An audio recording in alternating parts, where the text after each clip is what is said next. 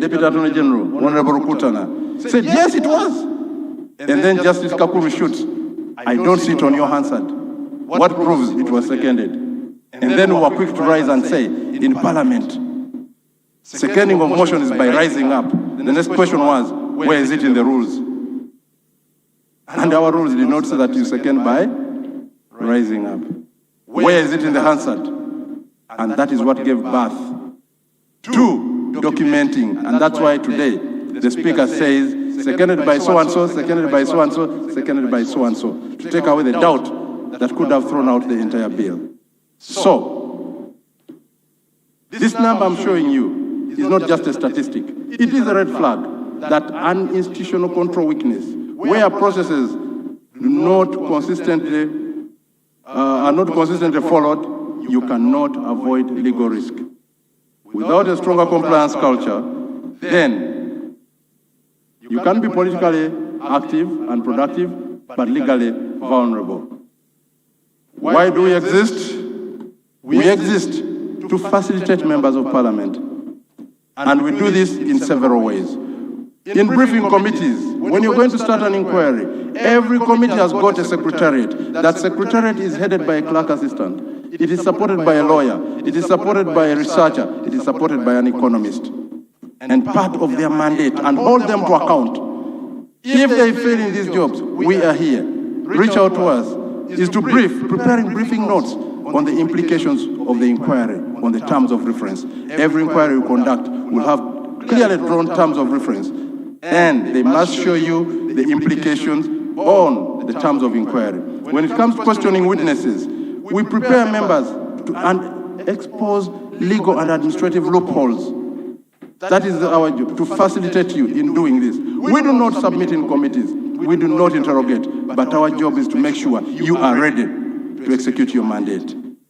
Also, ensuring procedural fairness. Are the rules being respected? Is privilege being respected? Is natural justice being respected?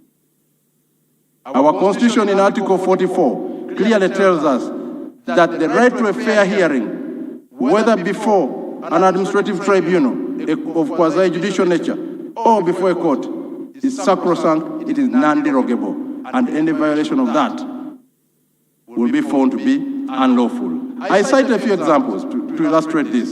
Stephen Henry Mwanje versus Attorney General. If all you remember the NSSF probe, Henry Mwanje, the committee made recommendations against him without hearing him. The High Court was very fast in saying that the findings that were done by the committee were ultra-vires because it was procedurally unfair and in breach of natural justice.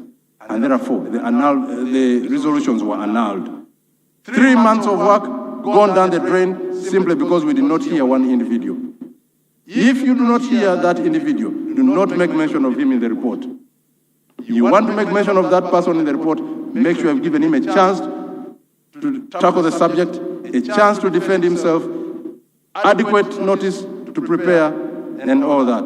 And what is the lesson we learn from here? A committee's moral conviction is never a substitute for lawful procedure. You might be morally right, but procedurally wrong. And in our legal ecosystem, that becomes illegal. Zake Francis versus Attorney General. You remember when he was impeached from being commissioner? He was removed. A committee sat, did a beautiful report. Parliament sat, dedicated resources. However, Parliament was faulted for breaching rules of natural justice, for conflict of interest, for procedural irregularities. And this was very embarrassing because you read the Hansard and they are citing Honorable Magola said this and it portrayed bias. Honorable so-and-so said this, they were biased. They had a preconceived mind in making this decision. Of course, what happened? We lost and costs were awarded. Who suffers the burden of costs? The taxpayer. So, it is imperative that we draw lessons from these cases. And when we cite them, it is not to condemn, but to show, to give you a practical explanation of what happens and the consequence of our failures.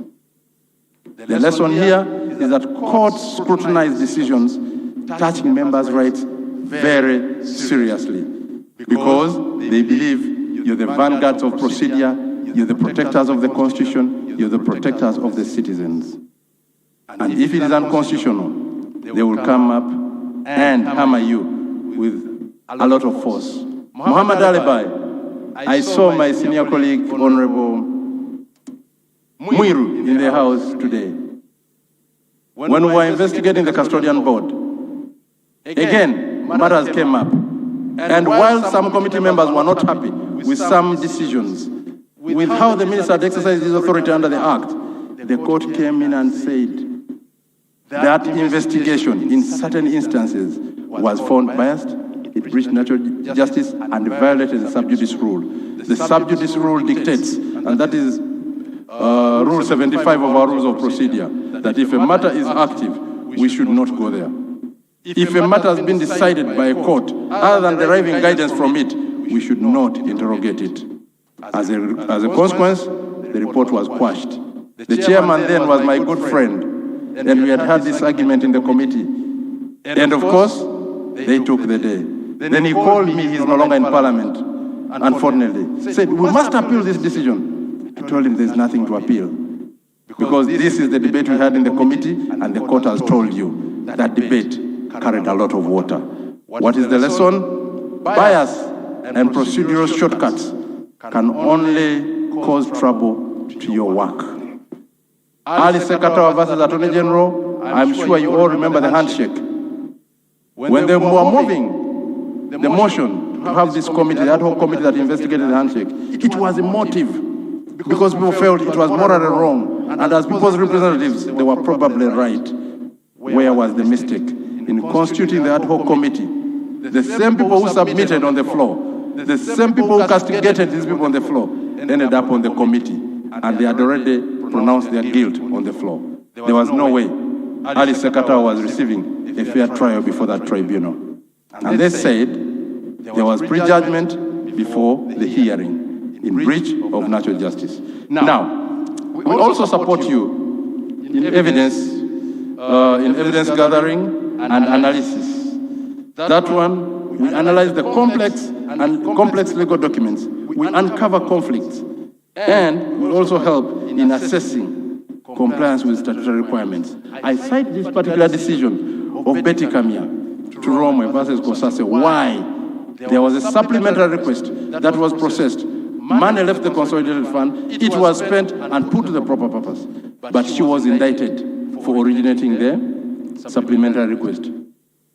Little did we know, the minister does not originate a supplementary request.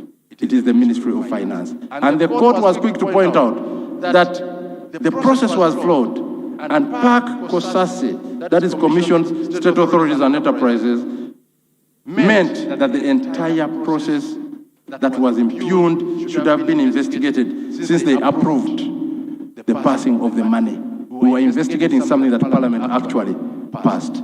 We were investigating ourselves, or you were investigating yourselves. And therefore, the decision against Honorable Betty Kamia was reached through a flawed process, flawed analysis, and evaluation of evidence that she kicked off the supplementary request. We also help, and this is the work of the Secretariat, in drafting documents and reports. Committees are supported in drafting summons and other sensitive documents to make sure they pass the legal muster. It entails translation of complex documents, discussions into formal, legally accurate committee reports and recommendations. Those findings should be able to withstand judicial scrutiny. Why am I telling you so? Because the quotation you see down there is clear, and that is Rule 7A of the Judicature Judicial Review Rules. And it says, the court shall grant an order of judicial review where it is satisfied that the decision-making body or officer did not follow due process in reaching these decisions. As a result, there was unfair and unjust treatment. Parliament and parliamentarians have privilege, but they don't have privilege, and they are not insulated against the tenets of the Constitution that guarantee a fair hearing. Therefore, these cases are not just stories, and I love storytelling, but losing means erasing your record. It means reputational damage to yourselves as an institution. It means financial loss. So, what is the truth? And what should every member understand? One, if the process is unlawful, the outcome becomes vulnerable, no matter how correct it appears politically. You can do a very good report, 300 pages, 400, but as long as it is vulnerable, it is wasted effort, however correct it looks. Two, compliance that we preach is not a technical barrier. It is a protective shield that ensures that your decisions survive the test of time. Because Parliament can only lose legitimacy in two ways. One, corruption, and two, procedural injustice. Procedural injustice is fatal to the credibility of your work. When you look at the quotation down there, McFoy in United Africa versus United Africa, it is very clear. If an act is void in law, it is a nullity. It is not only bad, but it is incurably bad. It is automatically null and void without any ado. You don't even need a court order to say so, but we do so for convenience.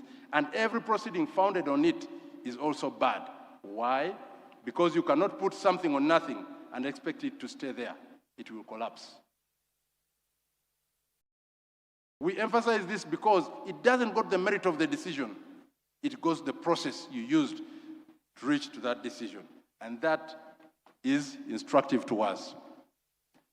So, it helps us in safeguarding the reputation of the institution, of one of the arms of government. It is not good when it is only one arm that is being bashed all the time in the media, on social media, in the advent of TikTok and all these other things. We have an honest duty to safeguard the reputation. Parliament, as a lawmaking body, should set standards for compliance with the constitutional provisions and its own rules. If any of the stages is flawed, that vitiates the entire process and the law enacted as a result of it. Those are not my words. Those are the words of retired Justice Remi Kasule in Oloko Nyango versus Attorney General. When courts quash parliamentary action, it is not merely correction. It is an indictment of your authority before the public. You lose credibility before the public. When they were determining the 2017 decision I told you about, the famous Toji Kwatako decision, they came to a finding that the rules of procedure that you were all given at the occasion of swearing in emanate from the Constitution in Article 94. A breach of any of those rules is a breach of the Constitution. And therefore, the outcome will be a nullity. There used to be a misconception that compliance is work for legal counsel. No, ours is only to support you. And you're the custodians of these rules. You're the custodians of this Constitution. You're the custodians of the Statute Book of Uganda. We point it out, we support you so that you lead from an informed point of view. So, what expectations? In committees, it is very simple. We must ask ourselves, was summons properly issued? Was summons properly issued? Was there adequate notice? Is the committee acting within its mandate? Is it respecting the sub judice rule? Has everyone been heard? Has there been prejudgment? And once all those questions are answered in the affirmative, then the work of that committee will pass the test. In legislation, is the law constitutional? Is it consistent? Is it clear? Is it enforceable? Was the regulatory impact assessment done? Was there involvement of the public? Article 32 is very clear that legislators act for and on behalf of the people that elected them. That is the spirit in Article 1, that is the spirit in Article 2 of the Constitution. Were these people consulted? Did they have input in the legislative proposal? And were the rules of procedure complied with? If that passes, then we go to the ethical part. Are conflicts of interest avoided? Did we meet the set ethical standards? And as I was being introduced here, you were told I'm a Rotarian. I have found that being a Rotarian comes in handy in our daily life. And I implore those who have not to look at the four-way test. It will tell you and it will guide you on how you can be an effective legislator. We have the four-way test, and the questions are simple. Is it the truth? If I'm to compare to the work you do, are you being honest? Are you being transparent and accurate in your reporting? Second, is it fair to all concerned? Are we applying the laws, the policies, and procedures consistently without favoritism? Third, will it build goodwill and better relations? Does your conduct promote trust, integrity, and respect among your colleagues and in the public and other stakeholders? And last, will it be beneficial to all concerned? Does it comply with the rules? Does complying with the rules and policies protect the organization, the public, and all stakeholders? That is the four-way test that we follow in Rotary, and to speak to the ethical context of Parliament. What culture must we breed? We must breed a culture or a habit of asking 4 simple questions. Do we have the mandate? What does the law and procedure require? Have we given a fair hearing? Have we documented the process? Most compliance failures are not caused by lack of laws. They are caused by a failure to respect laws and procedures that already exist. These habits are simple, but they are the difference between institutional excellence and institutional embarrassment. Now, we come to how members conduct themselves on the floor, because this is subject to scrutiny as well. I cannot say it better than was said by the Constitutional Court in Twinobusinje Severino versus the Attorney General. Members of Parliament are independent and free to speak on the floor of the House, but they are obliged to exercise their powers and privileges with restraint and decorum in a manner that honors the institution and those who elected them. In fact, they went on to say, the Speaker, as the head of the House, has a big role to play in guiding parliamentarians not to use unparliamentary or reckless language that may infringe on other people's rights, which are entrenched in the Constitution. By calling them to order, don't be angry with the Speaker. He's only doing what is mandated by law to do. Parliament should avoid acts that are akin of mob justice, because such undermine the respect and integrity of a national parliament. As a national legislature, Parliament is the fountain of constitutionalism. Members are bound by its tenets and the deliberations and actions. The Speaker guides away from anything that will bring disrepute to the House, and we must avoid that. In conclusion, Honorable Chairman, if the 12th Parliament is to be remembered as a transformative Parliament, it must be both productive and credible. It must legislate boldly, oversee firmly, represent strongly, but in doing so, operate lawfully, fairly, and consistently. A Parliament that fails in compliance becomes vulnerable to judicial reversal, while a Parliament that strengthens compliance becomes resilient, it becomes trusted, and it becomes future-ready, to fit within the theme of this induction. It is not about avoiding mistakes. It is about ensuring that the institution remains legitimate in the eyes of the electorate. The call to action is clear. Let compliance be reactive. Let compliance cease to be reactive. Let it become the daily discipline of Parliament. I thank you for your kind attention.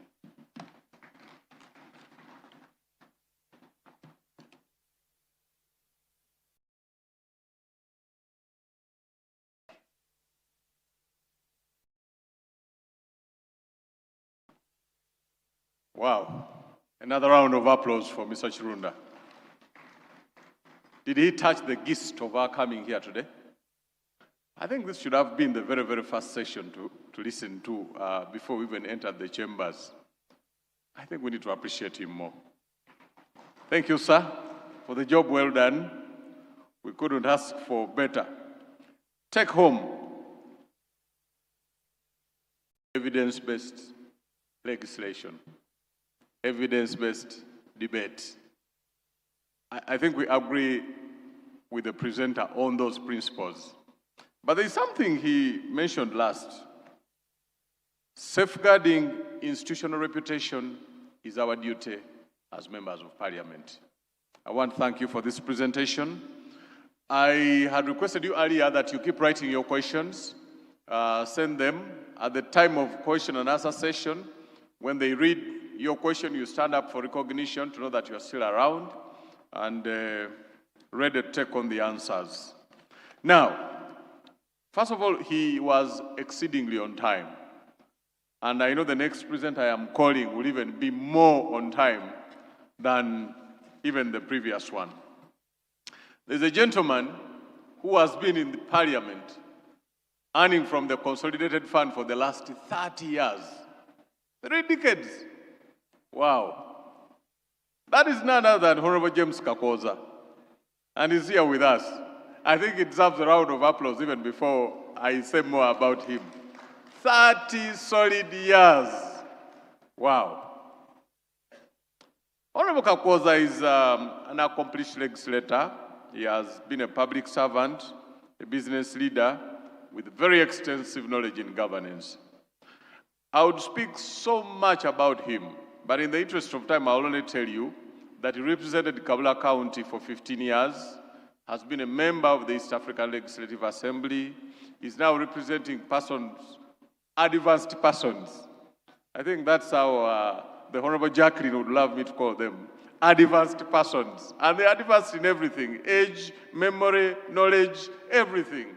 We cannot ask for more than having the Honorable Kakoza speak to us. The topic he's going to handle,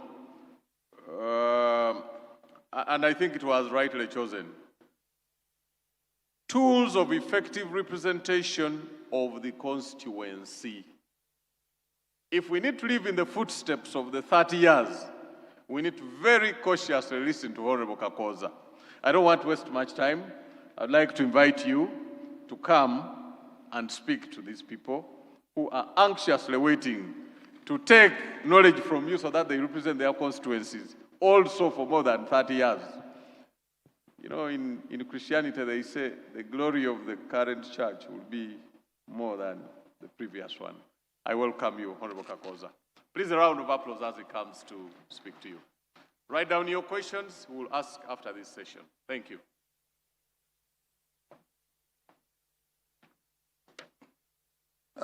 Thank you, Honorable Taylor. Of course, Honorable Ministers around, Honorable colleagues, staff of Parliament, and other dignitaries. Good morning. First of all, I wanted to salute you. You know, anybody who takes an oath to become a member of Parliament is not a joking subject. Because what you go through, nobody can believe. Because every constituency has its own dynamics. And the moment you go through and become a member of Parliament, please, it's God's mercy. Because there are over 40 million people, but to become one of them, that you are number 17 in the country, I think it's not easy. People take it easy, but I don't think it's easy. Of course, as you've heard my topic, of the tools for effective representation of the constituency, I'll give an overview of what are the minimum basics. But of course, most of the contributions you make as a person, plus those ones which are basic, I think makes you to be an effective member of Parliament. One, I'll go with overview. The effective tools to enable the MPs to perform their tripartite roles, representing their constituencies, interest in the legislature, exercising oversight on government, budgetary representation, and fostering development at the local levels. Effective tool for Uganda MPs to help them serve their constituents involve a combination of physical infrastructure, direct engagement strategies, financial resources, and digital communication to bridge the gap between local needs and national policy. The key tools include establishing constituency office, holding regular consultative meetings, leveraging development funds, and utilizing social media outreach. I think I wish we had commissioners and the clerk here. I think we should do, it's quite important that members of parliament should have offices in their constituencies facilitated by government. Because that's when you go to the constituency and get every detail of the information when you are legislating in Kampala. It was an oversight, but this time around, this parliament needs to go with it, because one of the facilities that enables a member of parliament to be effective on the ground. World over, in democratic dispensations, it's believed that while voters cast their votes and elect their representatives to various offices, the voters retain with both the duty and the rights to hold the MPs accountable.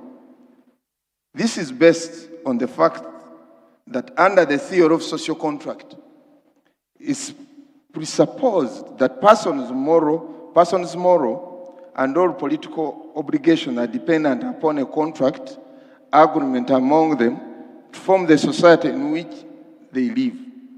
This is therefore implied that even where no formal written contract exists, MPs are duty-bound to give feedback to constituents, and the constituents should seek to know what MPs are obliged to do. I go to the background. This is the information paper for the MPs about the contemporary views expressed in the doctrine of effective tools to be used in order to effectively and efficiently serve their constituencies, as well as executing their parliamentary roles. Legislation, oversight, representation, and budgetary. In the same breath, this presentation brings out measures of success for being effective and efficient. This induction paper is designed to provide to MPs both practical and ideological orientation in providing techniques for effective management. The paper forms a fundamental stage before MPs assume their formal roles. Therefore, this induction paper is all about what do MPs need to know about their roles in Parliament and beyond. It's a crucial process which ensures that MPs are well prepared to fulfill their roles effectively. The effective tools for the MP to use. 1, the essential tools to be used by the MPs in order to effectively serve their constituents and ensure that government policies and action are aligned with the needs and aspirations of their communities. Consultative meetings. MPs need to hold consultative meetings with their constituents to update them, government activities, programs, bills, and their views on issues affecting their welfare. Regardless of consultation by members of parliament in democracy. Of course, there has been a problem with government security and members of parliament. You are legally, as a member of parliament, entitled to know and make meetings to find out what is happening in your constituency. But security mixes it with political affiliation, and they stop you from doing your oversight work. When you look at the ruling of the Constitutional Court petition of 49/2017 of legitimate petition in Uganda, one of the grounds which part of the law was nullified, that there was no consultation and participation of the common man. The court agreed that consultation and public participation is a mandatory requirement of all legislative processes, especially in the Constitution is concerned. the court went further to define what consultation and participation means in this context. Having discussions and meetings and consultative talks as a process of sharing information in a free environment. Therefore, participation is looked at as a process of involvement, contributing and having input of the most ordinary voter. You remember the third terms issue, where all members of parliament, we are told to go back in the constituency to articulate on the issues of a third term. The law, you know, the Constitution as it is, as we talk, there are some sections of the Constitution which are entrenched, others are not entrenched. So where members of parliament are given a role to consult, I think that's where we miss a point. Because that's their law, they are supposed to get views from the locals so that they can come and make a very good law. I can give an example. I remember in 2001, government had resisted on the Budget Act. I was a member. But after some time consulting the timeline, the local governments and whatever, we came out with the private members bill, which have stood the test of time for almost 15 years. And that law we passed, even other countries in Africa, they are using that Budget Act. They come here to benchmark. But it was through the participation and going to the locals to find out what is best for them to be effective. I want to allude that by this ruling in representation democracy, leaders are obliged to be transparent in the execution of their mandate while giving feedback to the voters is very vital. Constituents, office, and staff tool.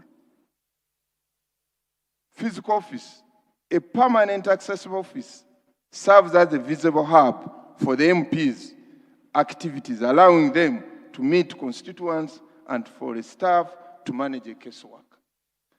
As we are currently, I think this 12th parliament should borrow a leaf from other countries. I went to benchmark in USA. Every member of parliament in USA has an office whereby information is delivered and there is a political assistant for you. In case you come out from Monday, Tuesday, Wednesday, Thursday, Friday, you go back for consultation. There is an assistant paid for you to get the information while you are away. And this is quite important that members, as we are going to pass our financial budget, we should include that cost that we must be facilitated, because that's when you are going to become effective.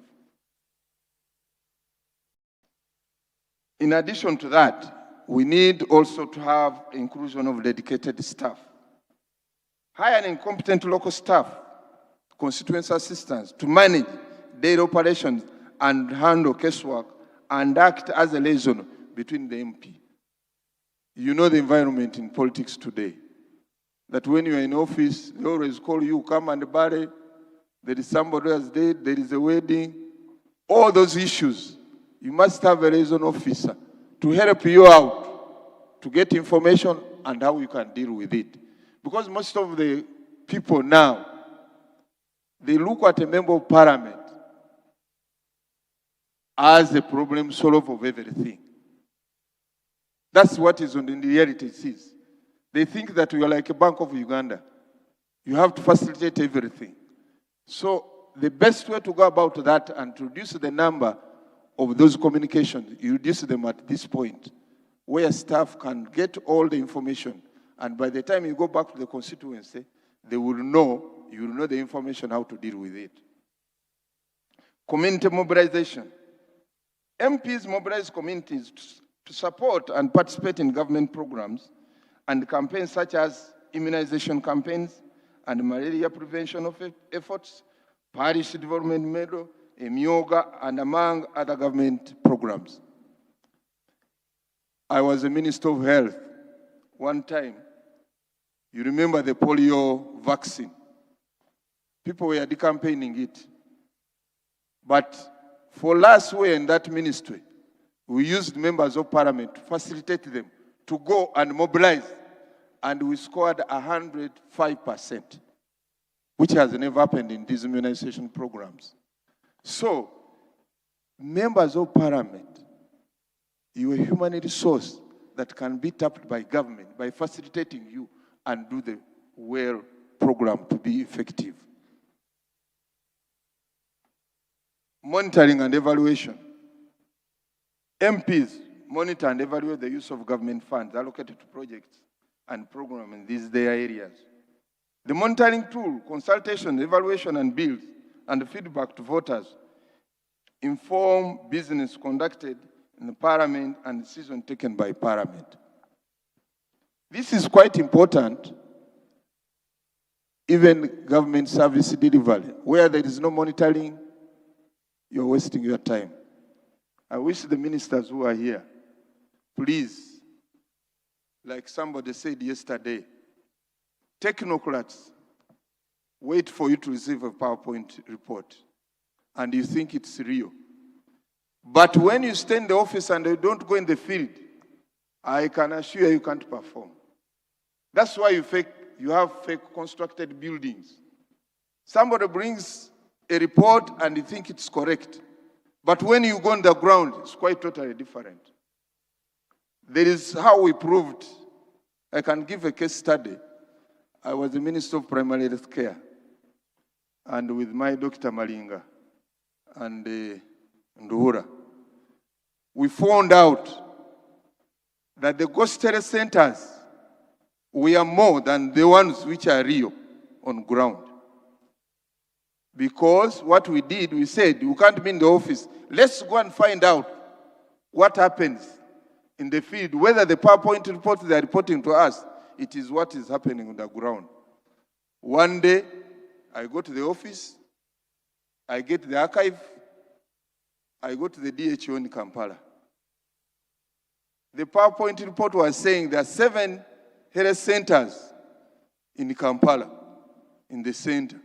One was at the post office. Another one was at Queen's Way, where fire brigade is. Another one was in Sailing. Another one was at Equatorio. So I went to the office. I got that report. I went to the DHO. I told him, can you sit in my car? We started with Kampala Road. When I went to Kampala Road, we found post office. But there was a demolished building there.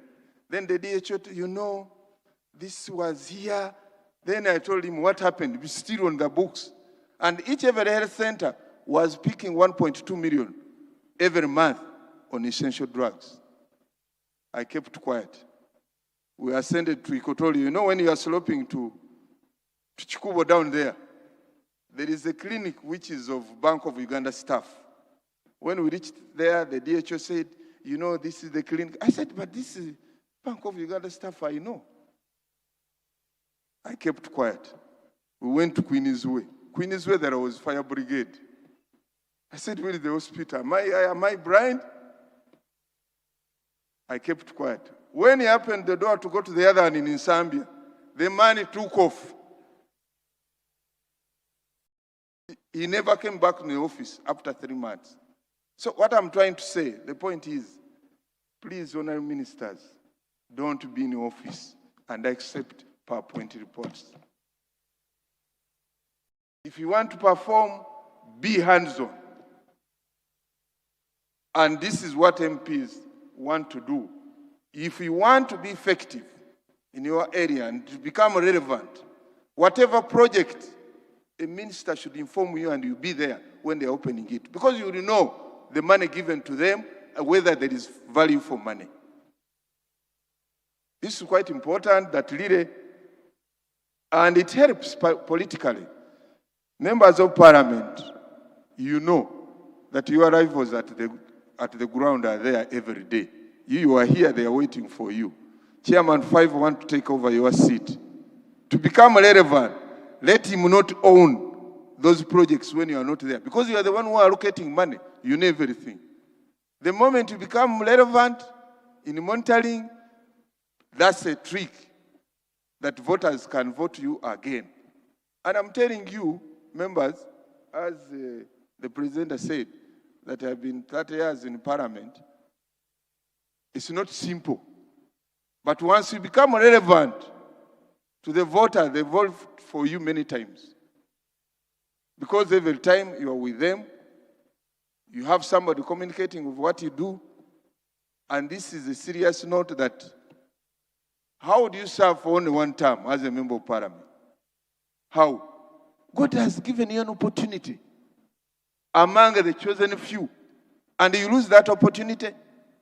And the worst for MPs, once you lose a term, nobody is going to employ you, my friend.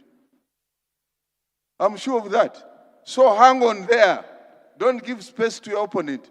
Be relevant in the constituency. You'll serve 20 years. I'm telling you the truth. Yeah, by the way, if the lion is still around and the hyena is still hunting, you hyenas, where are you going? When I hear people saying that for us, we serve only one term, 2 terms, and go where? And go where? You are still 55 years. That's when you are going to do the best to the government. You want to design, I want to do what? Direct engagement and consultation tools. These particular tools comprises of advice, surgery clinics, regular scheduled meetings, where individual constituents can discuss personal problem or local issues directly with the MPs. That's why to have an office and discuss. And by the way, you members of Parliament, you can tune your constituents and it becomes personal grata. Why? When the constituents know that you are coming back on Friday or Saturday, people will wait for you to know what is happening at the center. And there you are creating a bond with them. By the time they come to know that 5 years have elapsed, they know this man has been around. He's ours. You get what I'm saying? So that's one way of the trick to anger in a constituency. And you become very important to those voters.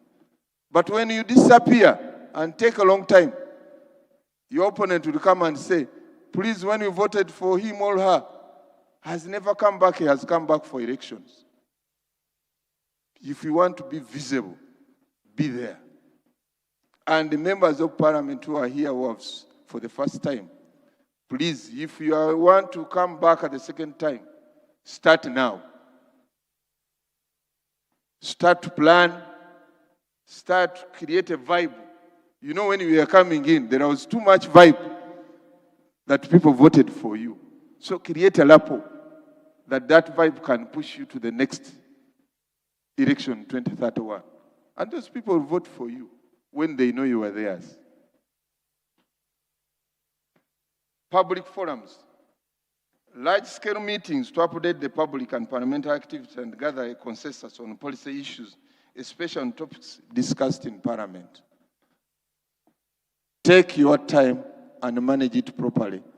And you appear in the constituencies, especially where they have called meetings, and you be there, you air out. You are the person who is accountable. Those local people, they don't know anybody. They know you because you come to the center. They want to know what happens. And they want to get it from horse's mouth. So whatever happens in Parliament, they think that you know, you are the Omega and Alpha, so please find time and be there. You'll find it easy to score the second term. Stakeholders meetings. Targeted engagements with local leaders like the LC1, LC2, attending the district and sub-county councils meetings where the MPs are members of District Lords Committee, culture institution leaders, community-based organizations, and interested groups to understand sector needs, especially youth, agriculture, youth, women's groups, social service institutions, area security personnel, area resourceful persons like professionals, elders, investors, entrepreneurs, employers, lobby jobs, employment for constituents. Engagement with both political and technical heads of various ministries, departments, and agencies for purposes of lobbying and advocacy, using their position to influence MDS, or accelerate infrastructure, social service projects, and economic empowerment programs in their constituents. Dear colleagues, we have a problem and which we need to sort out as we've joined 12th Parliament. Instead of lobbying to a colleague who has been appointed to a minister, he starts fighting you. That's what happens. There is somebody who mentioned teamwork. There is no way a district where they appointed a minister, you start fighting with elders because you want to weaponize your post and you perform better. For us in the past parliaments, we used to pass a rule. It was a regulation that every minister, once you go to my constituents, you must alert me and be there. Because what happens, your opponent is there, will work with the minister who is appointed. Instead of lobbying for services as a representative of the area, the minister weaponizes you. And that's area of conflict. Actually, when you look at the Constitution, it would have been better for a cabinet minister not to be a member of parliament. Because he will concentrate on the work, not having a conflicted loyalty. Because he wants to be in a constituency to perform, he wants to be in cabinet. Therefore, it cripples the ideology of being a minister to push a policy agenda of government. This, I think, is a word of thought that this time we might think otherwise, that the mandatory 21 cabinet ministers should not be members of parliament to push the agenda of government. Because whatever messes in the district, quarrels, internal conflicts are created because of that. And they cripple the service delivery. Because for me, as a member of parliament, passing money, appropriating it for service delivery, to go to lobby minister and say, please, I'm lacking A, B, C, D, we pass this money in the policy statement, he will think otherwise when he is coming from the same area. Because he thinks he wants to be the Alpha and Omega. So he wants to suppress everybody who is coming up. And I want to tell you, I'm happy with my senior Honorable Minister Jacqueline Mbabazi. You people who are appointed in offices, don't think that those are permanent offices. I saw the confession of my sister, my senior colleague, Honorable Mbabazi, when she was saying, please, when you lose, that's where you know where the world is.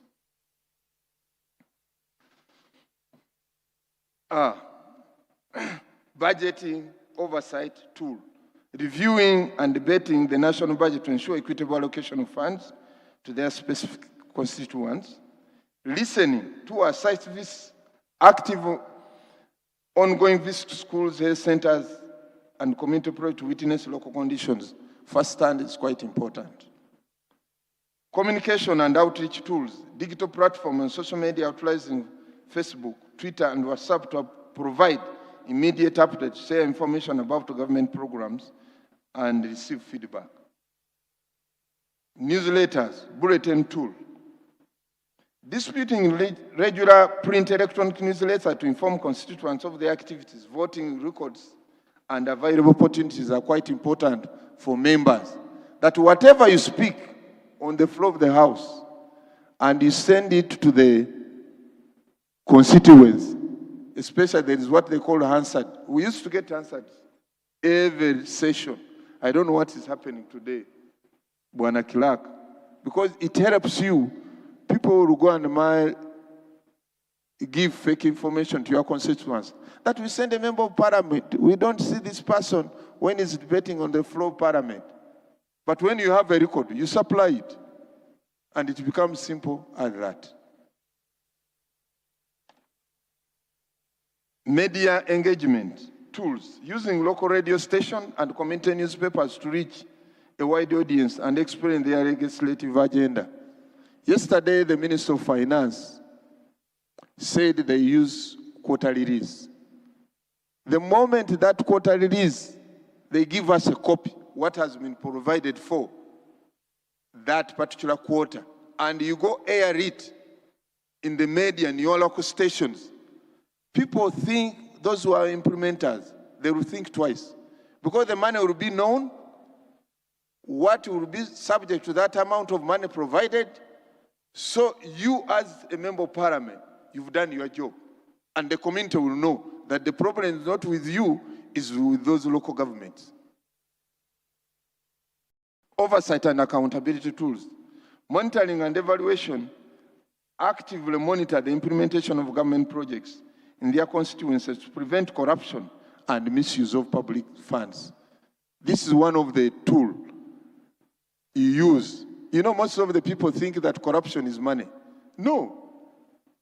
Even not doing what you are supposed to do is corruption. One way, I was training in anti-corruption methods. When you air out the information to the public, somebody who wanted to do it, he hesitates to do it. Because you've preempted what he's going to do. Like the law in local government, they tell each every district to put a copy of the money submitted each every district. But how many do it? Because they don't want to know the amount of money provided for them in local government. Measures of success being an effective MP. In carrying out your various duties, you must be able to balance your work in parliament and constituency. The following are the measures success of how MPs can be effective in dealing with the constituent, staff, and other parliament, and media and civil society organizations. Develop trust and atmosphere of collaboration. In order to work well, government requires a level of trust between citizens and their representatives. Developing trust requires understanding, patience, and awareness of common purpose and goal.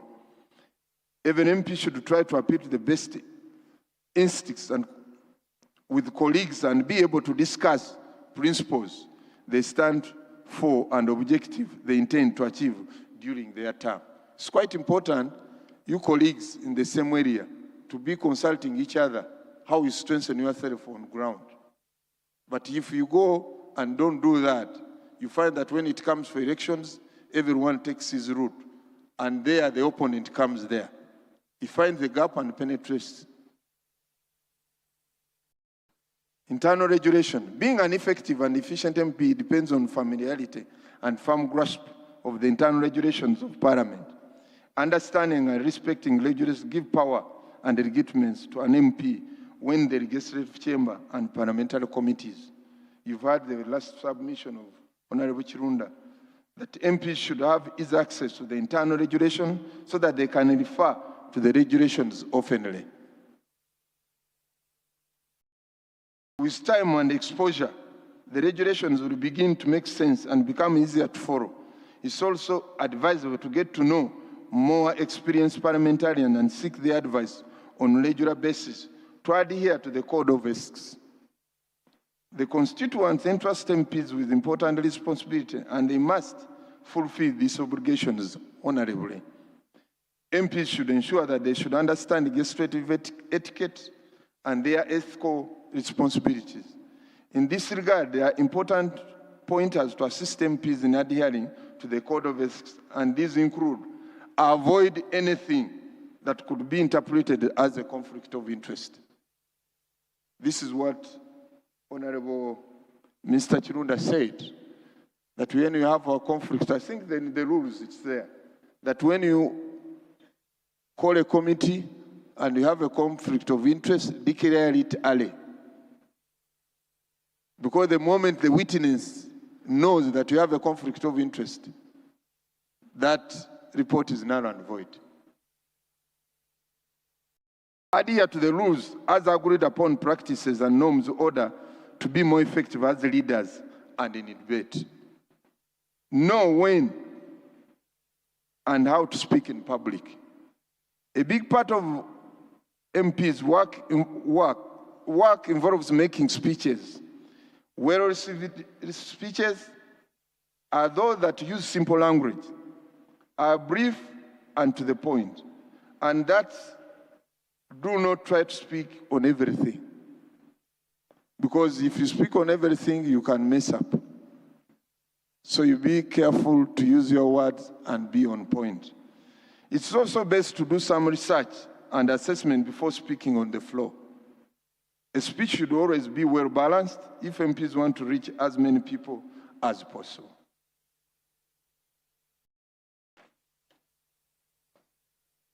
Discussions with the media.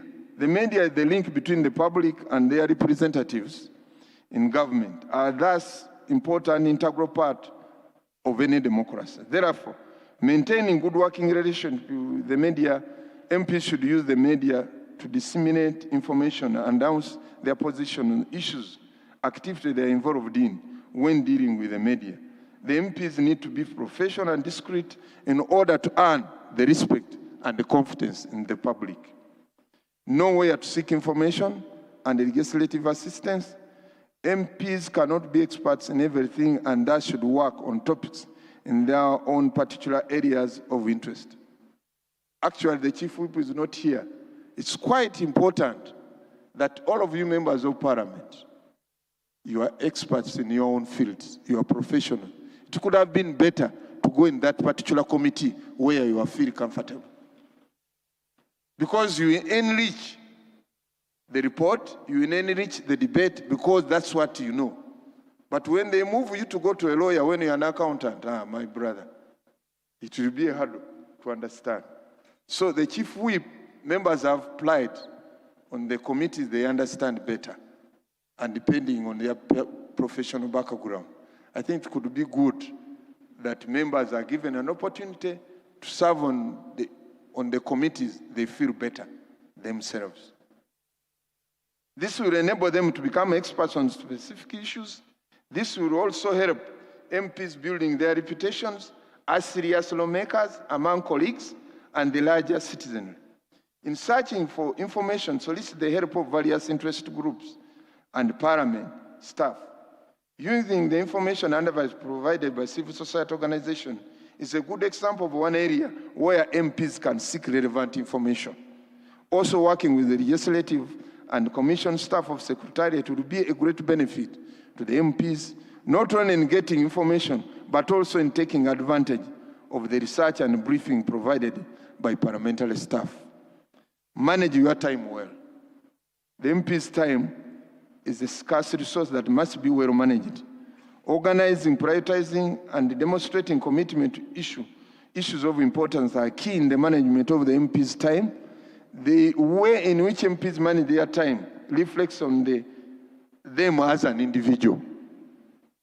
The time in the Legislative Assembly is limited and should be used wisely in dealing with issues of importance to MPs and their constituents. Every MP also has a personal life that demands time, and it's equally important to attend to non-legislative responsibilities so as to maintain a balance between work and private life. Develop leadership and diplomatic skills. Controversial issues will often be brought in Parliament, and some will occur in the MP's constituents. MPs must always consider the consequences of whatever course of action they choose and should use skills and position as parliamentarians to find solutions. The MPs should ask questions, conduct research, and be a positive influence of both on fellow parliamentarians, on communities at large. Seeking solutions involves building consensus and being willing to compromise. Adopting new positions as a result of new insights is a mark of strength and not a weakness. And thus, it helps to approach issues with an open mind rather than with a set position. MPs should develop reputation for being straightforward and honest, expect to be treated as they treated them with whom they disagree. Maintain an open relationship with the constituents. MPs should remember that their ultimate response for the constituents and that voters will respect MPs for thinking through issues and consulting them before arriving at the decision. Returning phone calls, answering letters, having meetings, and doing whatever it takes to ensure that constituents are aware of what MP is doing. It's imperative in the maintenance of open and constructive relations with constituents. I'm almost concluding. Maintain gender sensitivity. MPs who seek to be effective in Parliament work need to be gender sensitive. When analyzing implementing laws and policies, it's important to consider in which ways men and women will be affected, because more than like this will be different. It's also important to consult and engage both women and men in constituencies and promote women and decision makers in order to instill confidence. Other ways in which to be a gender-sensitive MP include identifying opportunities to promote gender equality, allocating adequate resources to address gender issues, monitoring commitments on achieving gender equality, and using gender-sensitive language. Vote according to your conscience. MPs should be careful about measures by they choose to support bills and motions to be analyzed in advance in order to avoid embarrassment of having vote against the bills and motions which are already agreed to. After MPs having promised to vote certainly, they may get fresh insight information that leads them to change their minds. When this happens, MPs should make their own new position known in order to maintain credibility. In conclusion, before I conclude, I think there are some techniques which you use in a constituency which makes you to be a member of Parliament for 15 years, for 20 years. I'll give you a tip of the iceberg before I conclude. You members who want to come back the second time or third time, start planning now. 1, you see that pay slip? The money you see there, that money is cashed. Because everybody is waiting for it and is waiting to spend. So you, as a person who is wanting to come back, save money for campaigns only. 2, invest somewhere where you will have a fallback position. In case voters don't vote you back, you have a solution.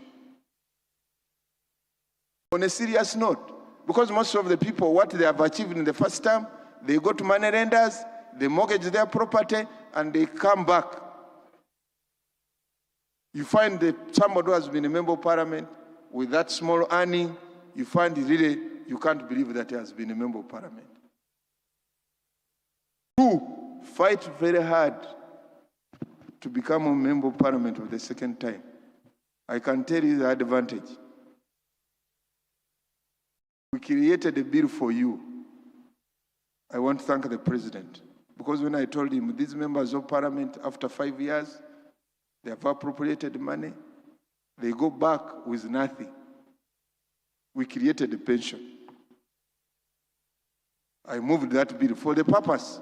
And the President said, oh, you mean these people are contractual services? Yes. When the voters, you go back with nothing. So we created a pension, a contributory scheme of 15%, now it's 20 and 30%. When you get a second term, you'll be earning up to the end of your life more than 4 million. So how do you lose that? God has given you an opportunity to become an MP. And 5 years you say, I'm going where? Yes, this is a reality on the ground. I've told you that nobody is going to employ you after losing a member of Parliament. They will think you have Rugezgezi, you are Wiseacre, and you go back to zero. So please utilize that opportunity. In conclusion, I'm ready. In conclusion, therefore, the requirement for legislators to observe the doctrines of effectiveness while executing their performance in their respective constituencies, it has been ably elaborated earlier in this paper. However, in summary, the MP's effectiveness to perform involve the availability of the key tools like combination of physical infrastructure, direct engagement strategies, financial resources, digital communication to bridge the gap between local needs and national policy. The key tools include establishing constituency office, holding regular consultative meetings, leveraging development funds, and utilizing social media. With those few words, I beg to submit. Thank you for listening to me.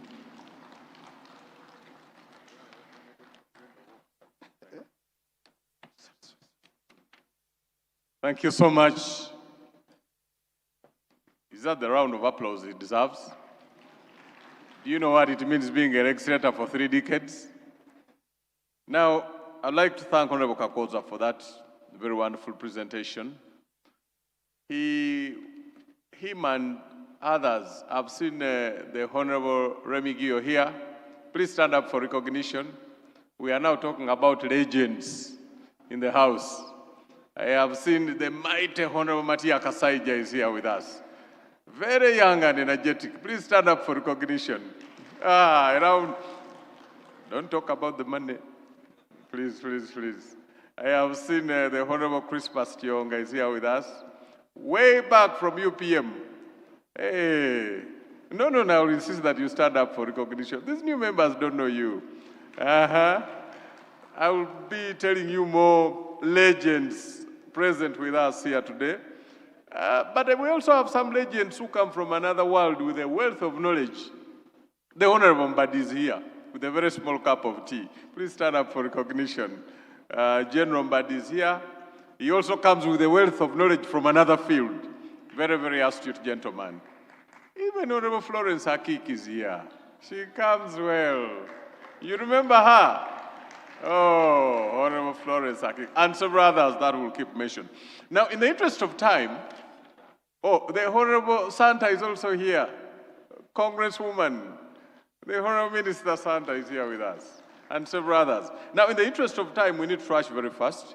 We need to have one last presentation. For the staff, please, when you see honorable members raising their sheets, please pick them up from them and present them to the respective people who are supposed to answer their questions. I encourage you to keep writing those questions. We are going soon into another question and answer session. Now, parliamentary powers, privileges, and immunities. The presenter is Mr. Wabwire Paul Gamusi.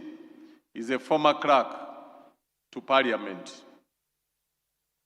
He comes in as a distinguished public servant and parliamentary administrator with an extensive career spanning several decades in the Parliament of Uganda. He retired from public service in 2023, having risen through the ranks from clerk assistant to the prestigious position of deputy clerk, which the Honorable Mr. Waiswa is holding now. You know, Mr. Waiswa was my secondary school teacher. I take pride in him. He taught me the English I speak now. He holds a Bachelor of Arts degree from Makerere University, a postgraduate diploma in parliamentary institutions and procedures from New Delhi, India, and a postgraduate diploma in public administration and management from Uganda Management Institute. Throughout his career, Mr. Gamsi acquired extensive experience in parliamentary administration, legislative practice, and parliamentary procedures. He has made significant contribution to the strengthening parliamentary processes, institutional governance, and legislative operations. His wealth of knowledge and practical experience has earned him recognition as a seasoned professional in parliamentary affairs and public administration. Who else can speak about parliamentary privileges than him? Let's give him a round of applause as we welcome him to make his last presentation. Then we shall go into the question and answer session. I'll only accord him very few minutes because we are supposed to be taking off a break shortly. Thank you so much.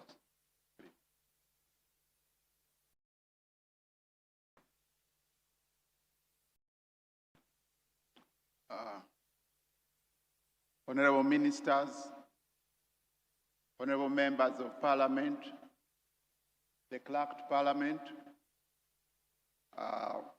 and members of staff, ladies and gentlemen. Indeed, it is a great honor and pleasure for me, through the grace of God, to have an opportunity to interact with you today.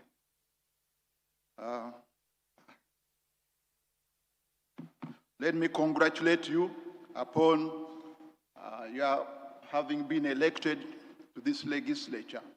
And I wish you a very productive time in the Parliament of Uganda. Perhaps let me congratulate people from my times. I've seen Honorable Crispus Kionga, who was there with us. They mentored us. Honorable G.P. Kasaja, who was in the civil service and then a member in the NRC. I've seen Honorable Kabasharira.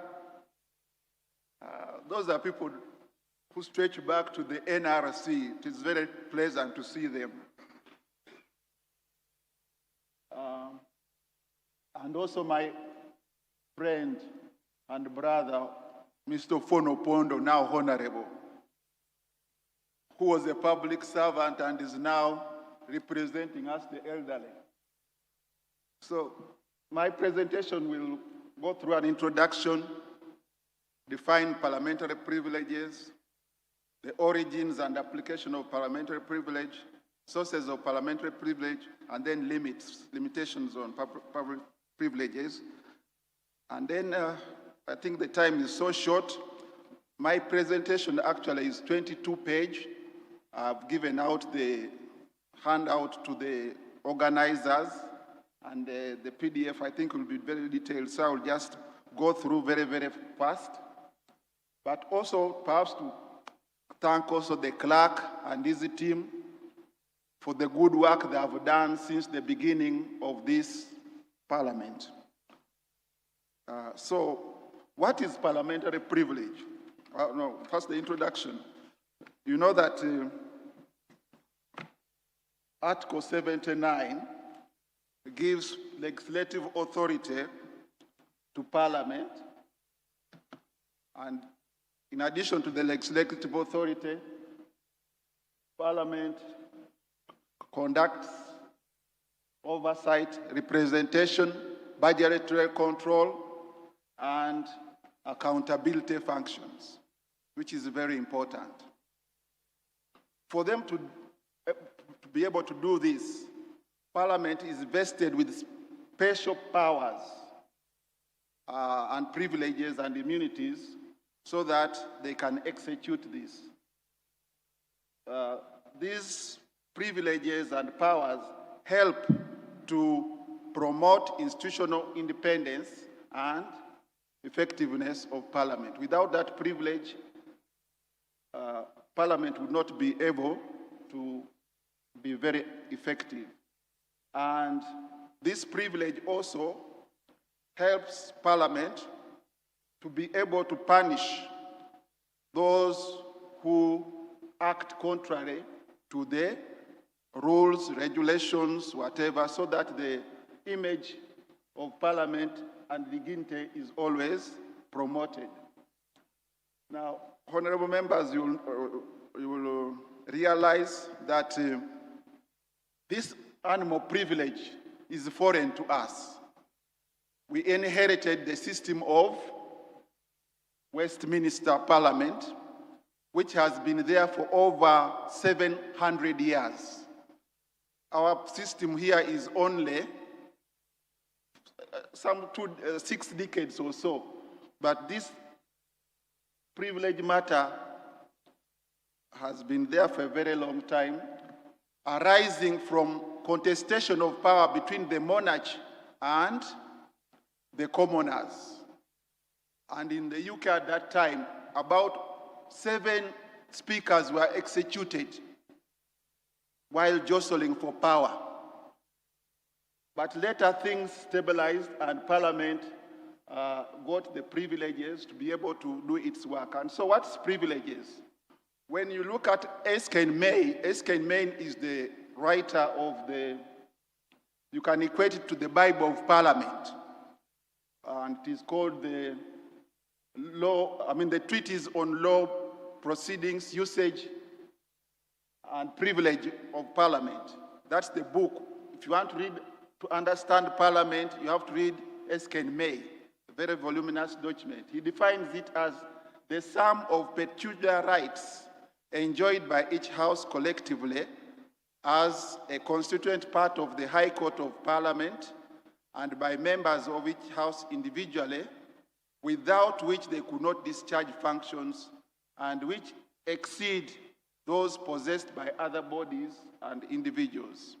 So it means that privileges are enjoyed by Parliament and then the individual members.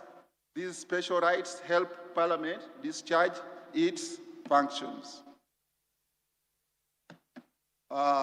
If we go to the origins of privilege, it dates back to 397, when Thomas Hesse was prosecuted for treason. He was trying to sponsor a bill to curtail royal household expenses. And he was saved by King Henry IV, who pardoned him. Shortly after, another member called Richard Strode in 1512 tried to advocate for miners because they were having very bad working conditions, and he introduced a bill. He was also prosecuted and was in the process of being prosecuted and detained. The Parliament at that time passed what was called a Strode Act, outlawing all the proceedings of that matter. But thereafter, so this Strode Act said that all issues to do with prosecuting members with regard to defamation or treason was void. But in 1629, another gentleman, honorable gentleman, was prosecuted, and the court denied him protection under the Strode Act because Parliament had passed the Strode Act outlawing that type of thing. Then in 1667, Parliament again passed a general law saying that they were privileged and any matters to do with treason or defamation could not be entertained. So they passed a general law extending privilege beyond defamation and treason. Then in 1689, that's what we have the Bill of Rights, which codifies this freedom of speech and debates in Parliament, establishing common law privilege. I will not, because I don't have much time, we'll just rush through. Defining powers and immunities of Parliament. The power of Parliament is the authority or function that Parliament is legally entitled to exercise under a constitution or any other written law. Whereas immunities are legal protections granted to members of Parliament to perform their functions independently without fear, intimidation, retaliation, or undue interference. So, parliamentary immunities, members of Parliament cannot be sued. These are the major tenets of parliamentary privilege. Members of Parliament cannot be sued or be prosecuted for statements made during debates. So there's total freedom of speech. These privileges allow Parliament to function independently without interference from other bodies, that is the legislature or judiciary or even parliamentary individuals. And then this privilege also allows Parliament to have those powers to compel witnesses to come, to gather evidence, to produce documents, and punish contempt. So these powers are part of the ordinary law. And then application of these immunities also involves that courts have prevented violation of parliamentary immunities and upheld parliamentary powers, including the power to punish contempt. So Courts cannot interfere with the matters to do with contempt because that is a preserve of Parliament. So sources of parliamentary privilege in Uganda, first one is the Constitution, which is the primary foundation of privilege for Parliament. Then the Parliamentary Powers and Privileges Act, which codifies privileges and immunities, Cap 274. Then the rules of procedure and common law principles, which include the doctrine of reasonable necessity for discharging, for effective discharge of business. Parliament privilege is enjoyed collectively, that is between, collectively as Parliament or its committees, but also individually by members, Parliament, individual members, parliamentary staff, people appearing or before the committees or those who have to give it documents. So those are privileges enjoyed by those are the categories of people to enjoy privilege. Now, when we go to the Parliamentary Powers and Privileges Act, Section 2 protects members from civil or criminal proceedings for parliamentary actions. It means members are free to talk as much as they want, freely, without interference from everyone. But this does not mean that you can talk carelessly. You need to be decent. You can even tell lies if you want, and you will not be prosecuted. But I think it is right that you talk the truth, you talk decently, and when you err, the speaker or other members will always bring you to order, or you may be charged for contempt or whatever. I want to talk a bit of this because we have been talking about seniority here. For me, I was here, but not as a member. I had more than 7 terms in Parliament. And so we used to see what was happening. When you talk on, you present any matter on the floor of Parliament, please avoid going to radio. Going to radio, this privilege is confined to you in Parliament and its committees. There you can say, well, there was a corrupt man and so on, but when you go out to the radios, community radios there and so on, my friend, you may be charged. You may be sued for defamation or whatever. So you must be very careful on what you say elsewhere. You will not be protected. But you could perhaps, if you have an authoritative document, perhaps the Auditor General's report or whatever, you could talk about it, but be careful where you tread. Speaking freely in Parliament, Honorable Kakoza has been talking about being re-elected many times. And I'm telling you, honorable members, one of the key performance indicators for you to come back to Parliament is only when you have spoken in the Parliament. When you are elected, see that you have spoken in the Parliament. And how do you do that? I think one of the tricks, for you have very little time. You don't have time at all. In the NRC, members would speak up to 20 minutes, and they would exhaust whatever they want. If you go to the debates in the 60s, one time Honorable Baka Mayanja talked for 2 days. During the debate on the Constitution, he talked for 2 days. For you, you don't have that opportunity.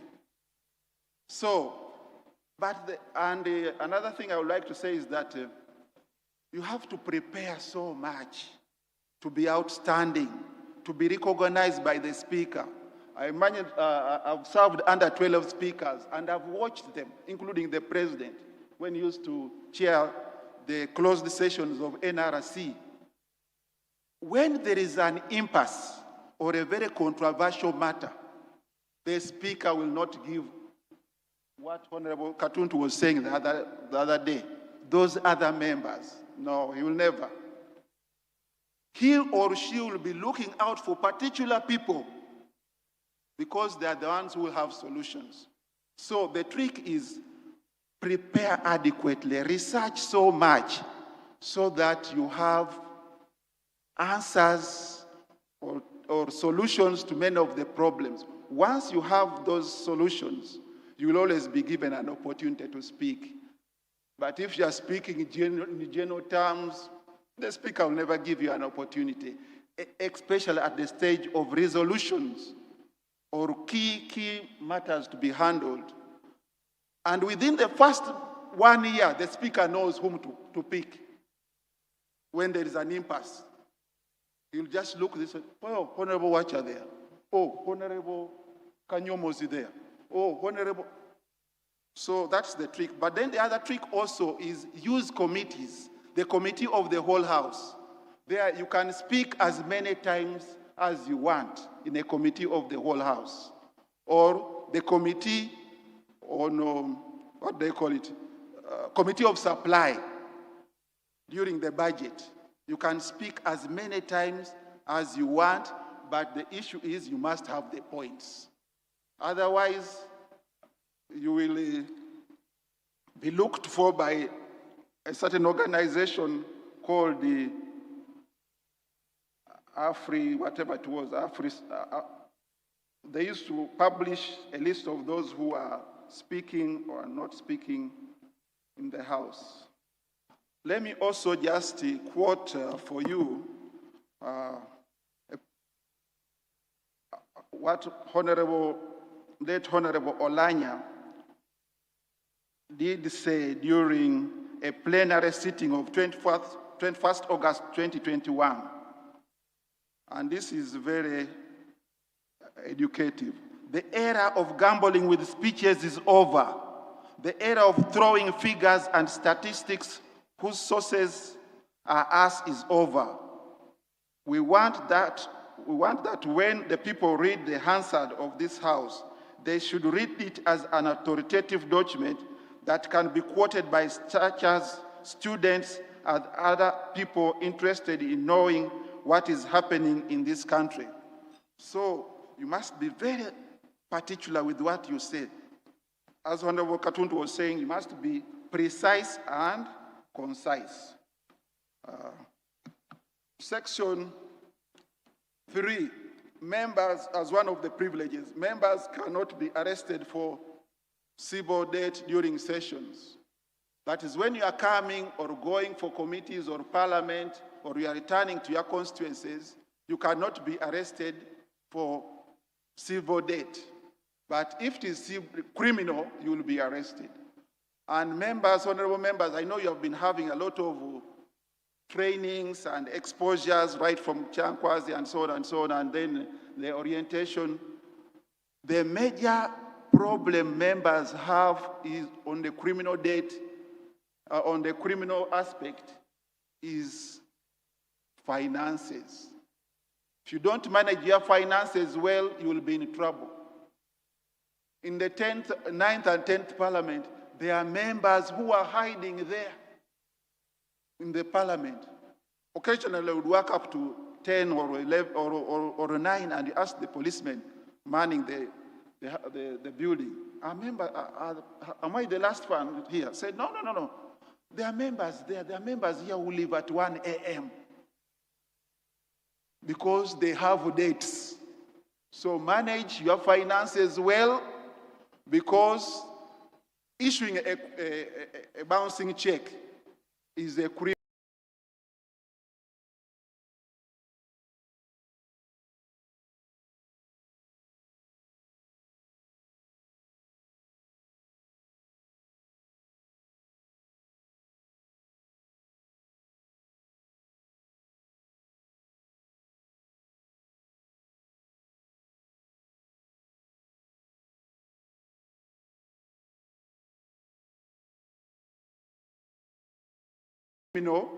such that civil suits in Parliament when it is operating.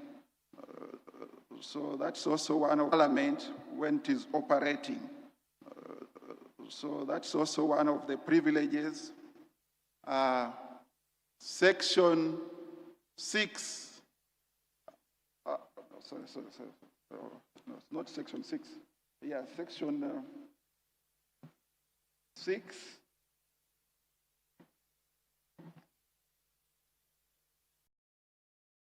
Is the withdrawing of just a minute. No, section 7. Speaker can order for any strangers to leave Parliament. When you want to cut out your work very well without interference from strangers, the Speaker can ask for the withdrawal of strangers. Section 8, Parliament has the powers to order the attendance of witnesses. So you can call any person you think will be useful to the debate or to the committee report and so on, and they appear. Or section 6, sorry, I was looking for it, was section 10 is the Speaker can issue a warrant if witness fails to appear. There are some times when the witnesses or government officials may become stubborn. And so the Privileges Act in section 10 allows the Speaker, through the clerk, to write a warrant and summon any witness to come and appear without fail. Then section 11, power to examine a witness on oath. This is also a privilege where members can put a witness to be examined under oath in Parliament. Really, when you are interrogating, not interrogating, but investigating, and so on and so on. Then when you go to other privileges, this is contained in Article 79 of the Constitution, which gives the Speaker, members of Parliament, and the others the privilege to carry out their work. Parliament can make laws on, oh sorry, now I was confusing, no. Article 79, sorry, is 79.1 is Parliament can make laws on any matter for Uganda's peace, order, development, and good governance. Okay, sorry, that one is 79. Then the rules of procedure. Parliament also can make rules to regulate its own procedure and committee procedure. This is very important. So that's a privilege vested only to Parliament through that arrangement of the rules of procedure. Then compelling witnesses. Accountability. Parliament can discipline members for misconduct and breach of conduct. That is contained in the rules of procedure. Compelling witnesses. Parliament and committees can compel ministers and witnesses to answer questions. That's also there. Then the privilege, as I said, of inviting persons, persons involved in parliamentary proceedings are granted privilege to perform roles without fear or reprisal. This is mostly the staff of Parliament. The witnesses are free to do their work without any fear.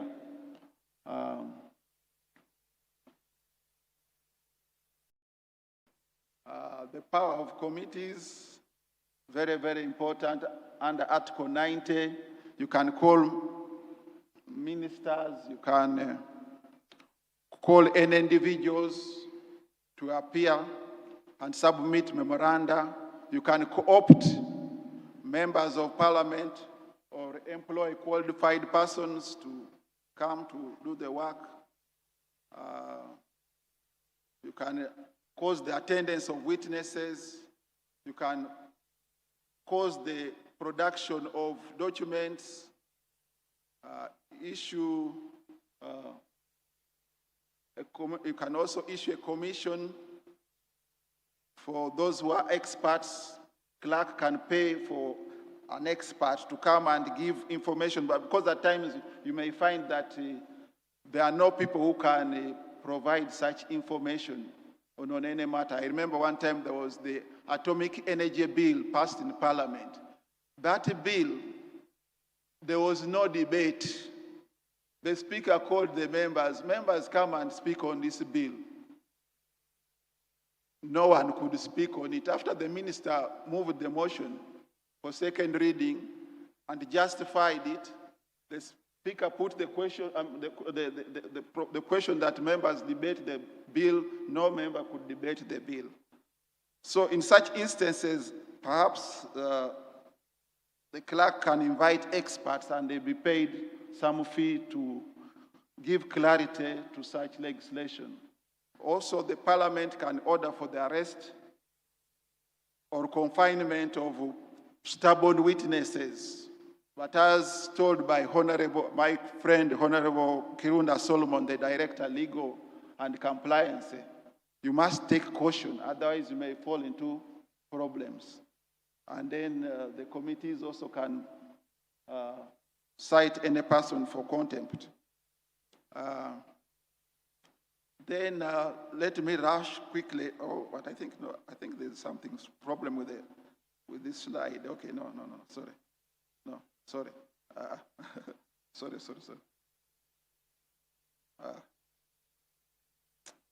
You know, some of us are not very high-tech savvy.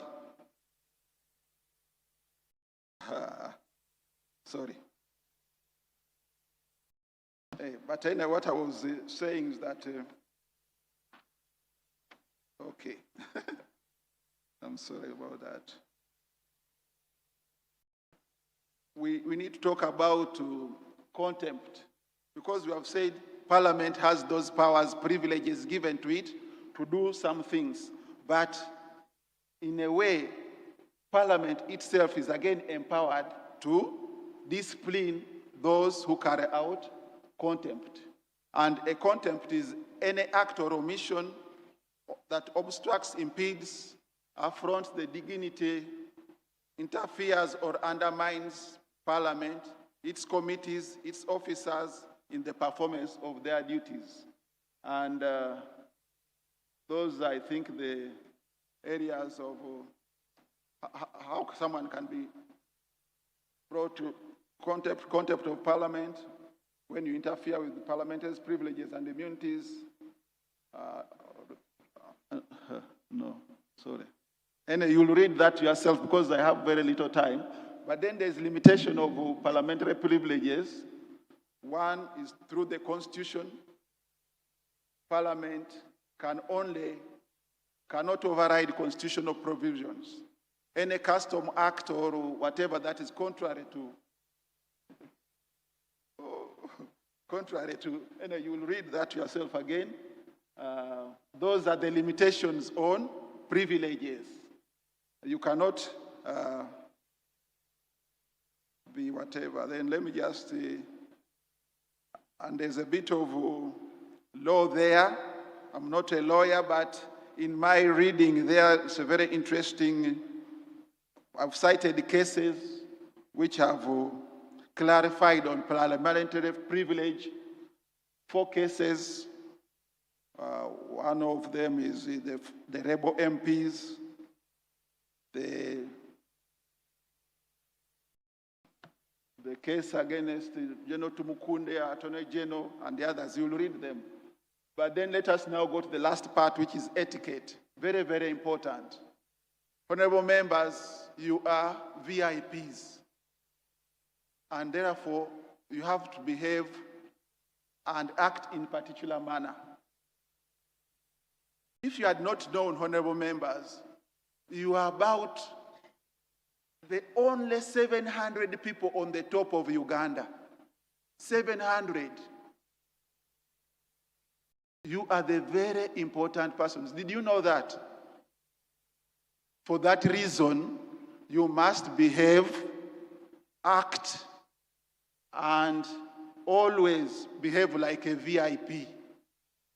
A VIP cannot be seen on the streets reading a newspaper there. But reading a newspaper on the streets, that would be wrong. A VIP cannot have his car flashing double lights because there is no fuel. And it has happened. So as you begin your VIP tenure, especially for the new members, you must conduct yourself befitting that status. And to earn a status, you have to work for it. You have to work for it.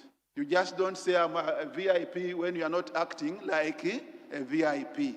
But now in Parliament, there are things which guide you, the etiquette, the norms, the standards, which you have to use, the courtesies that govern behavior so that you can behave well. One of them is the dress. You must dress in a good way. Please dress well. Also at times, put on some cologne. There are some of us naturally have bad smells. Yes, I'm telling you. So at least put something there.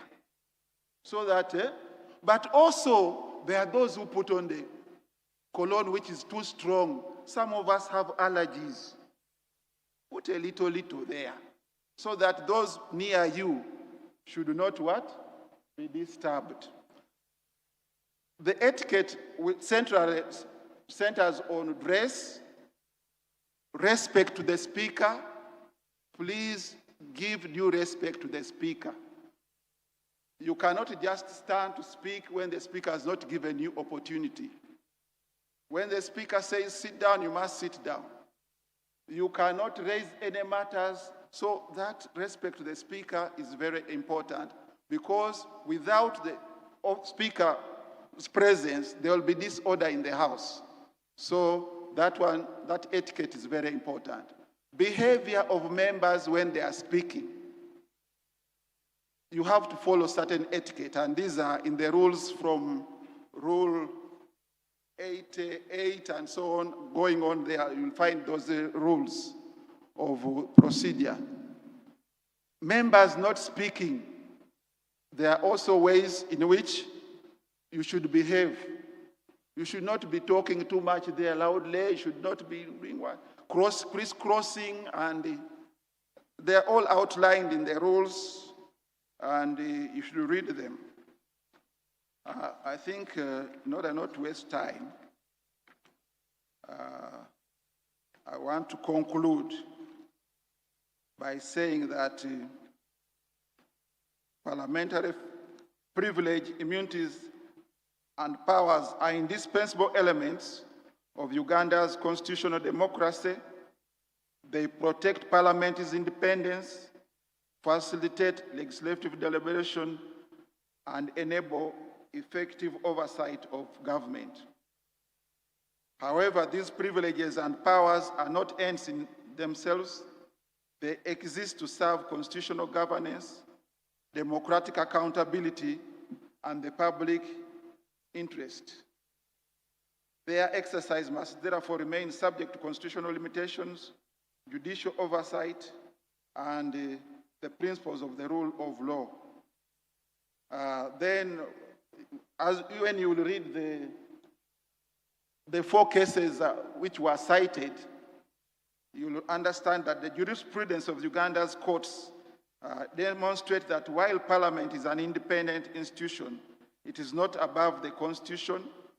The enduring challenge is to maintain an appropriate balance between parliamentary autonomy and constitutional accountability, thereby preserving both the dignity of Parliament and the supremacy of the Constitution.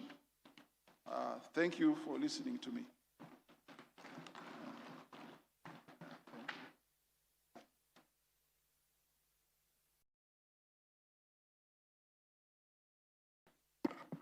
Thank you so much, Mr. Wabwire. A very big round of applause for him once again. We're now getting into the question and answer session.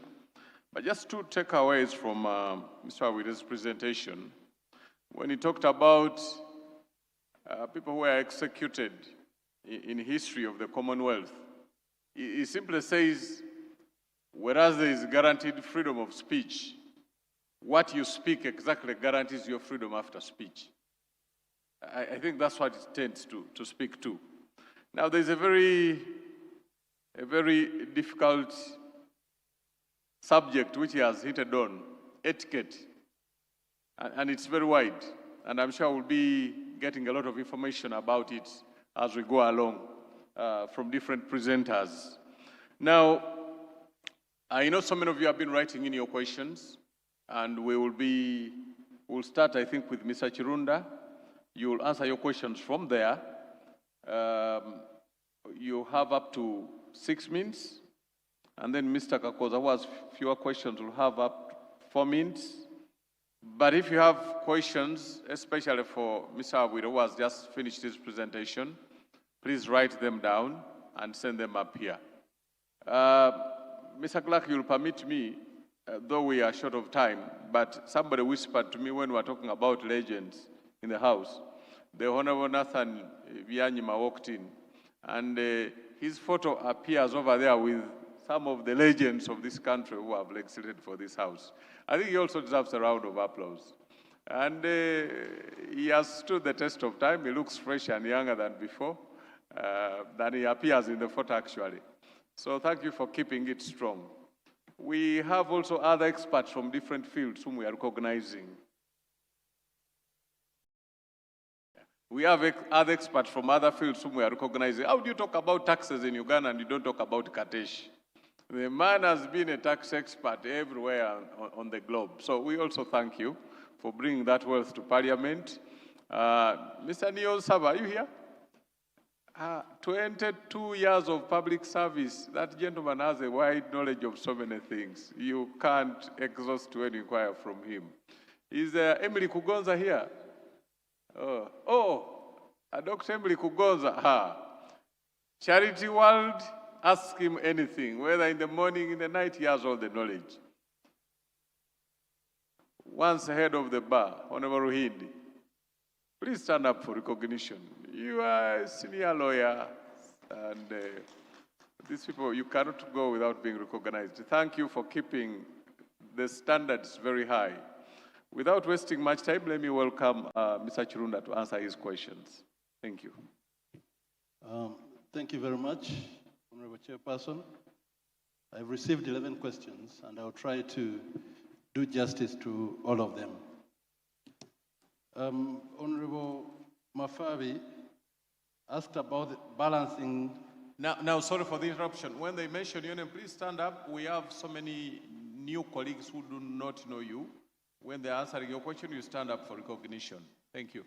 Honorable Mafabi Aisha asked 4 questions. 1, in balancing constituency expectations with the legal requirements, what guidance can you offer when public pressure conflicts with statutory obligations? And my answer is simple. Statutory compliance is not negotiable. That's 1.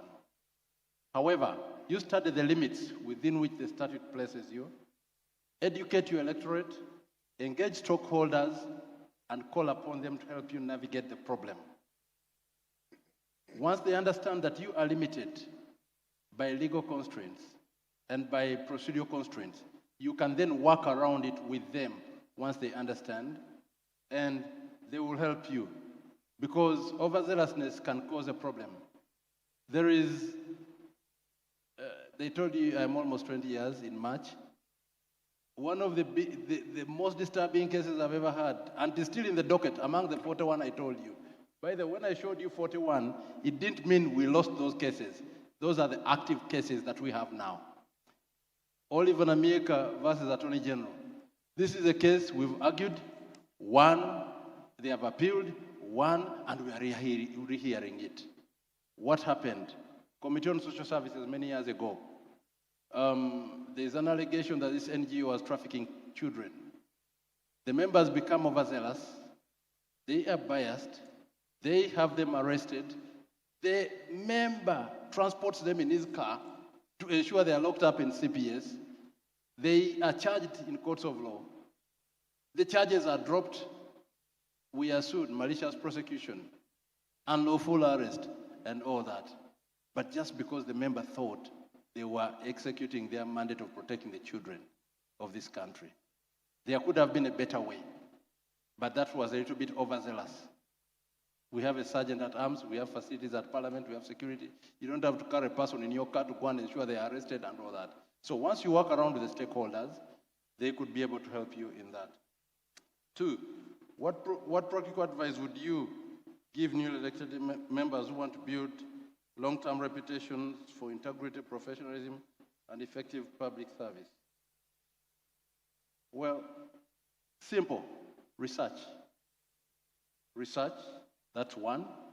And Mr. Wabud has talked about it. Honorable Kakoza has talked about it. Yesterday, Honorable Ariko talked about it. And the Speaker spoke about it. Research, because an informed legislator will catch the eye of the presiding officer, and in turn will be recognized by citizens. That once that one stands up, it is a valid point. The other is use the resources provided by the Parliamentary Commission. In terms of resources, I'm talking of staff. We have very, very well-qualified staff in many fields that I can't even imagine. Just depending on the subject, you will get a resource person or a staff to help you. So utilize them. We have a very robust research department with various professionals. We have clerks on procedure. We have lawyers on these other things. We have budget office. Budget office is a statutory office, by the way, with qualified economists. And what makes us proud is, for example, when some of our colleagues go out there and represent us properly. The Director Budget of the Republic of Uganda used to be a staff in the Parliamentary Budget Office. One of the staff who came here with the chairman of NPA used to be a staff in the Parliamentary Budget Office. The Solicitor General of this country used to be my boss as the Director Legal and eventually General Counsel. So that shows you that the Commission invests in recruiting the best staff to support you. So utilize them, and I believe, coupled with research, you will leave a mark. 3, how can Parliament strengthen continuous ethics compliance training throughout the parliamentary term rather than induction?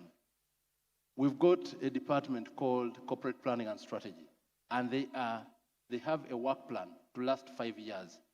The only problem is when members are summoned, they do not show up.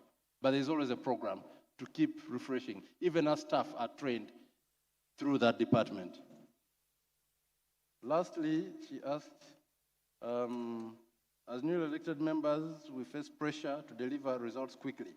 How can we balance urgency and addressing public needs with constitutional obligations to follow every procedural requirement, especially when political pressure is to expedite decisions?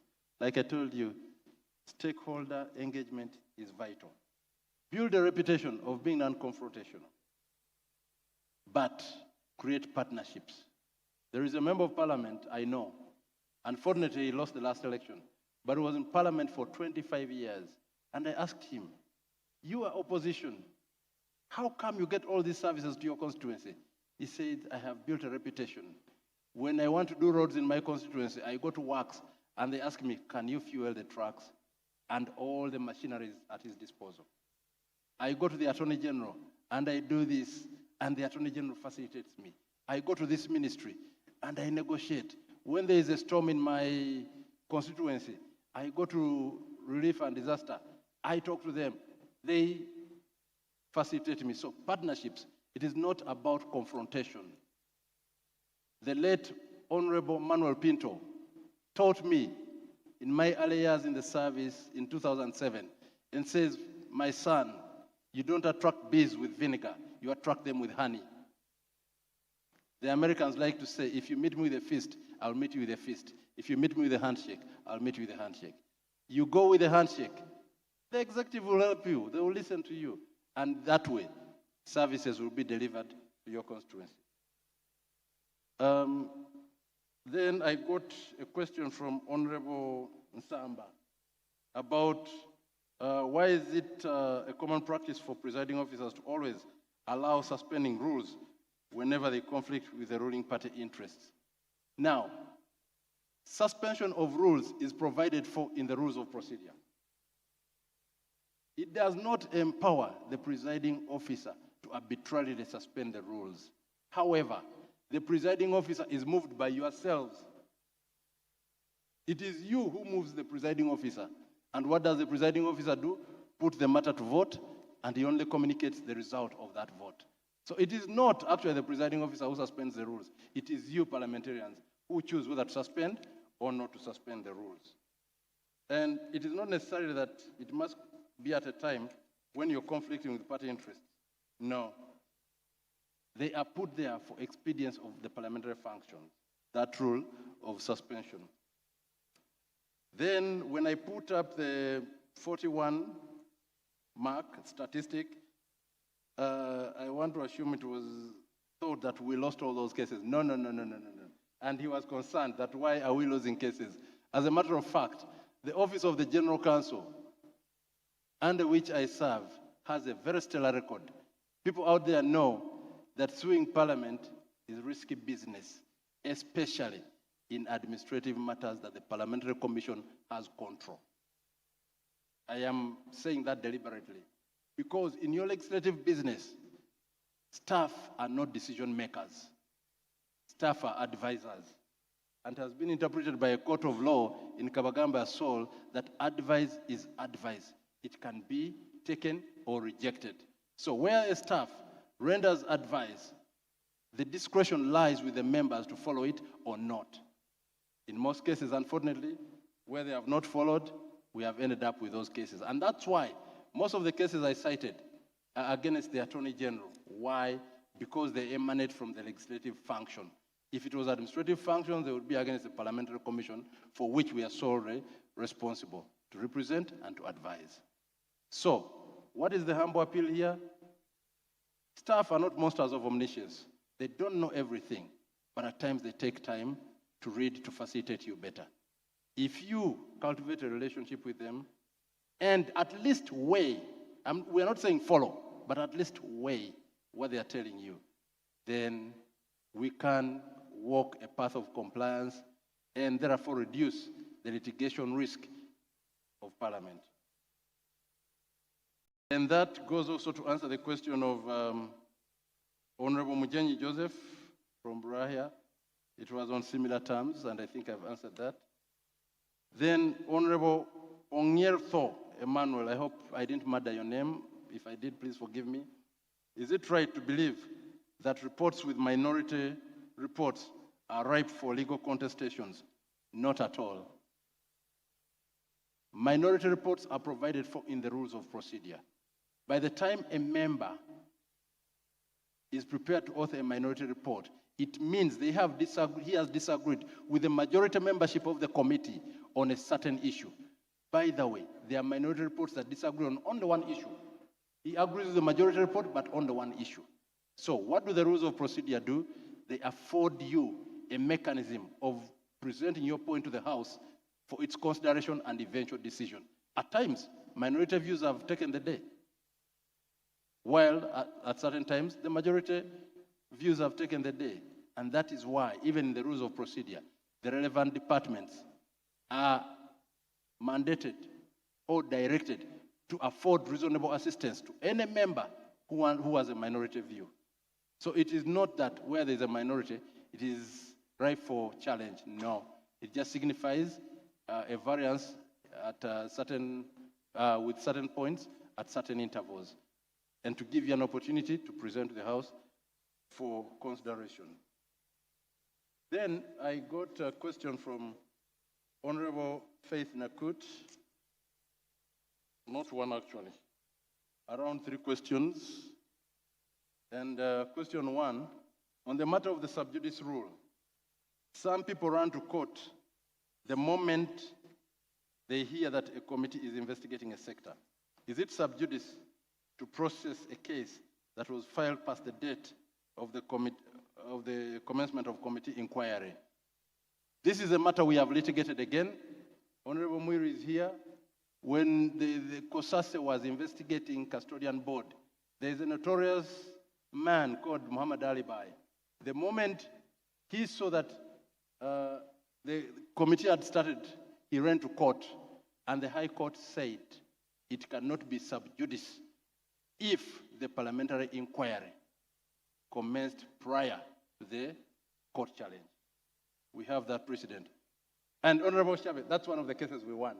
So we lifted off the shackles from the hands of the legislators. You cannot try to stifle the legislative or oversight mandate of Parliament simply because you've run to court. In another case, Miriam Matembe versus Attorney General, the Constitutional Court of this country said, and there had been a habit, whenever a legislative proposal would be brought, a person would run to court to challenge it. They said, no, that is a premature challenge. Wait for Parliament to finish its process, and then you can challenge the outcome of that process. So you don't defeat by merely running to court. However, if a matter was filed before the parliamentary challenge, that should not be entertained. And then she also asks me what constitutes a fair hearing. The fair hearing is guaranteed by the Constitution in Article 28. And it guarantees a fair, speedy, and public hearing before an independent and impartial trial.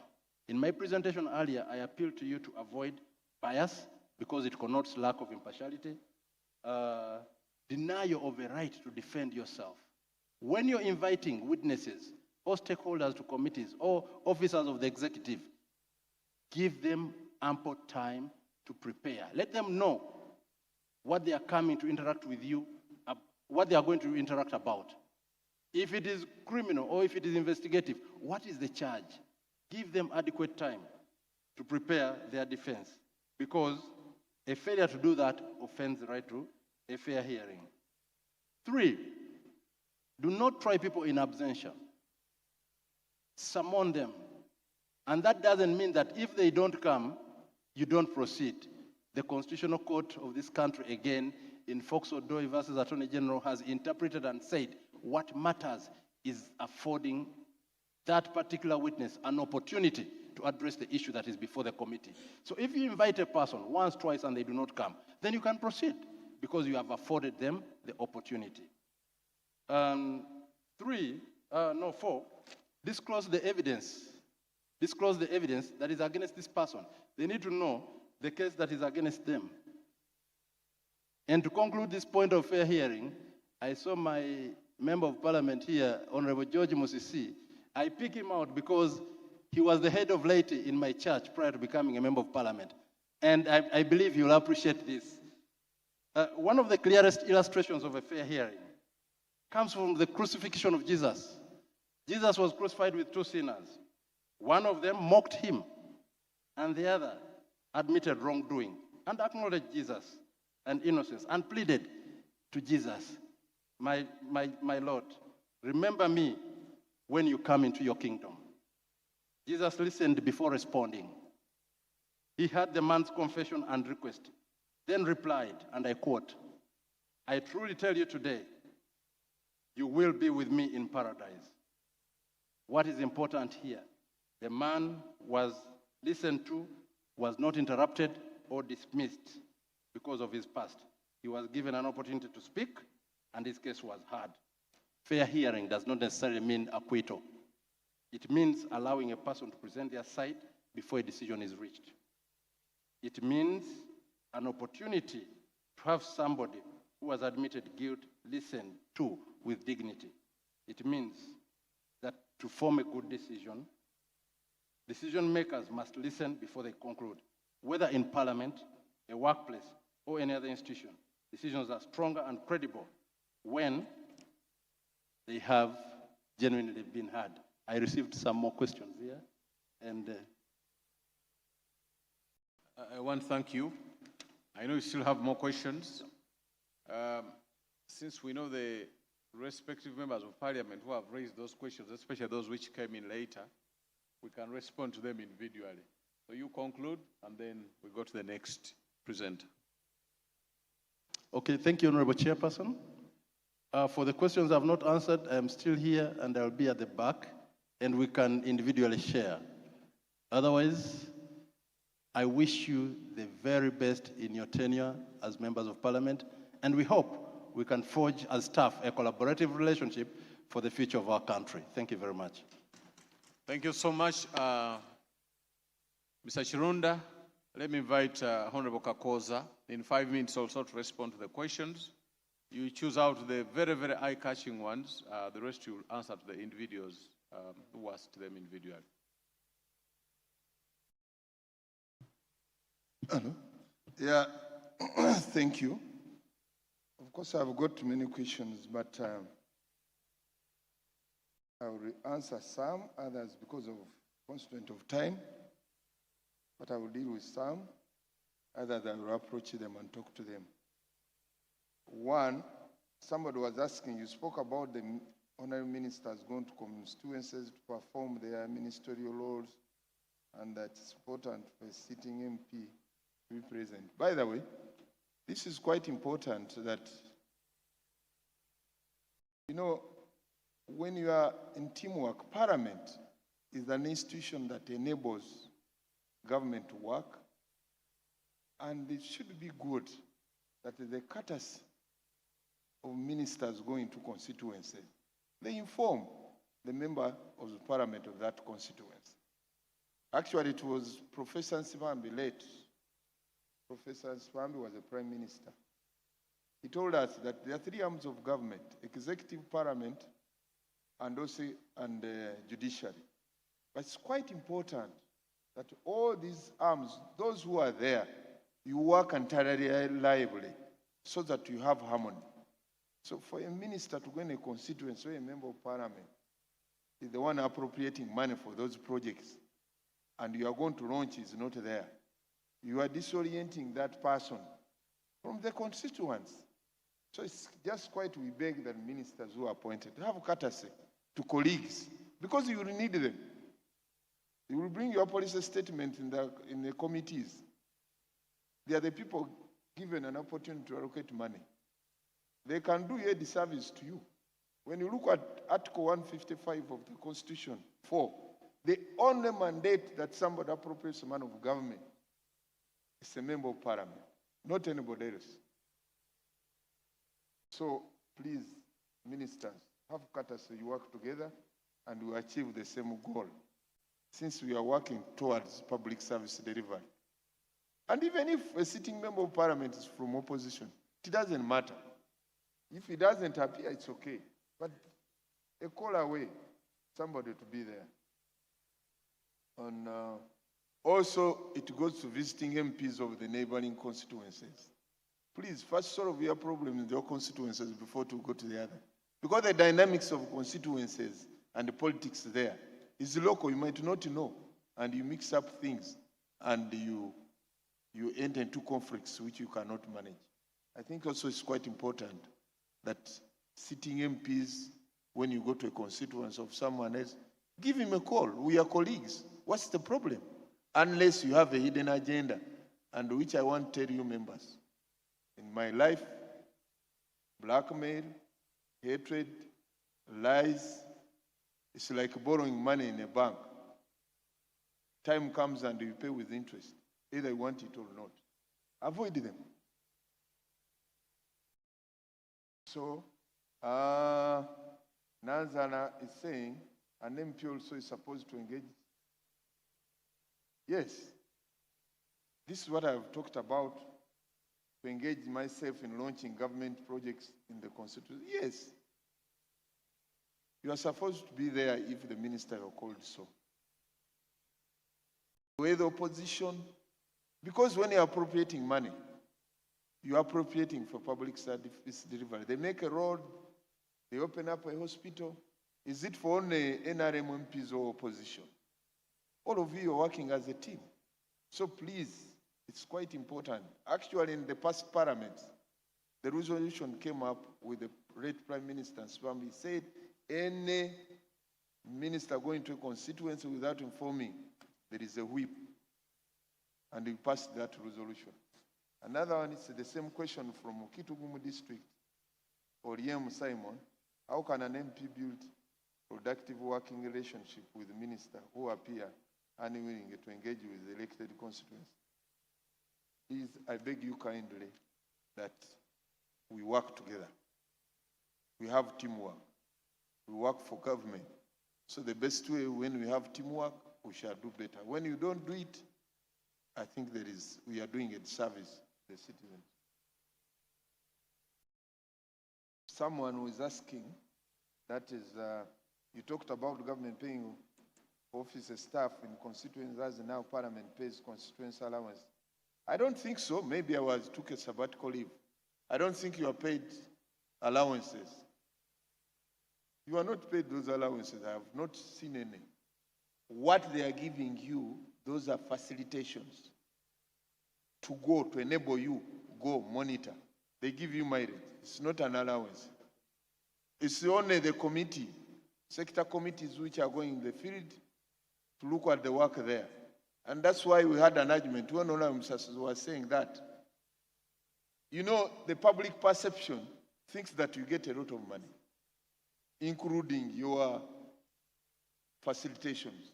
In the law, you look at the income tax law, section 21, I think FOH, what it means to have an income is the net pay, is your salary. But the facilitation of government is for me to do the work. And the law is clear about it. So please, don't go with the perception of the public that your facilitation is a pay. No, your net pay is 6.8. They give you gross 11 million.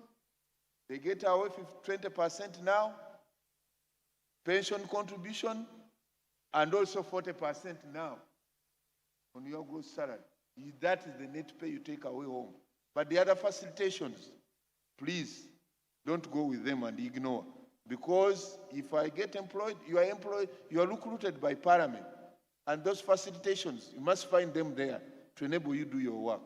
So members, there is no allowance given apart from committees to go into the field and you do a joint work. Right now we have 500 MPs leading to limiting opportunity to talk adequate on Parliament. Can sitting boss? Sitting, this one is saying we can sit morning and the afternoon. It's possible, depends on discretion of the speaker. We used to do that in the past. Even we used to extend time in the evening. We sit from 2 p.m. up to around 7 for effectively. Parliament is performance. If the bills you pass in that session and the resolution and pension, that's where you are judged your performance. So it can be possible depending to the speaker, time he avails to Parliament. Then somebody was asked, that is naval representation is often measured by visibility in the constituency and frequency of how many times you stand to speak on the floor, regardless of the quality of submission, rather than by legislative effectiveness. How can Parliament develop performance indicator that? Anyway, I don't know what happened in the last Parliament. We used to have an institution which could take a scorecard from Parliament of every session. That's the 1 year. It was brought by, I think it was one member. It's called protocol. For us, we had a parliamentary term called protocol syndrome. Actually, it caused us a problem. Because that protocol syndrome could assess and say, this MP in a year, he has talked 3 times. This time he has talked, but in all times, where we are in the past Parliament, you could speak any time you want.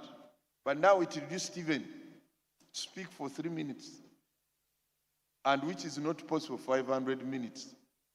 I mean MPs. So what used to happen, the speaker could say, please, according to members last week spoke, we can get so that everybody gets a chance to speak.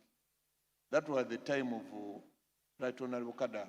Because she used to say, all members want to be heard, and they must represent their constituents. So if you've spoken last week, so another week we pick those who have not taken a chance. I think there are many. but I've picked some. The most important one, somebody is asking about,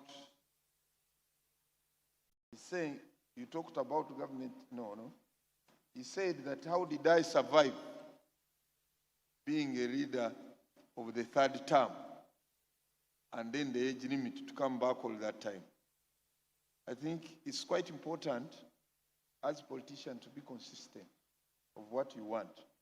That term limit, we went to constituencies and they told us, please, because of the situation, leadership we have, we cannot change to move from a single party system to go to multi-partyism, and then we change a leader at the same time.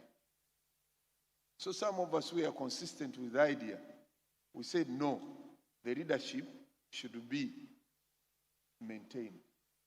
Others who went in a different direction, I don't know the voters, what they did to them, but my constituents said, please maintain the current. And when I came to Parliament, I argued that for me, they have said they are comfortable with the current leadership. With those few remarks, I think I've got all the copies. I'm going to interact one by one. Time does not allow me. I think. Yeah. Thank you, Honorable Kakoza. A round of applause for him. He's really shared with you his long time experience, 30 years. It's no small time. Now, we're getting responses from our last presenter, Mr. Wabwire. There's a gentleman called Robert Sewagude. Do you know him? Do you know Honorable Robert Sewagude? I request him to stand up for recognition.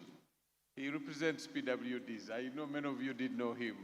Affirmative action dictates that you know him. Now, let's invite Mr. Wabwire to make his responses in 3 minutes, because yours are fewer. Please ensure whoever has asked you a question, interact with them physically so that they get a response. For those who will not be able to respond to now. Thank you. Thank you, Chair. There is a question with regard to African wear raised by Honorable Amongini Jane Francis of Kabelemaido, who is a Pan-Africanist. It seems unfortunately that no, it's not unfortunate, but I'm saying, I'm sorry. The rules of procedure have been amended recently. In the past, African wear was permitted for the ladies and even gentlemen. Now it is outlawed. So once you come with the African wear, with bitengi, whatever, the speaker may tell you to get out of the chamber. You read Rule 88.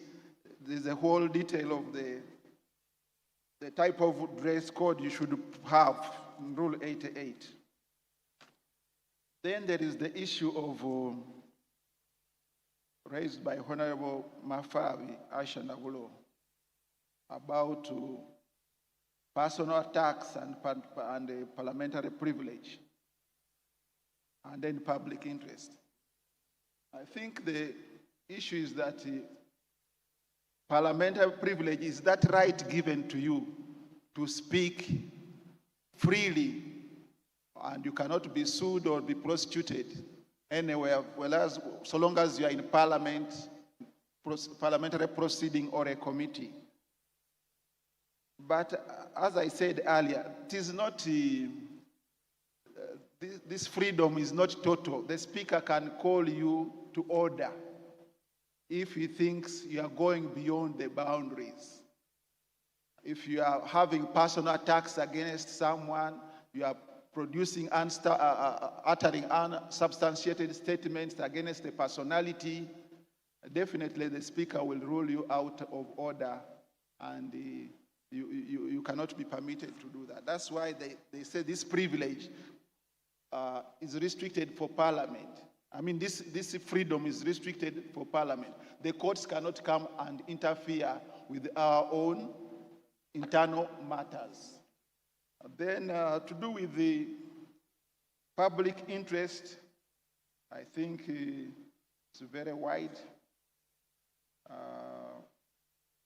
But matters of public interest, usually you go to the speaker, who will determine whether that matter is of public interest and we'll give you an opportunity to speak on that matter. Then there's a question from Honorable Ekoro Alex Ikoran about traffic offenses. The privilege extends to civil matters. If it is anything to do with the criminal, traffic offenses, you have careless driving, you have hit someone, that one you are not covered. Anything that is criminal, you are not covered.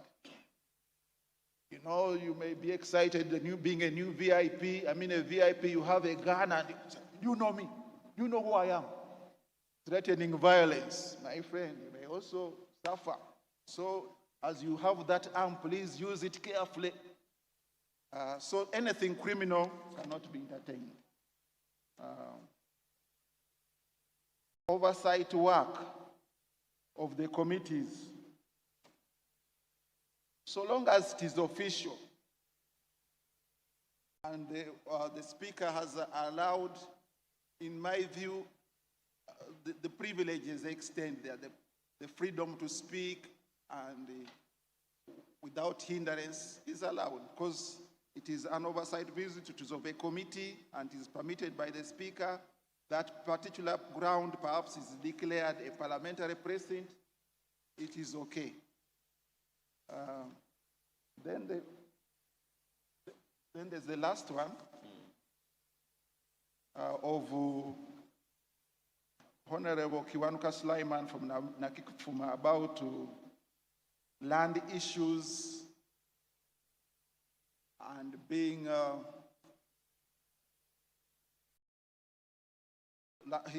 intervention of land issues in a school or a church, and then security operatives refuse them to operate, to introduce themselves or to work there.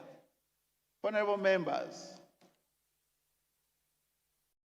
you should know that you are part of government. Whether you are in the opposition or in the ruling party, a member of parliament is in the government. And so, once you are trying to carry out your work, either oversight or meeting people or whatever, involve the government authorities. If you are going to handle a matter of land wrangles, involve the district security officer, the police, and all those people. You will not have any problem. But if you go it alone, you may be misunderstood, and that's how the harassment may come in. But take it that you are part of government and you should engage government authorities in the work you do. Thank you. Thank you so much. Thank you, Mr. Abwire, and to all our very able presenters who have given us their presentations this morning. A fine round of applause to them. Thank you so much. I think they have done us justice, haven't they? Before I hand over the microphone to the Deputy Clerk, I take cognizance of the members of the East African Legislative Assembly who have graced the morning rain to be here on time. Thank you so much for coming. Honorable Veronica Kadogo, Honorable Siranda. Thank you for being around into this session. I also recognize my chair of Soga Parliamentary Caucus, Mr. Chisa Stephen. He's around. Please stand up for recognition. People don't know you. Hey, he has again stepped out. Thank you so much. It was an honor being your chair for this session. Thank you. I hand over to the Deputy Clerk.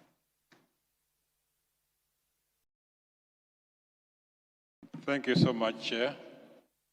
And thank you so much, honorable members, for being attentive and for your questions.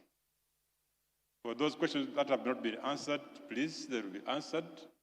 You approach the members individually, they will explain the issues. We are going for a short break for tea, and I request that this takes us 30 minutes, and after that we come back here for the second session. Thank you so much for your kind attention, and may God bless you.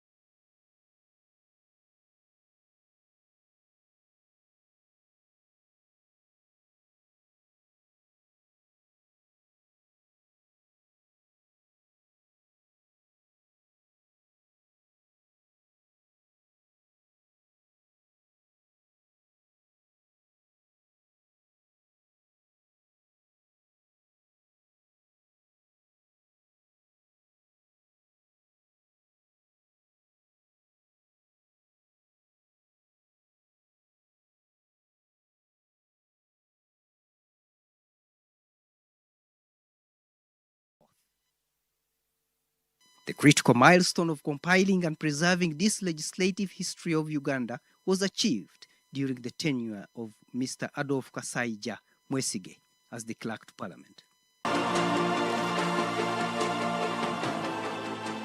Long before the British colonial authorities created the Legislative Council in the Uganda Protectorate, many of the various tribal communities had rudimentary forms of parliament. These included the Luchiko in Buganda and Busoga, Orkurato in Bunyoro and Toro, then Eishenjero in Ankole.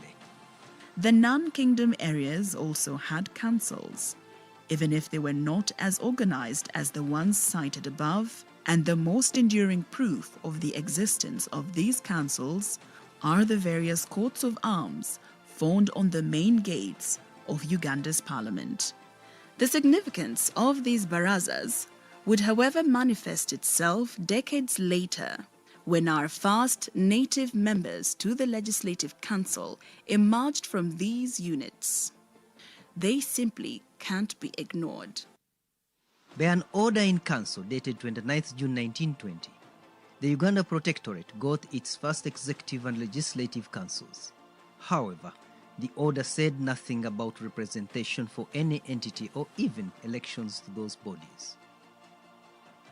The first Legislative Council, or Legico, which sat on 23rd March 1921, was presided over by the Governor of the Uganda Protectorate in the role of Speaker. It had 6 other members, 4 of who were government officials, while 2 were private individuals. Numbering just over 1,000, the Europeans held all Legico positions, while Uganda's 5,000 Asians and over 3 million Africans held none.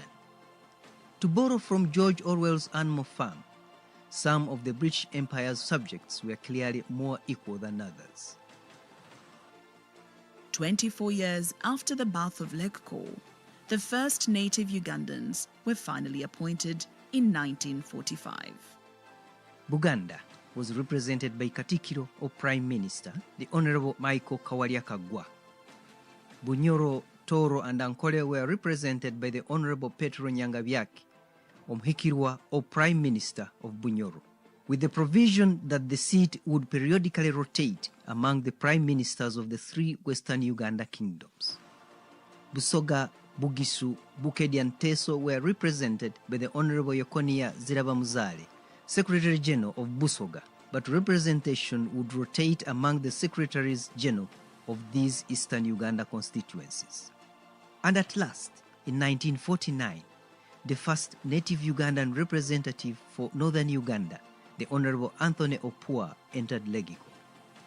Official records at Parliament Library show that by 1955, Legco membership had risen to 60, but there were still no signs of actual democratic representation via elections. It must, however, not be forgotten that Uganda was still a British colony. You will certainly wonder why this period records no political party activity and may even assume that there were no parties.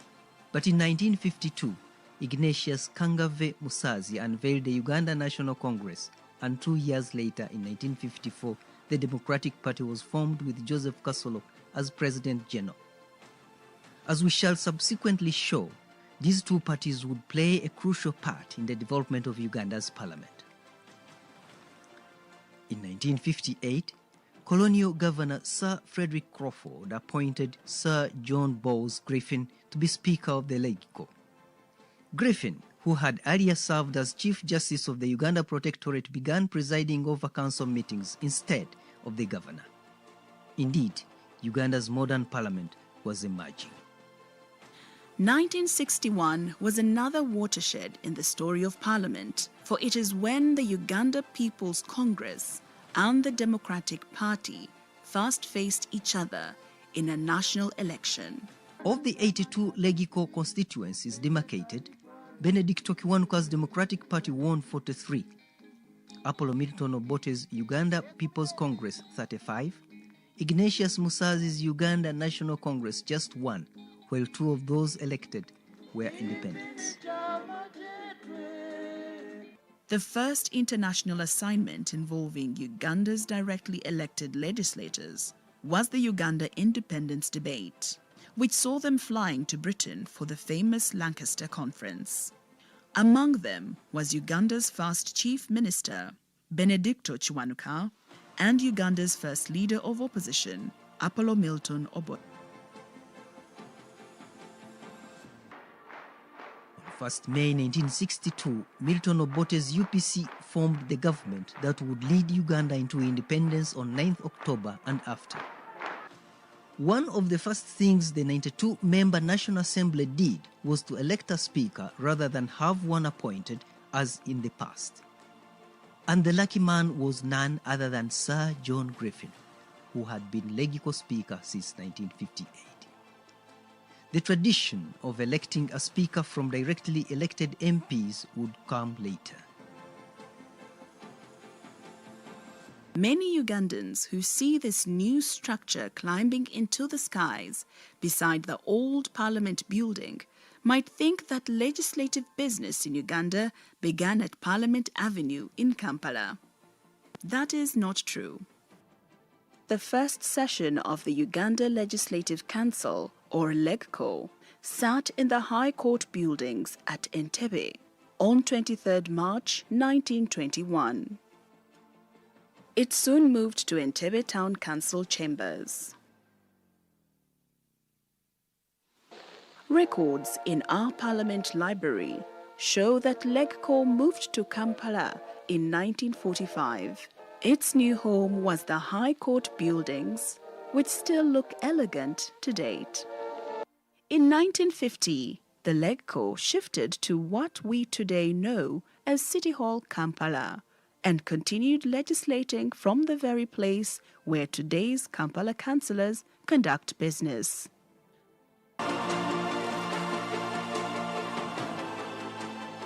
Let us look at the distinguished ladies and gentlemen who have presided over Parliament since Uganda's independence in 1962.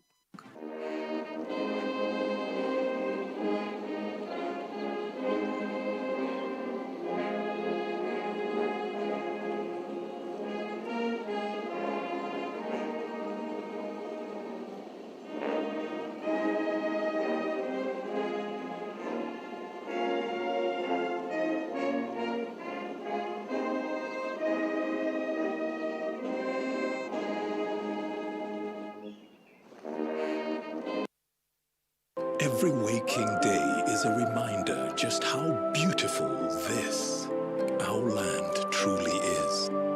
The kind of beauty that you can only find here, in the lush green all around us and the wondrous sights within. It's in the distinct aroma of our cooking to the taste of food that takes you on a journey, in the sound of homecoming and the sound of Mother Earth. In the magnificence we find on our travels and the exciting moments we experience. Ours is the kind of beauty that comes in all things big and small. All we have to do is awaken our senses and truly enjoy what's uniquely ours. Explore Uganda, the pearl of Africa.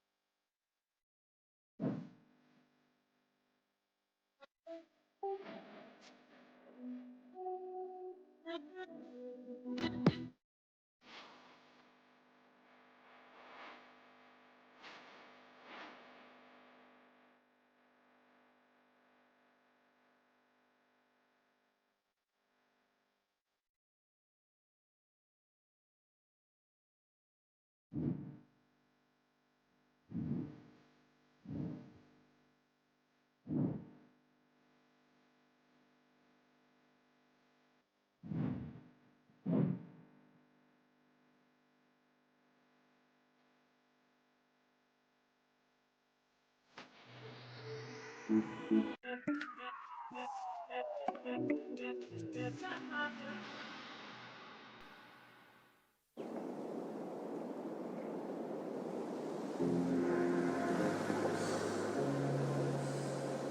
feeling cold. I feel tired. Adui wapi? Adui yako.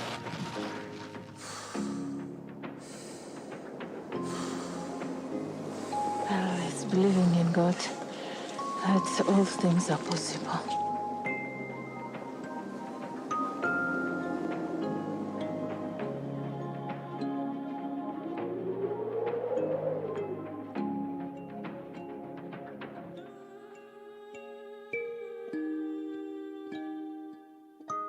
Welcome to one of Africa's highest, most remote and unknown mountain ranges located in Uganda, the Pearl of Africa, bordering the Democratic Republic of Congo. The Rwenzori Mountains are stretched out over 120 kilometers long and 61 kilometers wide. They are called Mountains of the Moon, or even the Rainmaker, especially as she produces up to 350 days of rainfall annually. 13 Ugandan mountain climbers are about to set off on a journey to climb the highest peak of this pristine mountain range called the Margarita Peak. This expedition, funded by the United Nations Development Program, is intended to showcase the beauty of the Rwenzori Mountain. Flagged off by the United Nations Development Program country representative and Joshua Cheptegei, the fastest long-distance runner on Earth, the team will attempt to summit this unique peak while discovering the wonders of this mystical and demanding mountain range.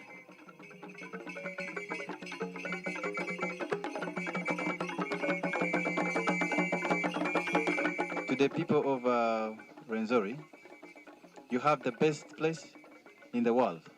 Treasure it, keep it. I'm so excited. I'm so thrilled to have this opportunity to summit Rwenzori.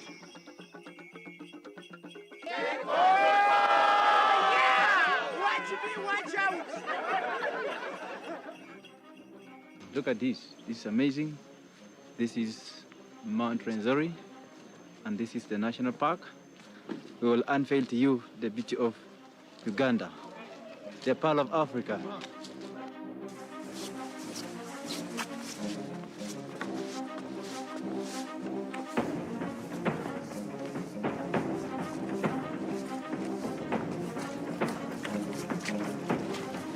The best never rest. Our prayer is to reach on the top.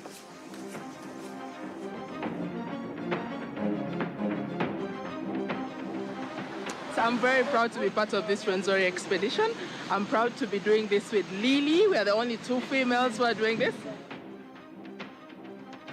The sun is out right now, and all is going well. Oh, Rwenzori, beautiful place to be.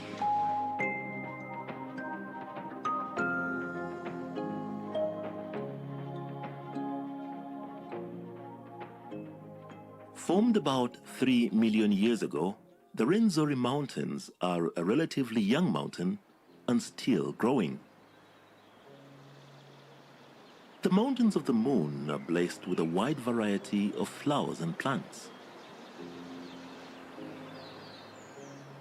With every hour and every altitude gain, the landscapes, colors, and views are ever changing.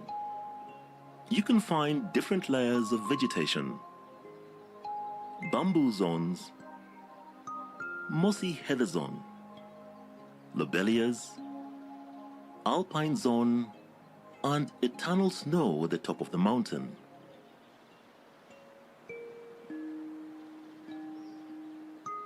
This UNESCO-protected national park contains unique biodiversity and breathtaking sceneries, such as eternal glaciers, snowfields, mountain lakes, and tropical rainforest. The wide diversity of flora and fauna make it the ultimate trekking experience.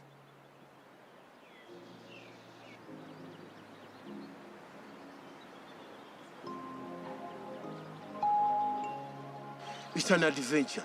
It's life. It's fun. Very scenic. Amazing, amazing, amazing experience to go through the waterfalls, the hike itself, the boggy places. It was just amazing. But also a little bit more difficult, but I guess that is what the experience is all about. Beauty about it is that we are all working as a team.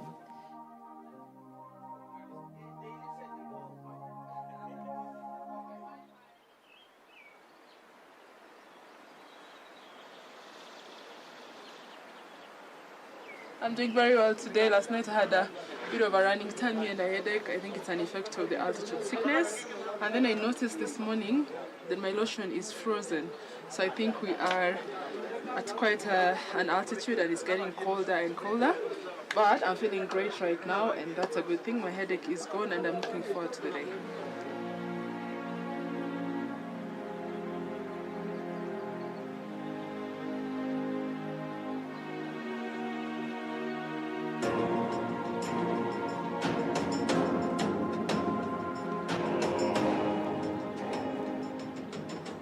Everyone in life wants to get on the top. But what are the techniques? What's the way of reaching to the top? I have just come to realize reaching at the top is not easy. You have to pass so many things. It has never easy way. But when you believe in yourself, when you prepare your mind, I have a saying of saying that nothing is impossible. The Kilembe Trail is a marvelous but challenging 82-kilometer hike that requires an 8-day trek with 6 days to the summit and 2 days of descent, depending on the weather conditions and the endurance of the hikers. Tiresome yet rewarding, this hike starts at 1,800 meters and culminates at an altitude of 5,109 meters on Mount Stanley, where the Margarita Peak is the highest point in Uganda and the third highest peak on the whole African continent after Kilimanjaro and Mount Kenya.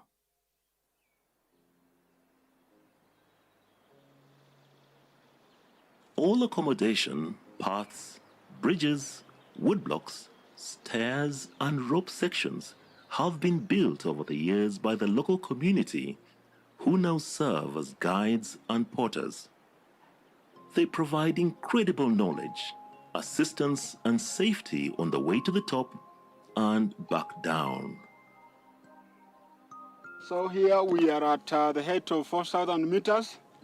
And in the background, if you see straight, you will see the green buildings. That is Bugata camp.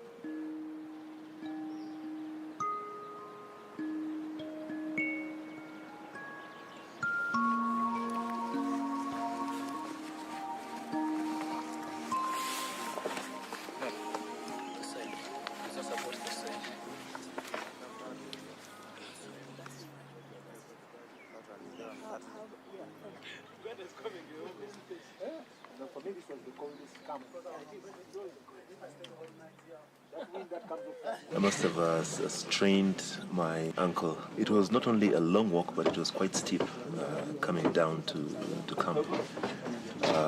So this morning, I just couldn't put my foot down. It was very difficult to walk. This is really helpful. I'm getting a celebrity massage.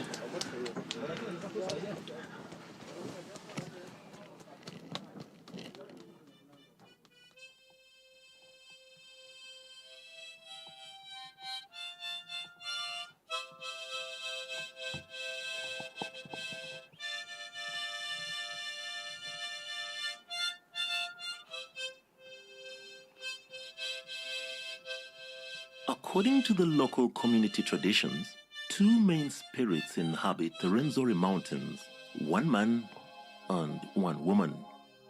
Kitasamba, the spiritual god, is there to give blessings and protection. People pray to him for daily rain, the source of all life on earth. His wife is called Nyabagole, also known as Nyabinji. To enter into contact with her, one must spend time praying in the mountains and bring food and crops. People pray to her for fertility, love, and good fortune.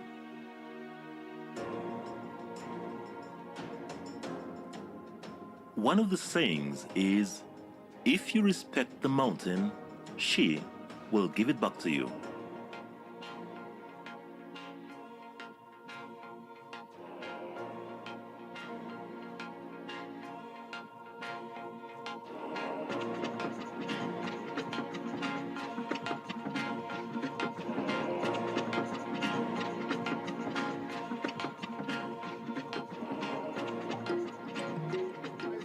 Good evening, everyone. Ready for the mountain tomorrow? Excited. Yeah, so what we are going, no sleeping today.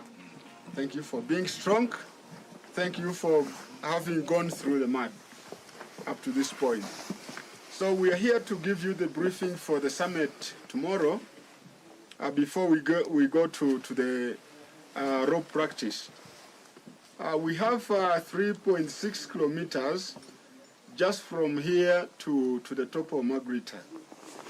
But that short distance takes time.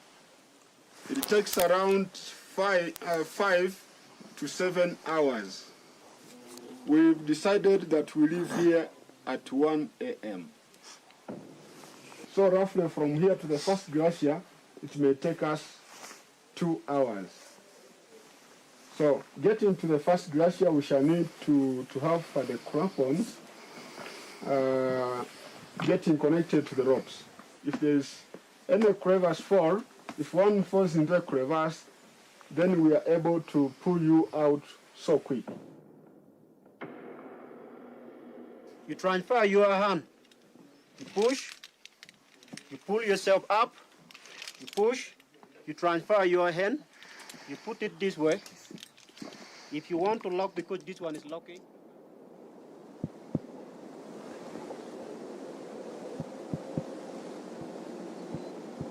I'm feeling cold, I feel tired. But I have to go and get to the peak of Margarita. It's believing in God that all things are possible.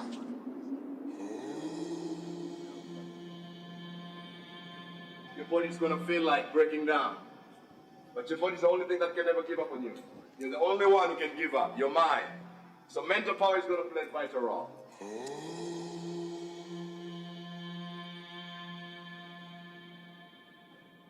Your heartbeat, every single beat moving, you have to reserve as much energy as you can.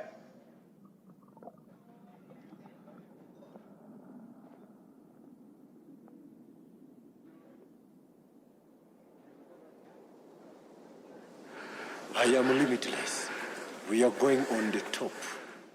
You're not competing with anyone to climb that hill, up that mountain. You're not competing with anybody. This is you, and you against yourself.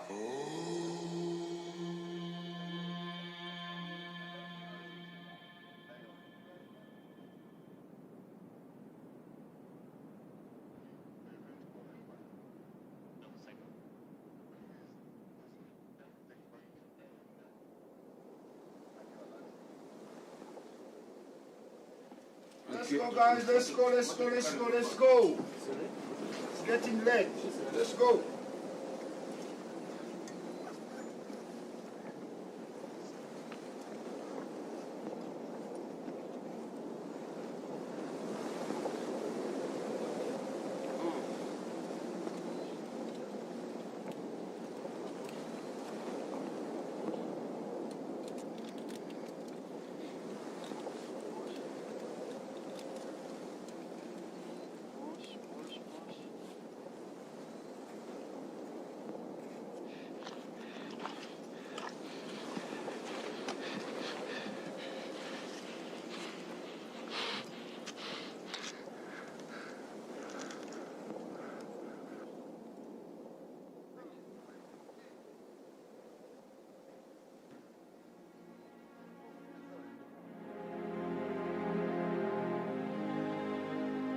I've not got such kind of experience in my life. I'm a fighter, I have fought, I even fought my shadow. But this Renzori is becoming a hard blade.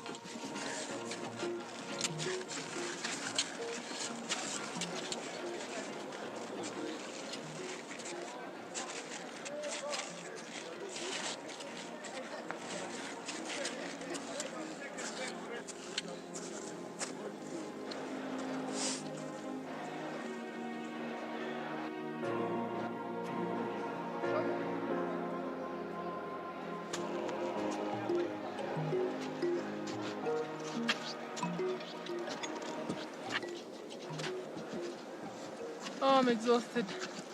Oh.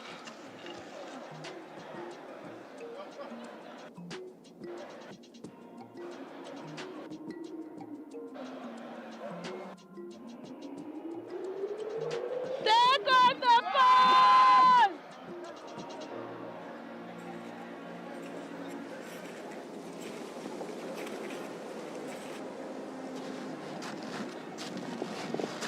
I do you work. Protocol team. Can you mobilize members? Oh Lord. Hello? We are climbing to the Protocol team. Can you mobilize members who want to resume? Protocol team. Please mobilize members who want to resume. Coach Bob, yes. Can you take the stage? Can you take the stage?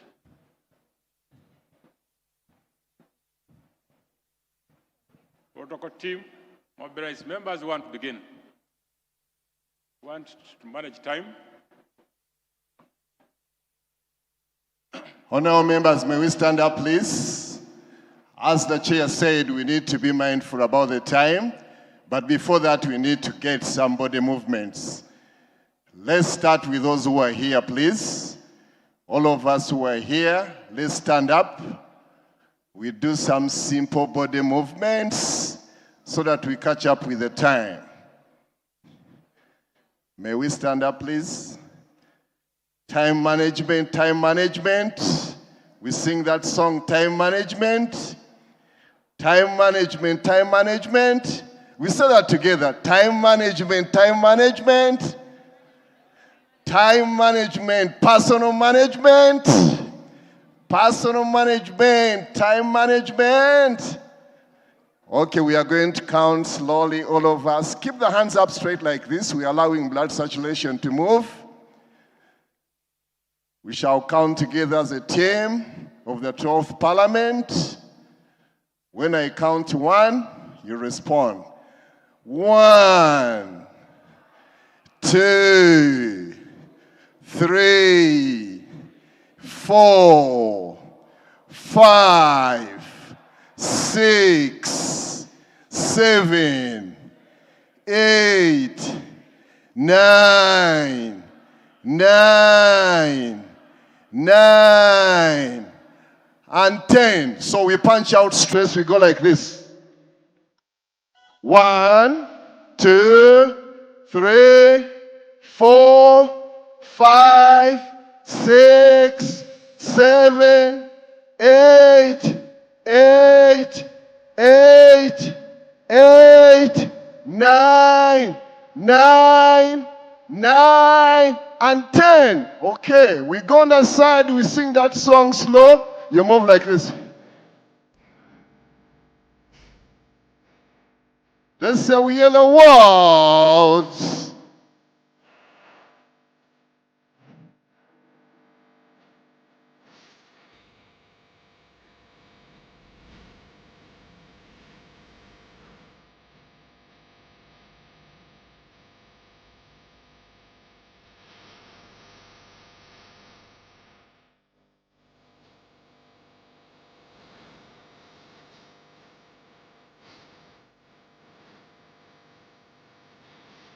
Move your body slowly like that.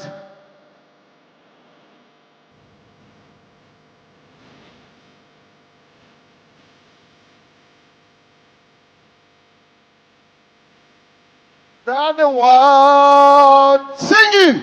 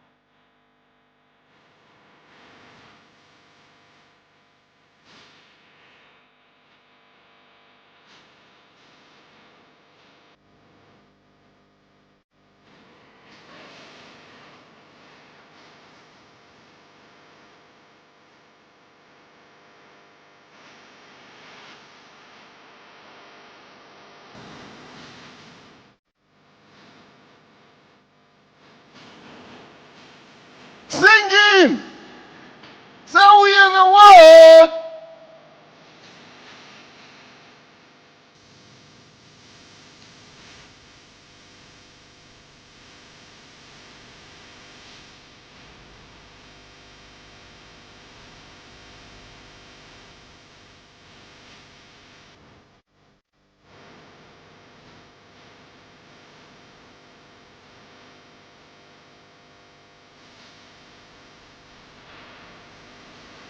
Touch your shoulder.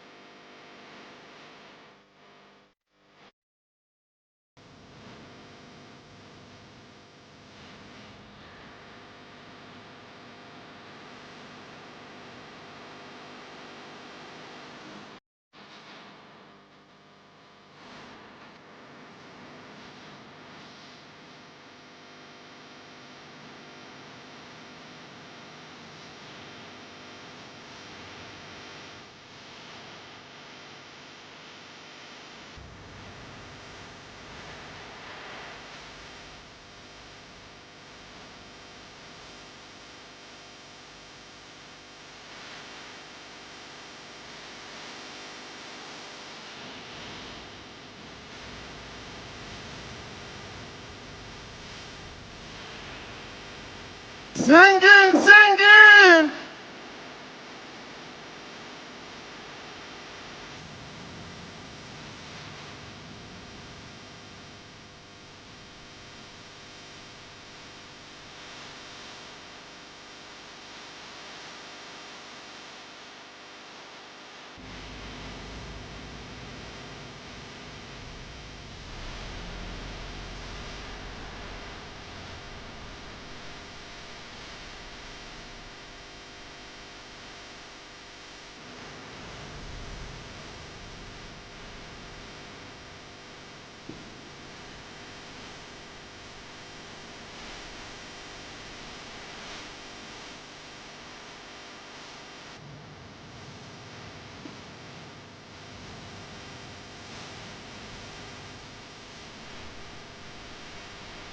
Okay, let's keep moving. DJ, give me another song.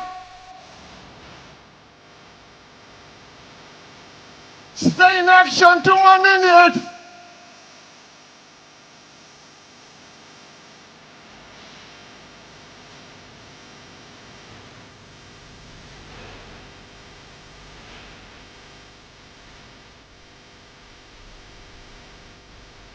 Stand and do this. Stand and do this.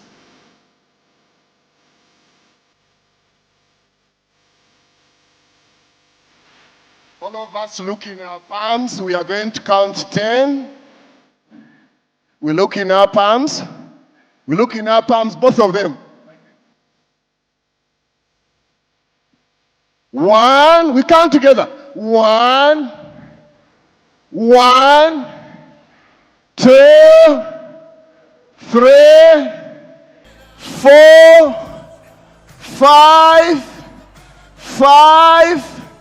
6, 7, 8,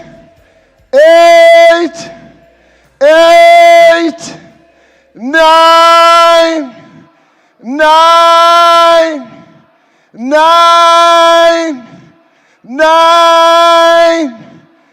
10.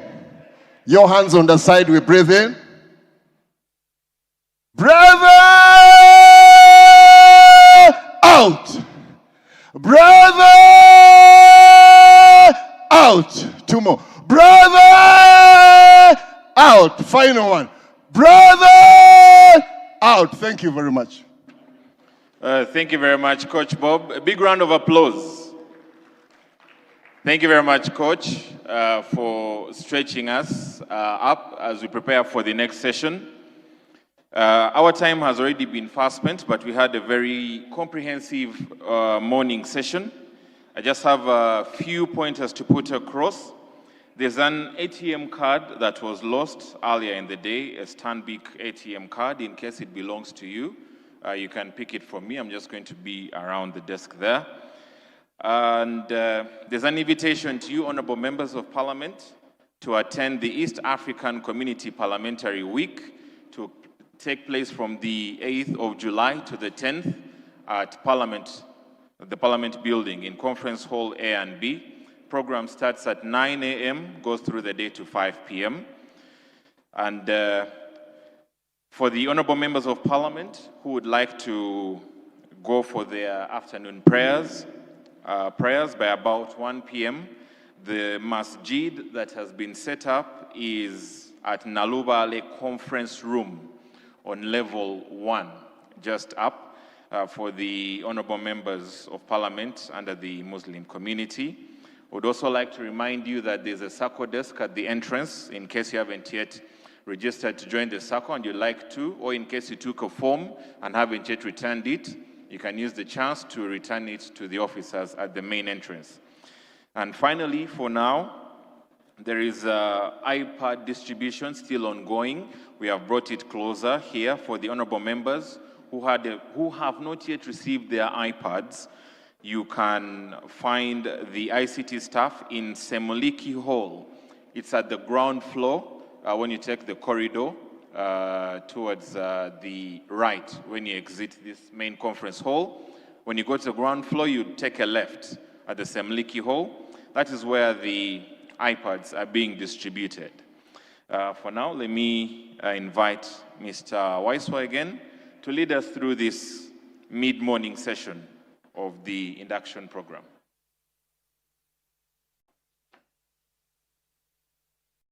Thank you so much, Simon. I take the pleasure to welcome you back from that health break and to the second session. I'd like to use this opportunity to invite the chairperson of this session, Honorable Muiru, take your seat, and the presenters, Right Honorable Dr. Crispus Chionga and Honorable Mapendus, take your seats, kindly.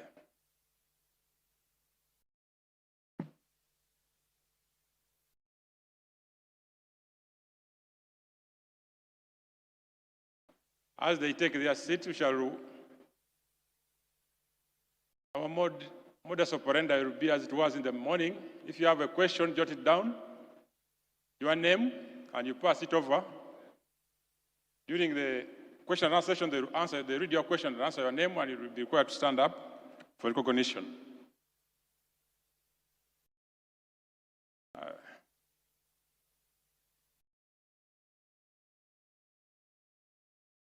Right Honorable Deputy Prime Minister, Right Honorable Deputy Third Prime Minister, honorable members of Parliament, I have the pleasure to introduce to you the chairperson, the session chairperson Honorable Paulo Mwiru.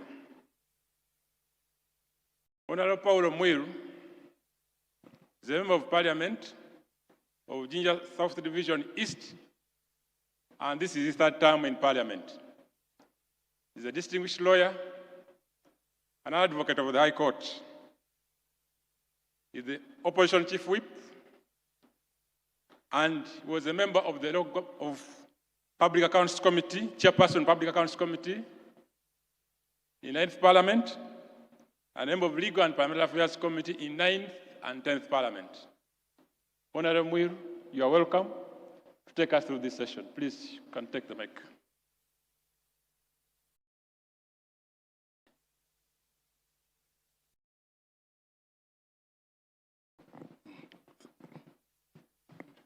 Thank you, the Deputy Prime Ministers in our midst, honorable colleagues, our distinguished Deputy Clerk, our distinguished presenters, and our staff, ladies and gentlemen.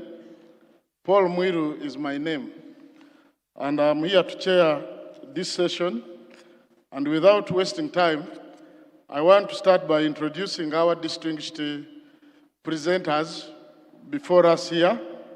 And I will start with the Honorable Dr. Crispus Walter Chionga, who is a Ugandan medical doctor and seasoned politician and diplomat with over 4 decades of distinguished public service. Born on 19 September 1952 in Kasese District, Western Uganda, is the current second Deputy Prime Minister and Deputy Leader of Government Business in Parliament, having been appointed by His Excellency the President Yoweri Kaguta Museveni in May 2026.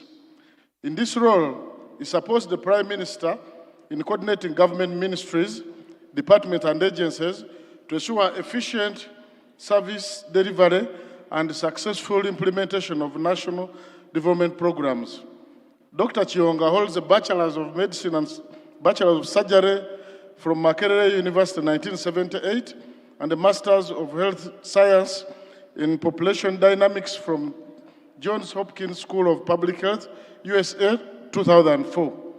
He began his political journey as a Member of Parliament in 1980, where he was the sole winner on the UPM ticket and has since served in several high-level cabinet positions, including Minister of Finance, 1986-1992, Minister of Health, 1996-2001, Minister of Internal Affairs, 1994-1996, Minister without portfolio in the Office of the President, 2005-2006, and the Minister of Defense, 2006-2016. He also served as Uganda's ambassador to the People's Republic of China, and in 2024, he was appointed Chancellor of Makerere University. A committed public servant and alumnus of Makerere University, Dr. Chionga brings deep experience in governance, health, defense, diplomacy, and economic management. I beg to present the first. Then the second presenter is Honorable Ojala Martin Mapenduzi.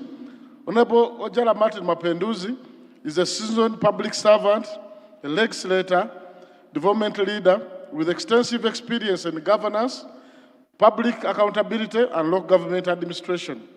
He currently serves as a Member of Parliament for Badej Laibi Division, a position he has held since 2021. He previously chaired the Public Accounts Committee, Local Government, and as chairperson of the Committee on Public Service, Local Government, as well as chairperson of Public Sector Strengthening Cluster under the Presidential Advisory Committee on the Budget. But also, he was a chairman LC5 of Gulu. Before joining Parliament, he served for a decade as district chairperson of Gulu District, following other leadership roles as a district councillor. Honorable Mapenduzi holds the Masters of Arts in Conflict Transformation Studies from Gulu University and has a background in education, media, project management. He also is a commercial farmer and the founder of Mapenduzi Foundation, champion community development and the peace building. Ladies and gentlemen, I want to take this singular honor to invite our first presenter, the Honorable Crispus Chionga, to present on the topic, Understanding Uganda's National Interest and Common Good. But as a preamble, Uganda's national interest revolves around safeguarding sovereignty and promoting socio-economic prosperity and ensuring regional stability as anchored in Article 8A of our Constitution of the Republic of Uganda. Whereas common good demands that state organs and citizens prioritize inclusive development, national unity and welfare of all Ugandans over a partisan and individual interest.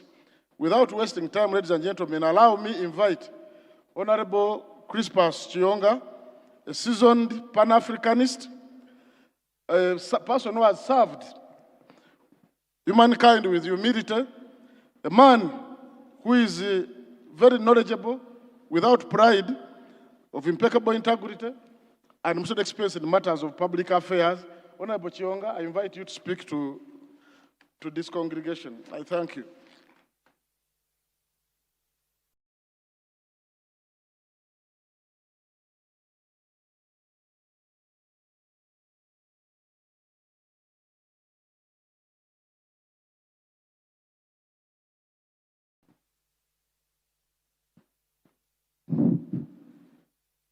Honorable Mwiru is my brother and friend. So in some of the things he said, there is some conflict of interest. Take them with a pinch of salt. The Right Honorable Third Deputy Prime Minister, the chair of this session, Honorable Mwiru, my colleague, Honorable Mapinduzi, honorable ministers, honorable colleagues, members of parliament, ladies and gentlemen. As has already been said by Honorable Mwiru, the subject we are going to consider now is the common good and the national interest. In our recent history, Uganda has emerged from a period of instability to now stability. That has been possible because of the focus on the common good and the national interest, but also by building structures that facilitate that, so that forces that would want to push us otherwise from the external and the internal are not allowed to prevail. After 1986, as many of you will recall, when NRM took over power, led by His Excellency Yoweri Museveni, the government was described as broad-based. If you take political parties, more or less all the political parties we had by that time were included in the government. People with the traditional functions were also put in that government. And in my judgment, I think that arrangement worked very well. We then changed to the multi-party system in the year 2005. And in my view, at that time, we were prompted, although we had this broad-based governance under the NRM, we did not intend that this would be perpetual. Nevertheless, the timing when we went to multi-party was not of our own choice. This was a conditionality given to us if we were to continue getting financial, I don't know whether to call it help, if we were to continue getting money from outside, because most of that money is loan, we pay it back. Part of it is grants. So we were told in no uncertain terms that unless at that time we moved to multi-party, we should forget money from outside and other assistance. That's critical, honorable members, because it teaches us that unless we create our own wealth, we are going to be trampled on. We are going to be given conditions which we would otherwise not accept. Nevertheless, although that happened, we looked out for ways, how do we keep the country together? We go to multi-party, but how do we keep the country together? And again, I will give you some points in history. In the 60s, we had two main parties, the Uganda People's Congress and the Democratic Party. The Democratic Party, whenever they needed money, they went to Europe, mainly Germany and other related countries, to get money to run the party. The UPC mainly went to the east. So both parties had no money. To run their business, they went to outsiders. And that has its own negative implication on us. So when we were moving to multi-party, we were conscious of that. First, we created an organization that would give us a forum to interact outside the parliament. Your DP, your NRM, your UPC, your NUP, in the parliament, procedures and all that, and the cameras. So we said, okay, let's go to multi-party, but let's create this national consultative forum. And as you know, it even has a law to govern it. The intention was, let us have a forum as nationals where we can discuss our common interests in peace. Also at that time, the government decided that political parties should be funded by the state, so that this question of running to Germany or some other country could be curtailed, although I see those elements re-emerging. For honorable members of parliament who are coming second, third, fourth time, you know very well that now we do appropriate money and give that money to political parties. In my view, the only omission we made in that distribution of money is to say that only parties who are in parliament should get that money. In my view, that's an error. Because in Uganda now, to register a party with the Electoral Commission, you really meet high standards. The number of districts you must go to and how many people you must get from those districts in order to be allowed to register a political party. So even if you have no members of parliament, in my view, once you are registered, the state should help you. And as you know, recently, you colleagues who have been in parliament for now third, fourth time, recently you enacted the National Sovereignty Law, again emphasizing that this is Uganda, we must be centrally on our own and interact with other people on our own terms.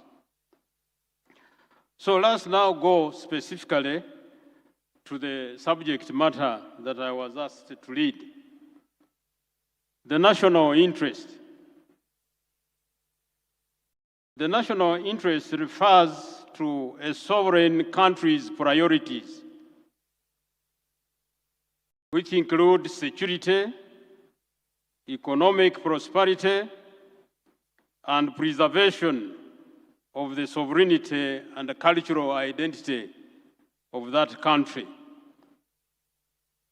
Those interests can be further broken down into core components of the national interest. National security, the foundational need to protect physical borders, defend against external threats, and ensure the survival of an independent state. In those core components also is economic sovereignty. The third one is sovereignty and independence, maintaining the freedom to govern our domestic affairs without interference from other nations or international bodies. We can further classify interests in this way. One, vital interests. The interests are broad, but the interests can be further defined. Vital interests, these are conditions strictly necessary to safeguard the fundamental survival and safety of the nation. Then we also have peripheral interests. These are goals that are advantageous to the state, but not critical to its immediate survival. For example, certain foreign aid programs or cultural exchanges. The second element in peripheral, the third element in the classification are permanent interests. These are long-term, enduring objectives that rarely change, such as maintaining territorial integrity. Then what about the common good? The common good refers to shared facilities, social conditions, and benefits that promote the well-being of everyone in a community. It prioritizes collective welfare and mutual benefit over individual self-interest. The common good relies on institutions and resources that serve everyone regardless of the personal status. Common good can also refer to a resource that is available to everyone but is limited in supply. If one, for example, consumes and uses it, the resource declines. Take like the lake, the fish in the lake. It's for all of us, it's a common good, but some people go there and perhaps want to fish excessively, reducing our resource and putting it at risk. The common good exists to address problems that an individual or business alone cannot solve. What are the everyday examples of the common good? Public infrastructure, roads, bridges, etc. Shared services like education and public transport. Environmental resources, clean air, safe drinking water, etc. Public school system and the judicial system, these are examples of the common good. Having defined in that brief way the national interest and the common good, now I go back to us, we the members of parliament. I believe that most of us, when we were campaigning to be relevant to the people who elected us, we addressed local issues. If I become MP, I will bring a road. If I become MP, the schools will get a better help, etc., etc. Those are obviously legitimate, and I have no doubt that each one of us knows that is the date. But those interests at the constituency level have to take into account the common good and the national interests, which I have defined, and I will go back to. So in the case of Uganda, what do I consider as the national interest and common good? Now I merge them, common good and national interest. I address them together because it's not easy now to separate them. I think as members of parliament,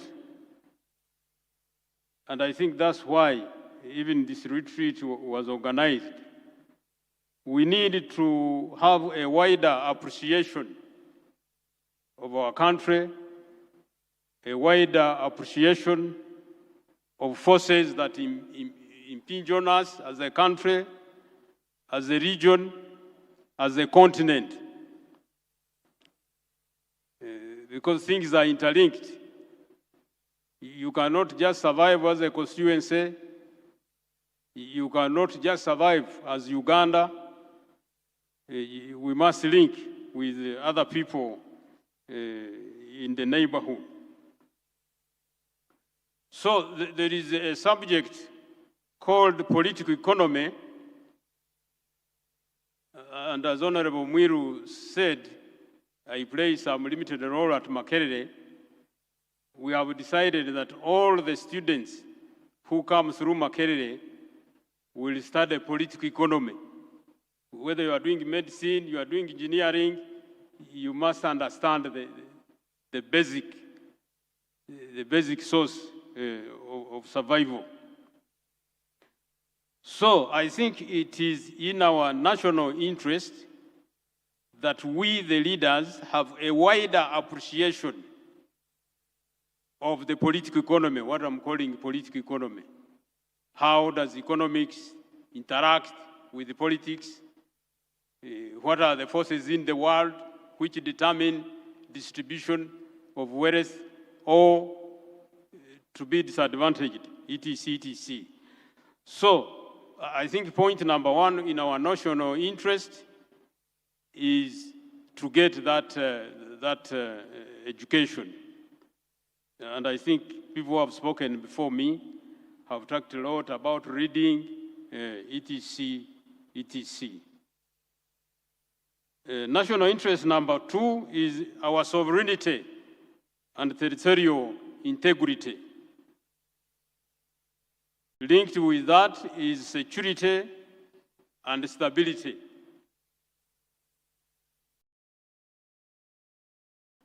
Honorable Mwiru and other colleagues who are with me in the parliament will recall the constant criticism parliaments then made of government. You are giving too much money to the army. We need to do other things. And even me, I used to argue that before I went to the Ministry of Defense. But for us to survive, for us to talk about territorial integrity, we need an army which is strong. We need an army which is strong. And to have an army which is strong, in my view, you need three things.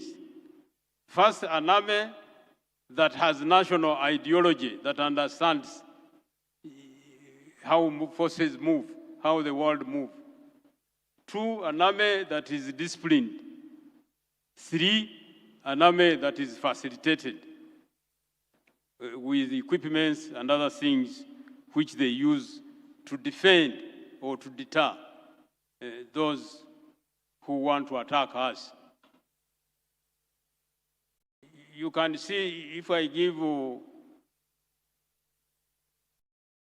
one or two examples,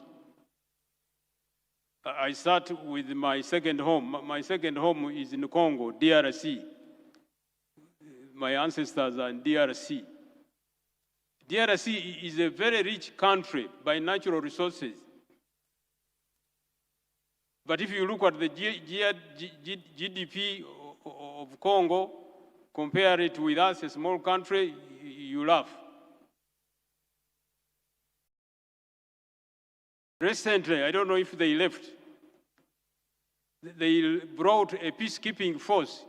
The UN brought a peacekeeping force to Congo, who were spending on the alleged peacekeeping in Congo $1 million every day. In Congo, you can see the problem. So you need a strong army to ensure your sovereignty, your territorial integrity. So in our consideration of the budget and other resources, because we want stability, we want to be protected, that is of national interest, that we keep it uppermost. The army and other security organizations. Now, in discussing security, because we are talking about transparency and openness, all matters of security cannot be discussed in the open, because then those who would like to hurt us will hear and know our plans. Maybe Mwiru knows, but when Mwiru and I were in Parliament, we used to have a special committee of Parliament which would consider in the Parliament the budget of defense has something we call classified expenditure.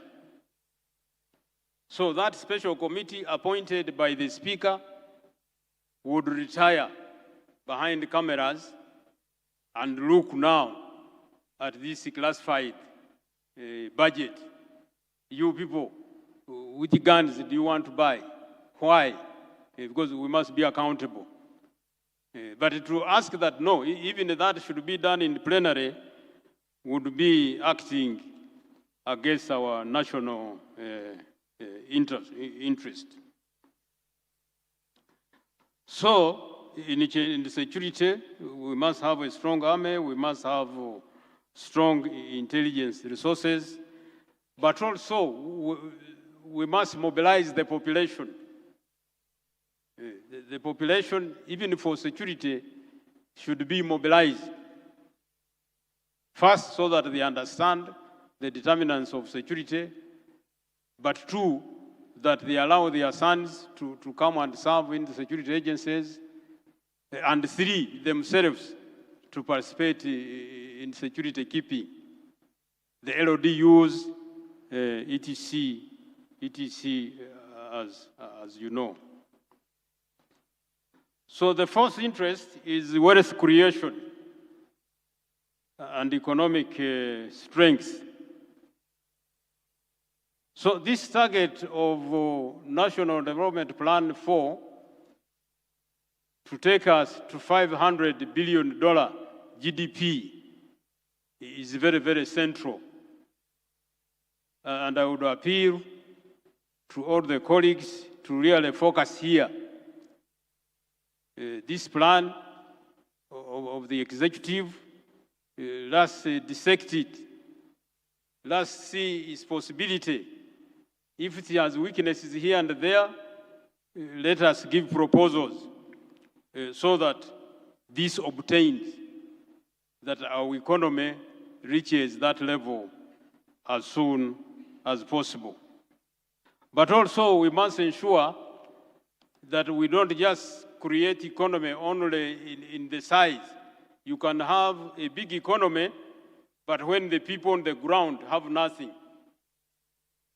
So this growth we must work for must be broad-based and inclusive. And I think for us who are MPs, that is of interest. The economy is $500 billion. What part of that economy is in my constituency, is in my district? This GDP, in terms of in what form it is, can be broken down even regionally. The GDP in Western Uganda, the GDP in Uganda, etc., etc. We must work to end poverty. We must not accept poverty. Yesterday, the professor, the chairman of the National Planning Authority, you saw her saying that we aim to end poverty up to 5%. And my intervention was that no, we should leave nobody behind. 5%, who are you leaving behind? It must to end poverty completely, zero poverty. And this is feasible. Some people have done it. In China, where I was, as Honorable Mwiru said, I saw them struggling with the last percentage of poverty in their country. So we must end poverty, not to leave 5%. Point number 5 is market access. We must produce products, but where shall we sell them? It is in our interest as a country, our national interest, to have market access. And therefore, we must be in the forefront to support blocks like the East African Community. But that East African Community, we need to work quickly and make it a federation, because things will become much easier than just being a community. So in the community now, we are 8 countries, as you know: Burundi, the Democratic Republic of Congo, Kenya, Rwanda, Somalia, South Sudan, Tanzania, and Uganda. This is really our home. And we must support President Museveni to make sure that no stone is left. Every stone must be removed so that we form this block, because that will give us a bigger market where we can sell our products. You will remember 2 little stories. One time, I don't know whether it is still the problem, we produced so much sugar here, and the Ugandans couldn't consume the sugar. But people in Tanzania needed that sugar, people in Kenya. Maize, we were having some differences with our brothers in Kenya. So we need a larger market, and I think the starting step is to consolidate these 8 countries in the East African Community. But higher and stronger is the African Continental Free Trade Area, which is now functional. But I think we, as members of Parliament, must ask you, executive, where is the institutional basis for the African Common Market? What progress are we making? etc. etc. National interest number 6 is in the education sector. The NRM brought UPE. I have met children myself in my area. A child is in P5, P6. If you ask him the mathematics tables, 2, 3 times 9, he can't answer you. Then children are being chased from the schools All of us, I'm sure, I would be surprised to find an exception. So this is the place where we must discuss that issue and have it corrected. Otherwise, many of our young people are being left behind. And that can be said upwards, other levels of education. Then public health. Public health, national interest, number 7. I think to appreciate public health, I should quote the recent epidemics we have had. You remember Corona, more recently Ebola. Those diseases, when they come, is a crude reminder that our health system is still weak. If we can't handle them, they come, they kill people, it means there is something lacking. And the literature is awash that some diseases we thought we had defeated will come back. Here in Uganda, we thought we had defeated polio. It has come back. Measles has come back. So what is it that we need to do to deter the old diseases coming back, but also ensuring that new diseases, which will definitely keep coming, there is no doubt. More diseases, more new diseases will keep coming. But what is our state of preparedness to detect them and quickly work out a solution to deal with that? My proposal is that, and I had hoped that Honorable Cheng would be here, the immediate former Minister for Health. You see our health care system, Health Center 2, Health Center 3, Health Center 4. You should ask, why is there no Health Center 1? Yes, because Health Center 1 is the village. That's where the people are. So why are we not at Health Center 1?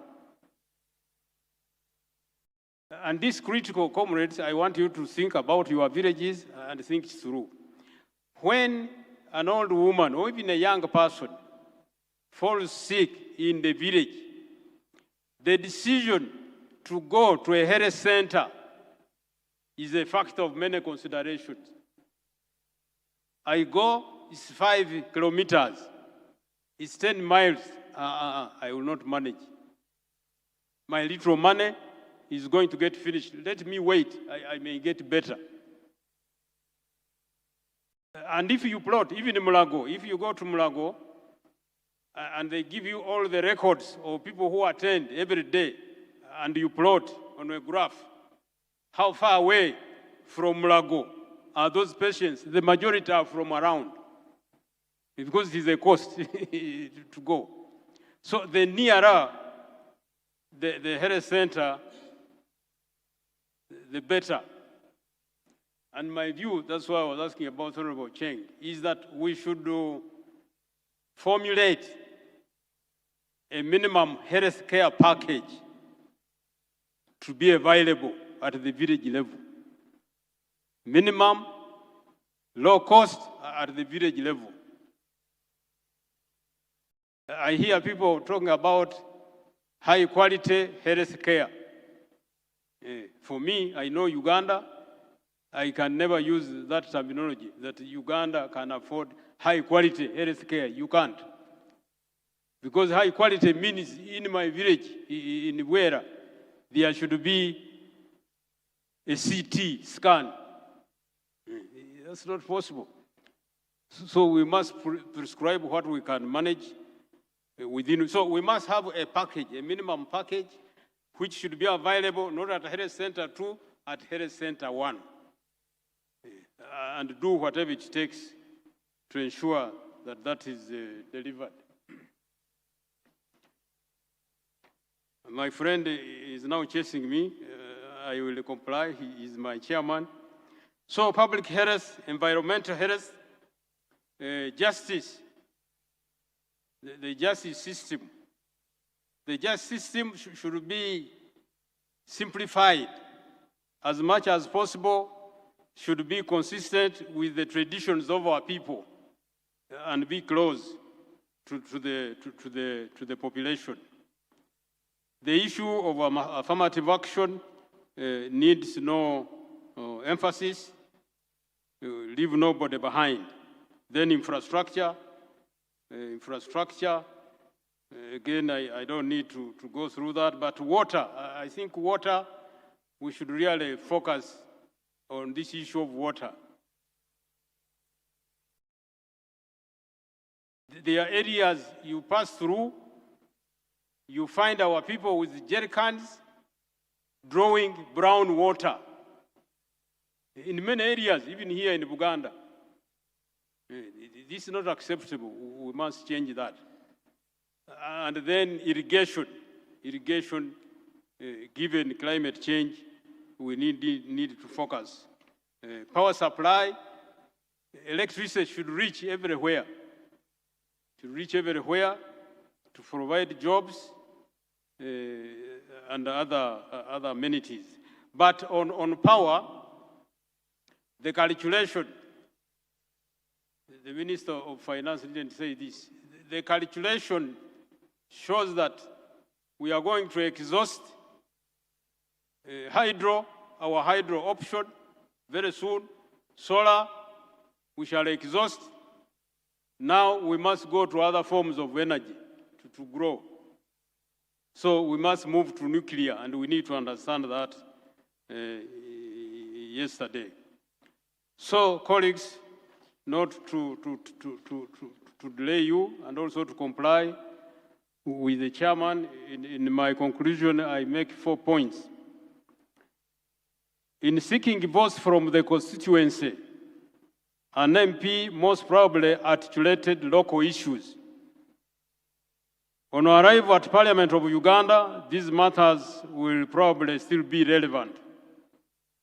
I am glad that this interaction, this retreat, has given us the opportunity to examine the relationship between the constituency, the country, and the continent of Africa. Our local areas can only move forward if the whole country, and indeed the continent of Africa, achieves social economic transformation. I thank you all. Thank you for listening to me.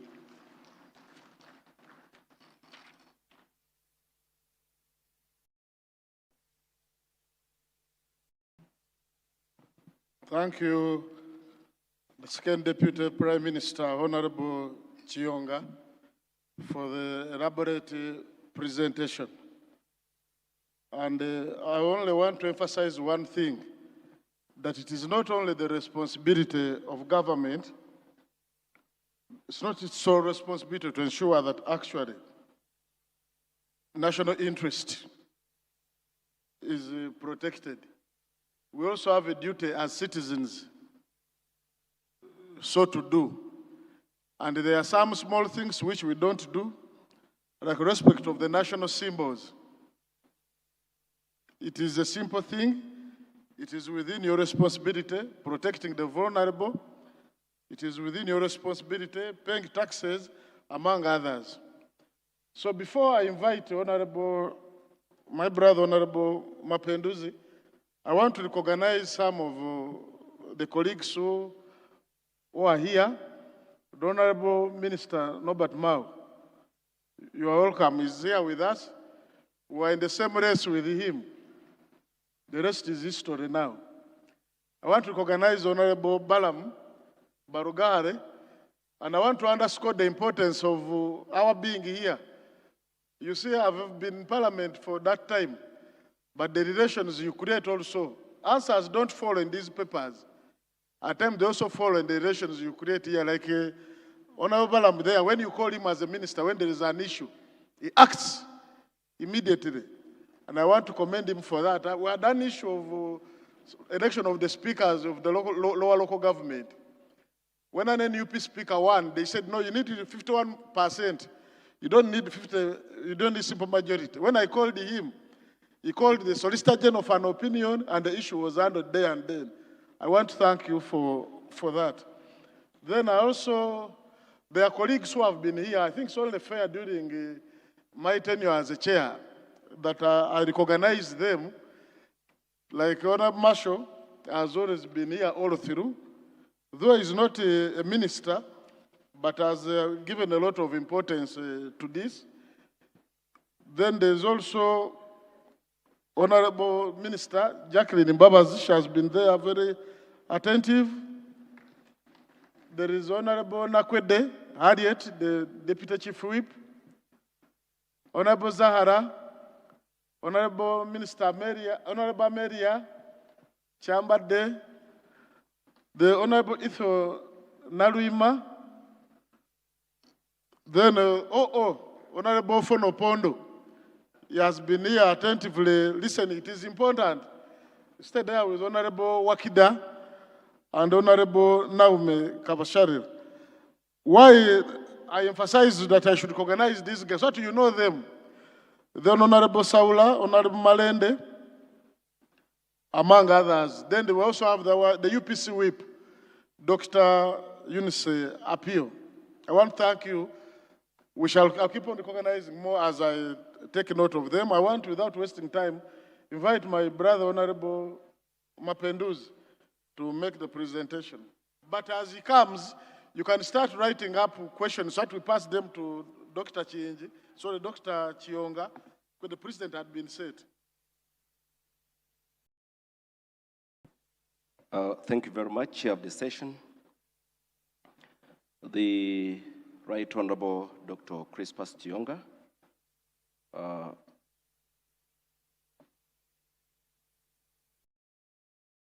second Deputy Prime Minister, the Right Honorable Rokia Nakadama, third Deputy Prime Minister, Honorable Ministers, Members of Parliament, the Clerk to Parliament and your team, distinguished guests, ladies and gentlemen. I have been requested to make presentation on the topic strengthening strategic synergies, enhancing Parliament local government collaboration. And as I start that, let me begin by thanking the clerk and the organizers of this induction seminar for giving me the opportunity to make this presentation. I have made the presentation very simple. There are slides that will be running through, but I'll also request you to give me your attention because the slides will give you only a summary of the main issues. And to me, this is a very interesting topic.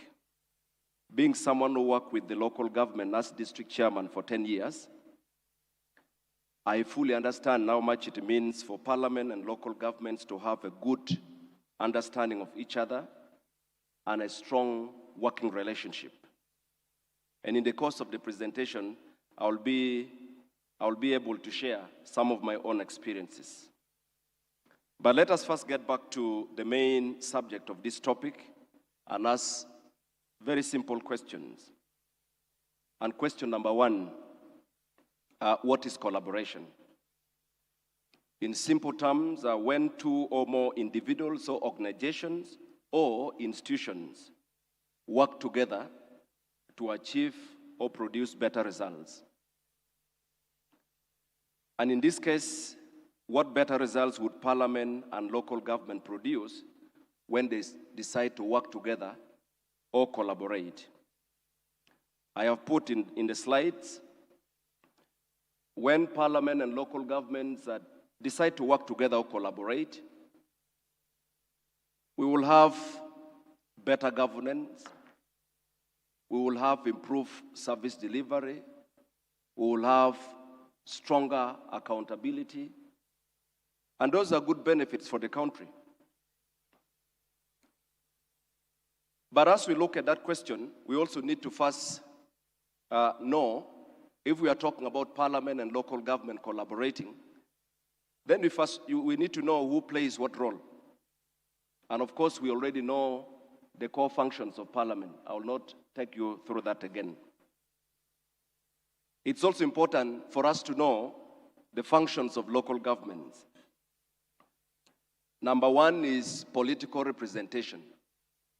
The councillors you elect from the parishes or wards to go to the sub-county councils. The councillors you elect from the sub-counties or division councils. The councillors you send to the district council or city councils.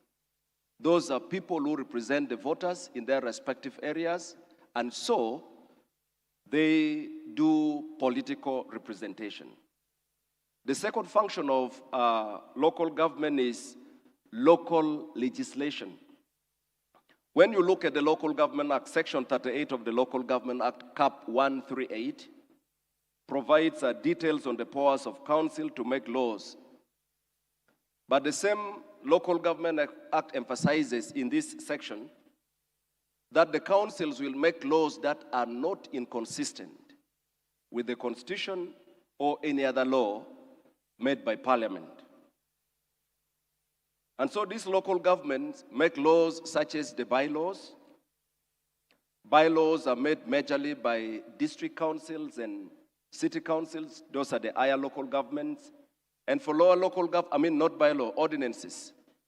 District councils and the city councils make ordinances, while lower local governments, whether municipalities, sub-counties, those ones make bylaws. And so the local government has a duty to make local legislation. The other function is revenue mobilization. Before 2015, local governments would generate local revenue, plan, budget, and spend. But after the Public Finance Management Act 2015, now local governments have to mobilize local revenue and send to the consolidated fund. And the monies have to be sent back to them through a process that I will explain later. The other function is provision of essential services. You know the services that local governments provide. They run primary schools, secondary schools, health facilities, maintaining roads, and many other services. These are functions within which local governments have to operate. In performing these functions, it is important to understand how local governments work. The local governments have two layers, just as I stated before. We have the higher local government, I have mentioned that, the cities and the district councils, and we have the lower local governments, starting from whether city divisions, municipalities, sub-counties, and of course, the parishes and the villages are referred to as administrative units. And let us also have a look at the number of local governments. I think many of you may not know how much or what we are talking about. In Uganda today, under the higher local governments, of course, you know we have one capital city, that is Kampala, and there are 10 regional cities and 135 districts. Those are higher local governments. And the lower local governments, we have 25 city divisions, including the 5 divisions in Kampala, 31 municipalities, 580 town councils, about that number. And there are about 2,191 sub-counties. Now, when you go to the administrative units, the parishes or wards, parishes in the rural setting, wards in urban settings, and then the villages and cells. In Uganda today, there are about 10,717 parishes and wards. And the villages are 71,214, about that number. Now, looking at the above breakdown, Uganda appears to have a very detailed and most structured governance system where state presence would be felt right from the village. Now, when you look at countries like Kenya, countries like South Sudan, our details like villages and cells. Like in Kenya, they have wards, they have sub-counties, and then they have the counties, about 47 counties, and about 290 sub-counties. While in Uganda, you'll start from the district. You have districts, 135. You have counties, you have sub-counties and town councils. Then you have the wards and parishes. Then you have the villages, that structure. And when you look at the administrative units alone, and you look at the number of leaders we have in this country, in Uganda, you look at the villages and the parishes or the wards alone, that brings a total of about 901,241 leaders. Because every ward, parish, or village has an executive team of about 11 people, including the chairperson. Now, that number, the number I've given does not include the leaders we have at the district, at the municipality, or cities, or sub-counties. So you can imagine the number of elected leaders we have in this country. Now, that takes me to the next question: how relevant parliament is to local government. Now, in the context of Uganda, local governments cannot function effectively or even exist without the support of parliament. I'll refer you, first of all, to Section 7 of the Local Government Act. That outlines clearly the roles of parliament, the role parliament plays in as far as the boundaries of local governments and the creation of new administrative units. We are talking about if we intend to change boundaries, it will require parliament. If we want to create new administrative units from the old one, it will require parliamentary approval, especially for districts, for cities, for municipalities, for sub-counties. That would require the approval of the minister based on resolutions from the respective local governments. The other thing is that parliament considers budget for local government, or even supplementary budget for local government. Just as I stated earlier, previously, local governments would collect money, have their own budget and spend, but the Public Finance Management Act now requires that even when you collect the local government, the local revenue, you send to the consolidated fund, and it requires the approval of, even when you collect money in excess of what you had planned, you don't have any power to spend as a local government. It requires the approval of a supplementary by parliament. So those are some of the changes that have been made. Again, when you look at the Public Finance Management Act, Section 32 of the Public Finance Management Act 2015 provides that an accounting officer shall not pledge or otherwise encounter the land or any other asset of a vote without permission of parliament. I have, as a committee in the 11th parliament, we move around the country and realize many local governments, you find accounting officers of local governments disposing of land, selling land. There are many cases. And that's not in line with the laws, because the law requires that if you want to take decisions or dispose of land, it requires the approval of parliament. It's in the Public Management Act, Section 32. So that explains to you how much role parliament has in ensuring effective operations of local government. Now, that takes me to the next question. How relevant are local governments to parliament then? I'm happy my honorable minister is here, Ladid Balam. Local governments are the core providers of essential services to the citizens. However, budgetary allocation remains low. I'll give you the example of this financial year that has just begun. This financial year, 2026-2027, the budget given to local government is only 9% of the total 84.3 trillion. Now look at how much local government have to provide in terms of services and how little you are provided. And then you will expect a lot of services from them and give them, even your cows, when you expect to have a lot of milk, you need to give it water. This is so insufficient that it cannot meet grassroots service delivery demands. The appropriation that Parliament does should reflect the level of attention Parliament gives to the plight of the citizens at the grassroots. In other words, when Parliament does not care much about local governments, the local government will have little to do with the grassroots or the citizens down there. Now that will take me to the next question.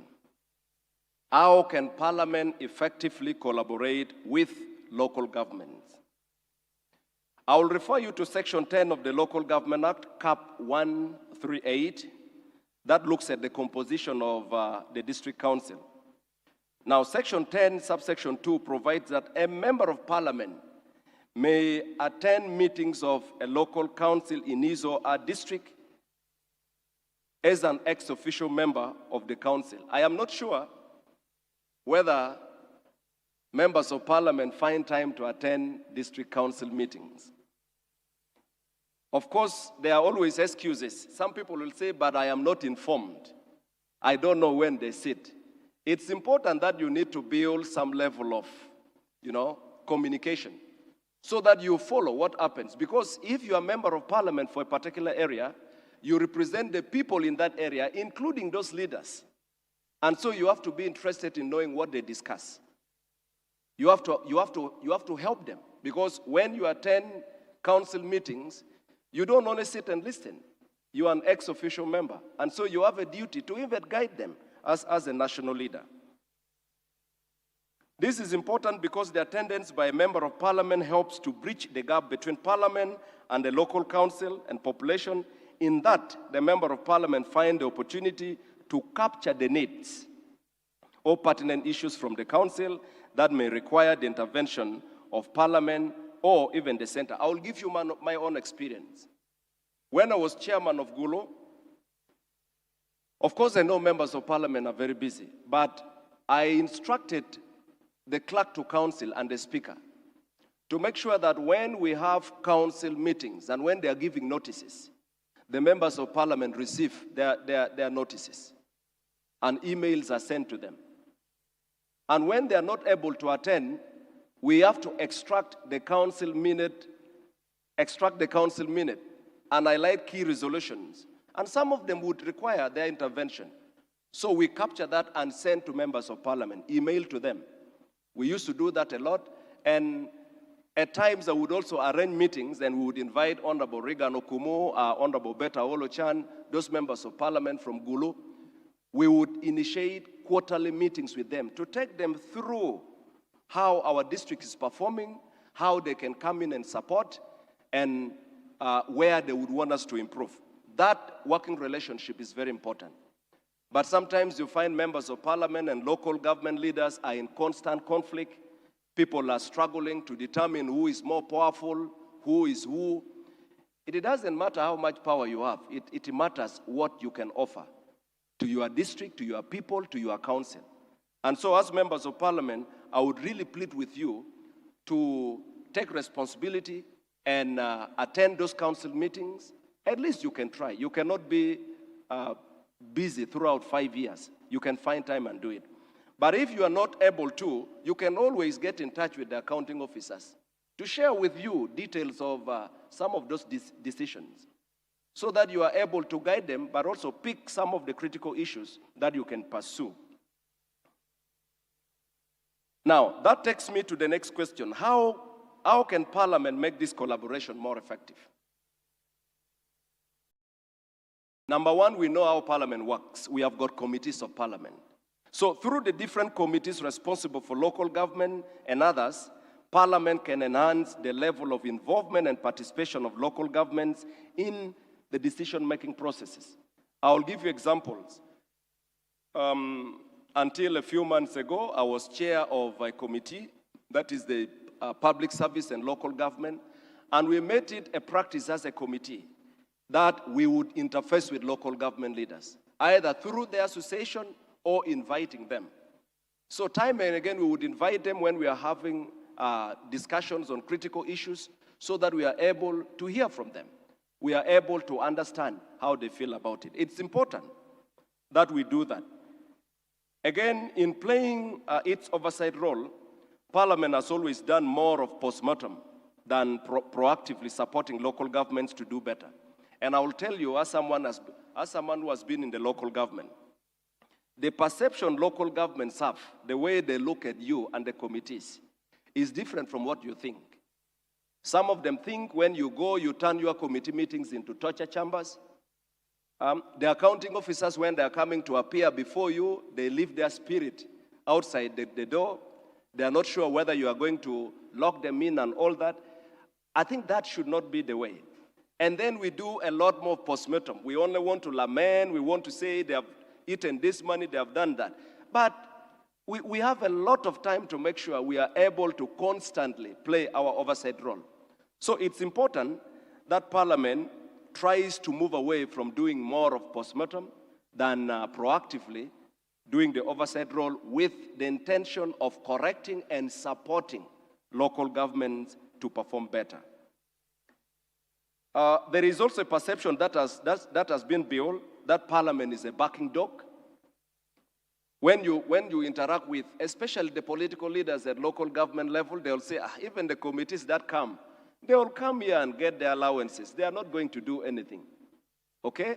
Because time and again, when the Auditor General reports are ready, the committees take it up, the accountability committees, they go to the field. When the committees come back, they make recommendations, and the recommendations end there. No actions are taken. You find an accounting officer has mismanaged billions of shillings from one local government, and the committee recommends that this one should be taken through disciplinary steps and recoveries made. Then the next month you hear this accounting officer has been moved to District A to District B. You are recycling problem. And so some people think that the recommendations that committees present, and when Parliament, adopt those reports, the recommendations end there. So how do we appear to be walking the talk? When you make recommendations, you take decisions, do they get implemented? I think it's also demoralizing for committees. The other thing is that oversight should be taken more seriously and field work done effectively. There are some districts in this country, I have always seen committees of Parliament running to different, doing field visits. But I can tell you there are some districts in this country that have never been visited by committees of Parliament. I think committees appear to favor easy-to-reach districts than the hard-to-reach districts. So there are districts like Amudat, there are districts like Kabong, there are districts like probably Kisoro, and because you are too busy, you don't have a lot of time, you want to hurry, and so you end up just appearing to be doing your field work and leaving. So there is need for us to reach to every part of the country in doing our oversight role. The other one is that Parliament needs to recognize the local governments as engines of service delivery. It is therefore important that Parliament pertinent issues that concerns the welfare of local governments are attended to by Parliament. For example, remunerations. When you meet local government leaders, you will see from their faces the kind of anger they have. They look at you as the source of their problem. You members of Parliament, they will say, for example, local government leaders, the chairpersons, will tell you they are paid, I think, 2.3 million gross. And when it's taxed, they get about 1.7 million shilling, and that is all. And that has been for over 20 years. And so they look at members of Parliament as people who do not care, and then they look at how much work they need to do. A district chairperson is the political head of a district.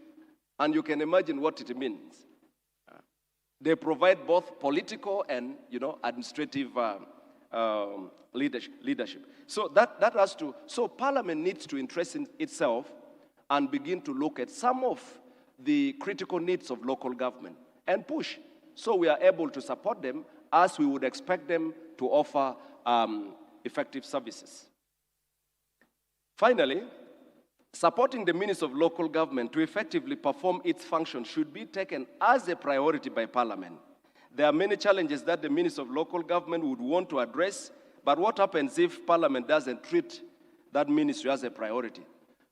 For example, I am aware that for the last 6-7 years, the Ministry of Local Government has been pleading with Parliament to give them just about 2 billion shilling so they can do a review of decentralization and come up with, a lot more detailed amendment. There are so many gaps now in the Local Government Act.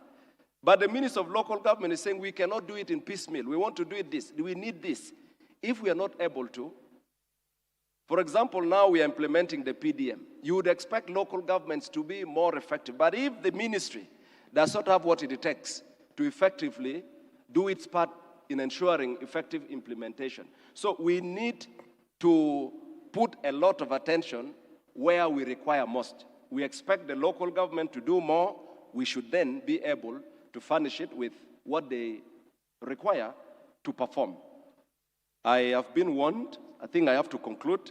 In conclusion, I'll refer you to a quote by Henry Ford. And he says, "Coming together is a beginning, keeping together is progress, working together is success." I think local governments and Parliament can work so well, collaborate, and that collaboration will propel the provision of service delivery to the citizens of this nation. Thank you very much.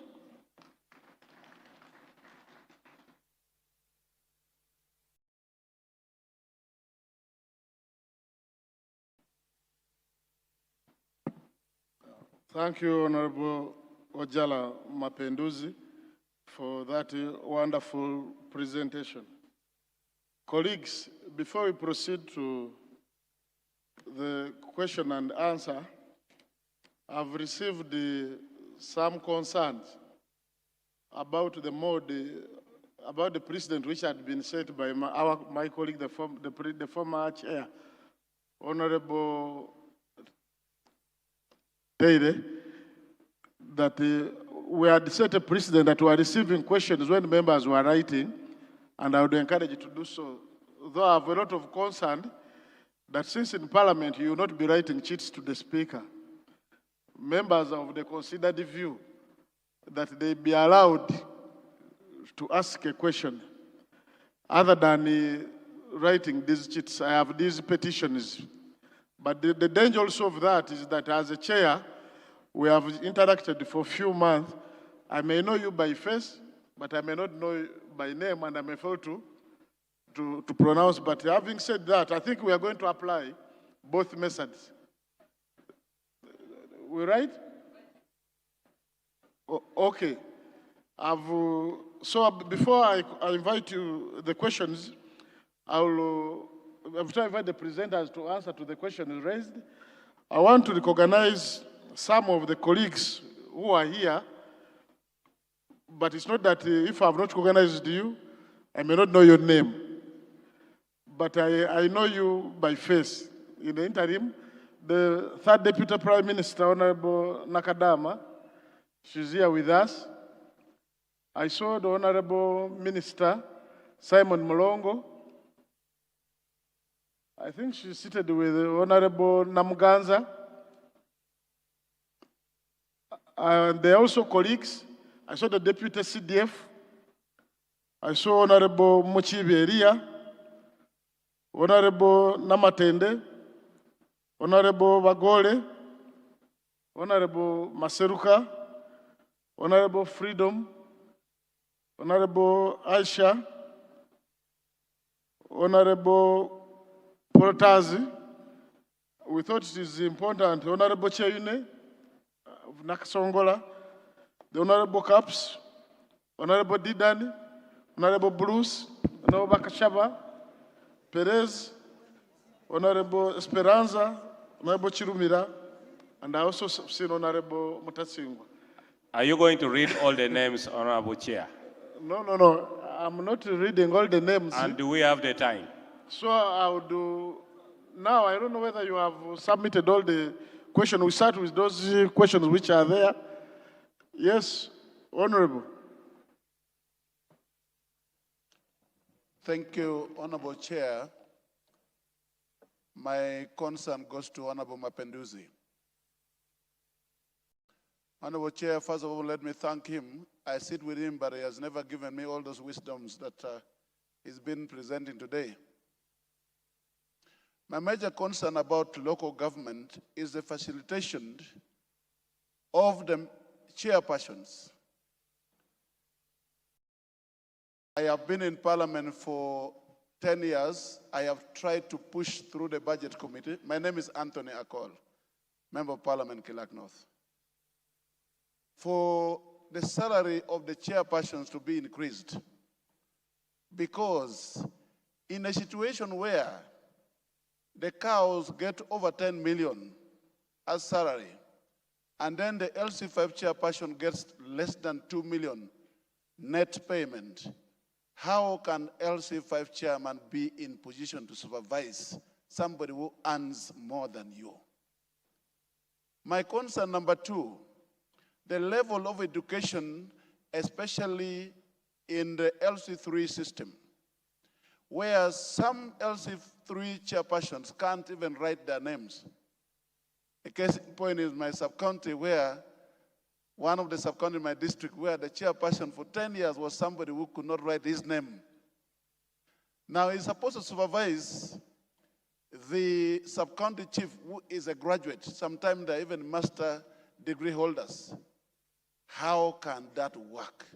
Why don't we put a minimum qualification of senior 4, at least somebody who can read a report, can see figures, understand? Because we tried that, but it was rubbish some time back. But I think that is something that is affecting the service delivery, much as we are talking about the lack of budget in implementation. Thank you. Thank you. I invite Honorable Chionga to start with the question.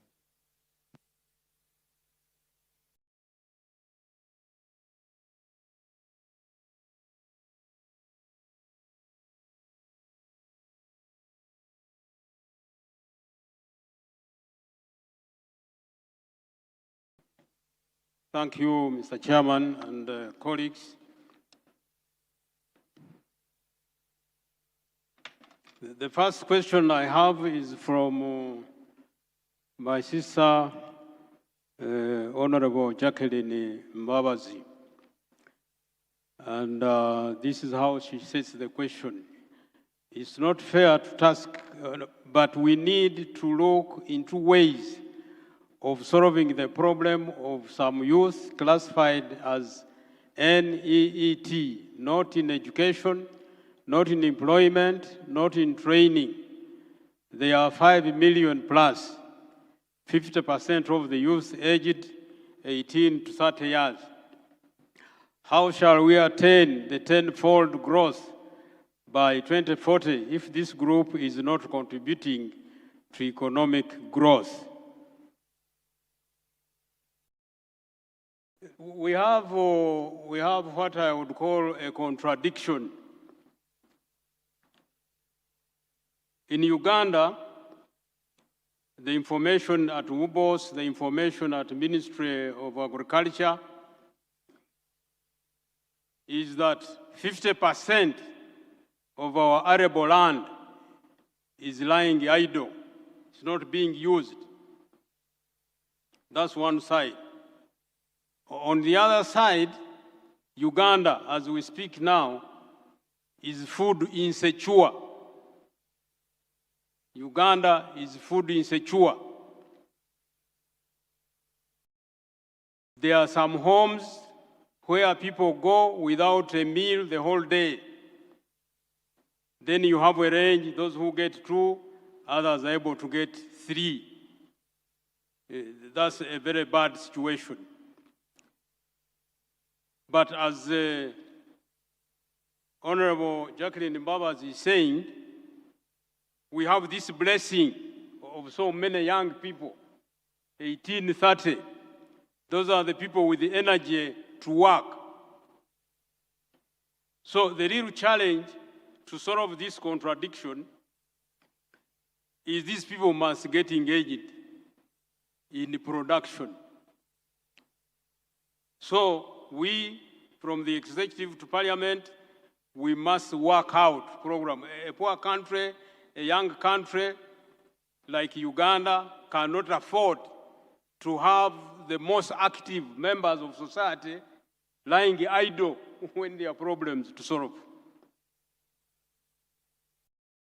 I think there are some steps which we need to take. In the 60s, under President Milton Obote, there was the idea of national service.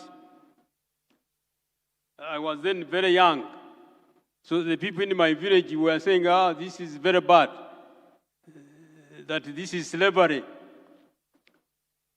But I think that concept was right. We have idle land, we have needs. So if we create what are called agro-industrial parks, these big chunks of land we are talking about, we organize them. For example, we can say we are going to produce maize here in this idle land. But the maize we shall produce scientifically, we shall process it and pack it and take it to the market. If that plan works, many people will be absorbed along the value chain to use this land, to employ these young people and get more money from what we are. So really, in brief, it is our responsibility to come out with programs. We must interrogate National Plan number 4 in this respect. How does it address this issue? Second question is about national insurance. Two colleagues asked that question, Dr. Simwe Florence and my brother Kasaja George from Bulamogi Patrick, that what is national insurance? The last time I heard about national insurance, a statement was issued, I think on the floor of the last term parliament. The minister explained that there are processes that need to be undertaken to get that to be effective. So while we wait, let's continue questioning how this will work. I will give you the example of the road fund. The road fund was put in place, a source of money where the money would come from was also availed. At the time this was being talked about, we got the impression that once the road fund is in place, the road issues are solved. They have not been solved. For me, at the moment, I don't think health insurance for the country, the whole country, can work in the present setting. Because health insurance means, first, you have enough money. Secondly, institutions. Thirdly, that whether I'm in the mountain on Rwenzori, I am in the health insurance, I will go to the mountains to some service to pay for and present my card. The health insurance can only work now in the urban setting. You go to Nakasero Hospital, etc. My opinion is that health insurance can partly help, but it is not the solution to our health problems. Honorable Kasaja, yes, was also talking about health insurance. Honorable Tumuramie, Genencio.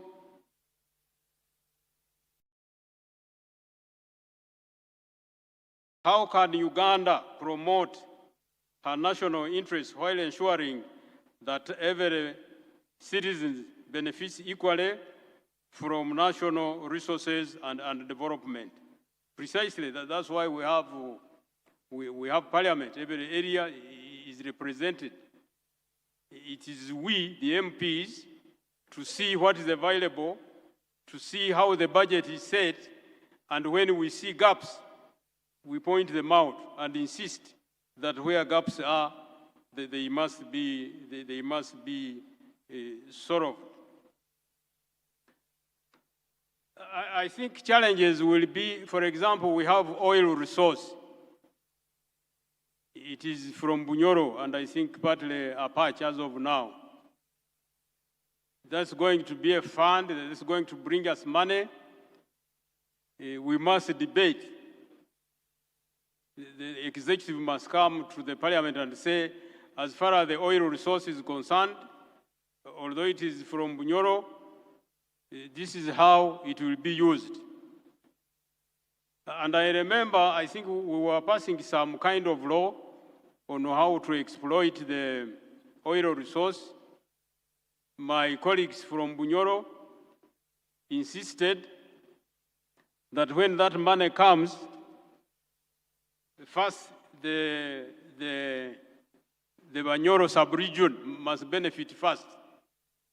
Then the balance we can share equally, the rest of us. So really, as far as this case is concerned, let's interrogate the budget, let's see gaps, and keep pointing out where gaps are so that everybody can be reached. The second question,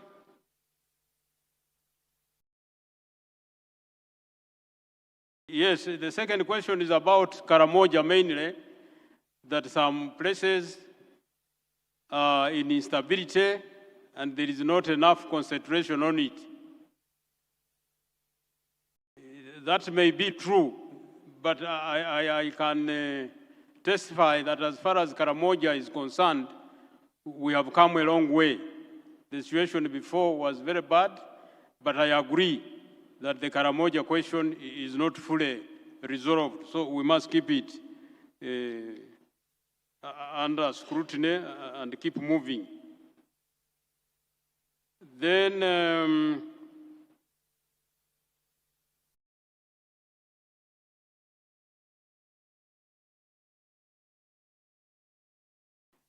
yes, my friend here is asking me about patriotism, democracy, and Pan-Africanism. I think he says these have not come out clearly. Patriotism is contained within the national interest. We are defining our national interests as people who love our country, Ugandans. Let's pursue those national interests. Democracy, we have a parliament, we are participating, but let's make sure it goes down to the grassroots. Pan-Africanism is about our survival, and I think I did talk about that. Yes, regions lagging behind. I also agree with that. We need to do more work. We have things like NUSAF, Northern Uganda Social Action Fund. Is this well framed? Is it, because if you go to the north, we from the south and the east, if we go to the north, go to Acholi, go to Lango, and you take the index of the type of housing, you find a lot of grass-thatched houses there. The frequency of grass-thatched houses in the north is not matched in the south. Those grass-thatched houses show us that there is a structural problem which we must solve. So I agree, and I think that's why the president has been appointing regional ministers. Minister for Northern Uganda, Minister for Busoga, Minister. So this is a responsibility we must follow through. Then here, my friend Karim Musa, he's talking, I think, about two things, witchcraft and traditional medicine. My view is that these people should be brought out. We should encourage these people to come out. And I think on traditional medicine, we have done very well. Some have come out and they are being helped. But I think even witchcraft, instead of just saying, if we find you, we'll kill you, let's bring them out. Put them somewhere. We hear that you kill people. In my village, in one campaign, I said, I hear about witchcraft. I am here. You throw your instruments, I die. So I think we should bring all of these institutions of ours up and engage in an honest dialogue and collectively find the way forward. Common good and national interest, sometimes they are about the same. They can be different because common good can operate at different levels. Can be in my village, we have some common good issues. But national interests are clear and more articulated. Health insurance, I have commented on that. Thank you.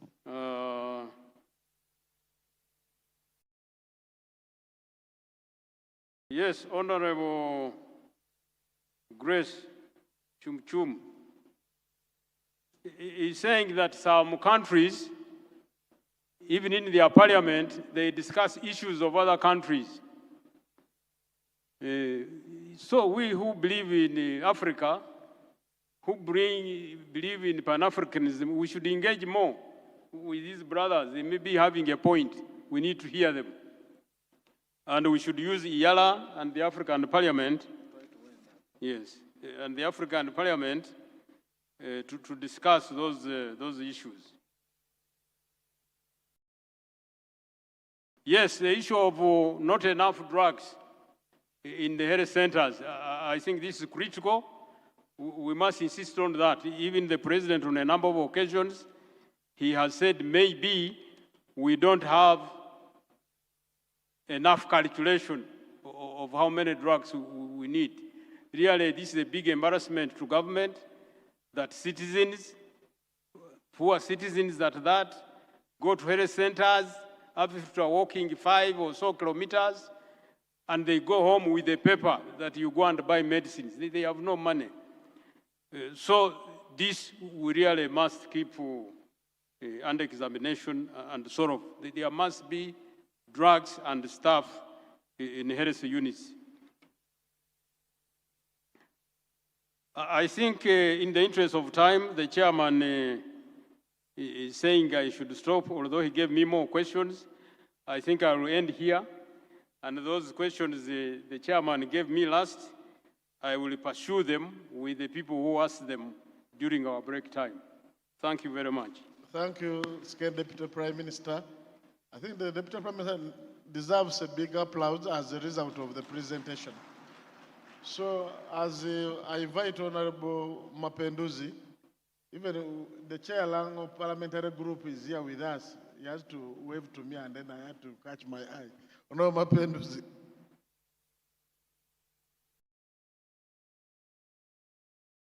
Thank you very much, Chair. There are many questions, but I'll try to run through them very quickly. Question number 1 is from Honorable Auma, Janet. And she says, what are the effective ways or approach of collaborating with the local leaders like LC5 COW councillors without them thinking that you have come to interfere with their work? First, you need to realize that you are a leader elected by the people and you have full mandate to execute your duties. And part of that is to ensure that the citizens get the services they need. And so if you are going to be guided by fear that you are going to offend somebody, then you are going to fail in the performance of your duty. You have been mandated and you have to work without fear or favor. But there are better ways of doing it. However powerful you are, you can still make things happen in a very polite way. It's about learning how to work with people. I'll give you my example. I have already had meetings with the councillors. I have met the councillors. I have taken time to talk to them because I've been a local government leader. So I have had engagement with the councillors, even the division councillors. I have also had meetings with LC1, including a few days ago, when we were informed that elections would take place, I very quickly went back and had to gather my team and talk to them and sit with them. So it's about building that good working relationship. The moment you start that way, then you are not mistaken. You will always, and number two, you shouldn't fear even writing to the accounting officers. You have a duty to demand from them. Like when we were in Chankwazi the other day, the president said accounting officers should furnish members of parliament with details on all the projects being implemented.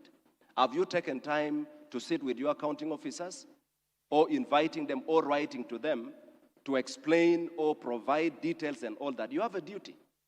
Sometimes when you call people on phone, they may tend to have certain behaviors, but you can make it formal. Write to them. And if they don't, then you can engage. There are people who supervise them. For example, you're a member of parliament. If you have an accounting officer or leaders at your district who are not cooperating, you sit in the same parliament with the minister. You can raise those concerns with the minister. So it's important that you need to engage them. But you see, it's also not only about oversight. You have a duty to build the capacity of the leaders down. I'll give you an example. In the last parliament, the moment we had elections, I had meetings with my leaders. I invited the mayor of the city, the division mayors, and we came to Kampala. We went to different ministries, paying courtesy call, but also starting to build relationship. Even now, in the next few weeks, we will be moving with my mayor and maybe the town clerk because we have to strategically find ways of, engaging people who can support our city. So you can also do that. I think it's two-way. You should be able to reach out to them, and that helps in building a good relationship. The second question came from another member. This one I have responded. While at Nale, the president emphasized that accounting officers should provide details on projects. I think you shouldn't wait. Write to those accounting officers, ask for those projects. The other question came from Honorable Agnes from Bududa. And she said, why are there pending gaps for employment in some local government compared to other districts where all posts are fully occupied? There are about three things that we have to consider. First, the processes involved in recruitment. For you to recruit, one, there must be an approved human resource structure. If it's not in the structure, you cannot recruit. Number two, there must be wage bill. And then number three, you have to go through the processes of writing, getting clearance to recruit once you have the wage bill. You have to follow those processes. But there is also a bad practice in many local governments. There are some positions that are ring-fenced because they need this job for a particular person. They don't want to advertise until when somebody has the papers. So there are also tendencies of ring-fencing positions. And as long as the favored person is not there, they would keep that position. They would put people to continue acting. And pick interest in your district. There are some positions, like we went to Arua as a committee. We went to Ubongo. You find in a district, a position has been on acting for 10 years or even 15 years. And you wonder what is happening. So those are things that you have to interest yourself in as a member of parliament. There are many factors involved, so you need to interest yourself to understand. Sometimes they will tell you, we have written to the ministry seeking for clearance and we have not responded. Demand from them so that you have copies of those letters. So that once you prove that they have actually done it, then you can make follow-up with the honorable ministers. The other question is from Honorable Ongieto. How can we strengthen the position of local government PAC to be able to improve the oversight functions of parliament? By the way, there is a provision in the Local Government Act where reports from the local government public accounts, the DPAC, could be provided to the Honorable Minister and the Honorable Minister tables in Parliament. That has not happened. I have never seen it in the 5 years I was in Parliament. I'm not sure whether other people have seen. So the work of public accounts committees in the districts are not taken seriously, but they're also underfunded to the extent that they don't meet, and sometimes they're at the mercy of the accounting officers whom they have to hold accountable. So there is need for us to look into that. The other question is a member, Honorable Kasaija George, emphasized the need to enhance resources that should go to the districts, but he also emphasizes the aspect of corruption in the district, especially with the District Service Commission. There is a motion we are working on, and I've already given notice to the Speaker, and this motion is seeking for a resolution of Parliament urging government to look at the welfare of members of the Service Commission, harmonize, and probably consider charging that on the consolidated fund. Because members of the Service Commission in the district and cities, only the chairperson is paid monthly emolument. The members are paid allowances and retainer. But these allowances come from locally generated revenue. Now, that depends on how much each district generates. You will find a district like Kabong paying their members of the Service Commission 150,000, Gulu City is paying 450, maybe Mukono is paying about $1 million because they are able to generate more money. So the question is, they play the same role. We expect them to all be effective, but their life and work depends on local revenue. How do we deal with that? And that will help in addressing issues of extortion of money, bribery, and all that. So there is a motion we are bringing. In Article 179 of the Constitution, establishes local government. Where does genuine local government autonomy begin and parliamentary supremacy end? And again, this is not far from another question that was asked. A member asked and said, locally generated revenue is collected to the center and getting it back is difficult. Are we not removing powers of local government? That takes us back to the law. There is the Public Finance Management Act that requires that money comes to the consolidated fund. If we want to reverse that, let us follow the processes. Let us amend the law. The Honorable Betty Nalima moved a motion in the 11th Parliament for a resolution of Parliament urging government to reverse the decision to collect all locally generated revenue from the consolidated fund back to. But you see, you cannot change the law by just a resolution of Parliament. So we need to go full extent and amend so that that decision is reversed. Otherwise, it's in the law and there is nothing you can do about it.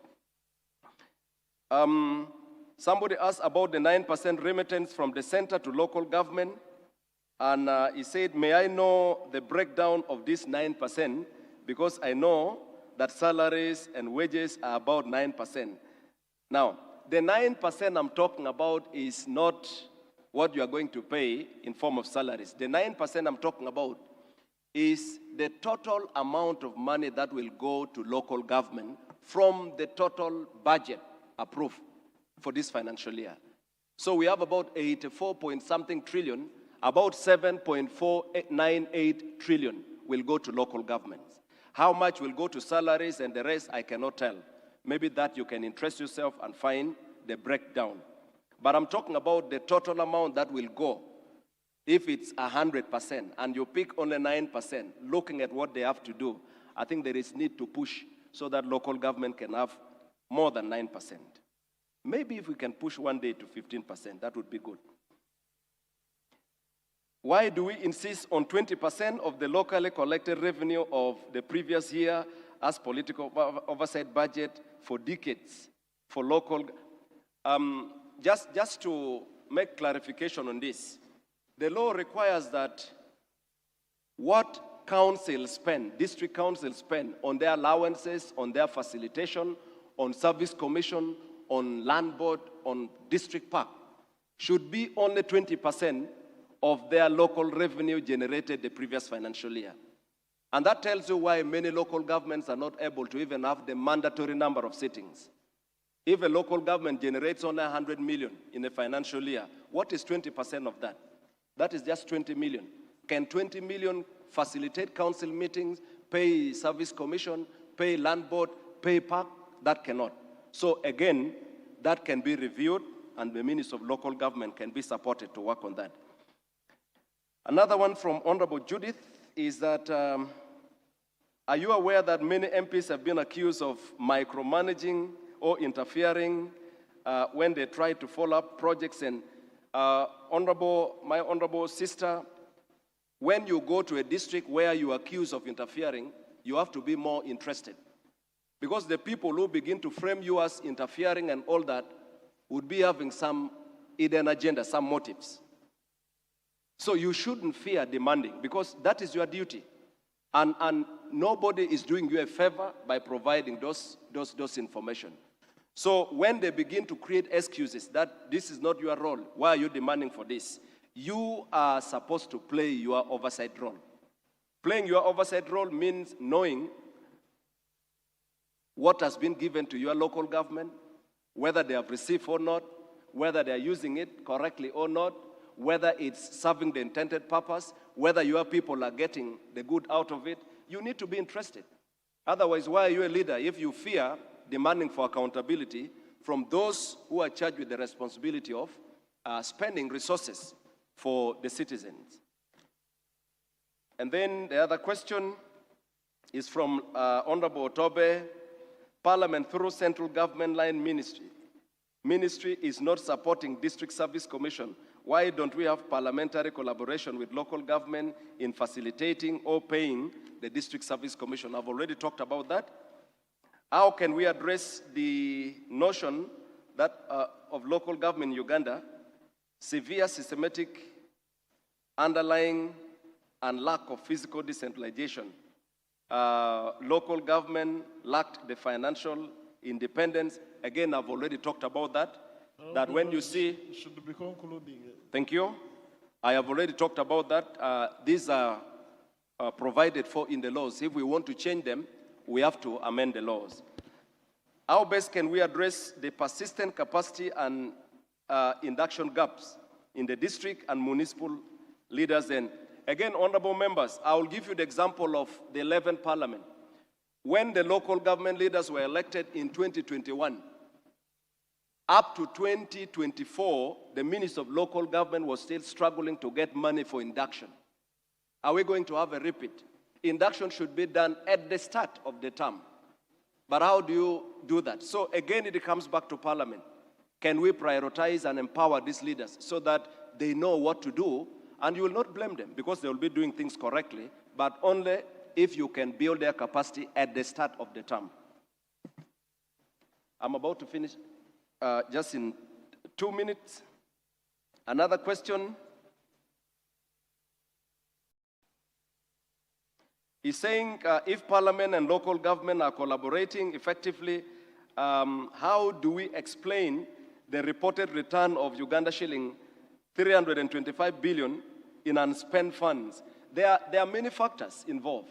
Number one, if the Minister of Finance decides to release money late, how do you spend money that has been, for example, if you release money in May and you expect the financial year ends on 30th of June, can they do procurement? I mean, can they do meaningful work within 1 month and they plan for a full year?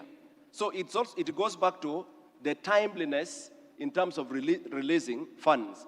But the other thing is that there is also some component of incompetence. There are local governments that plan, but they delay to execute their plans. It takes us to building the capacity, but also making sure that plans are executed within the required time frame, and also releasing the money timely. Thank you.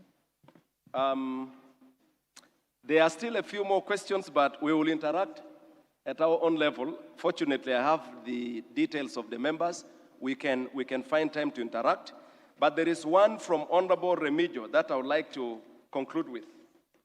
Honorable Remigio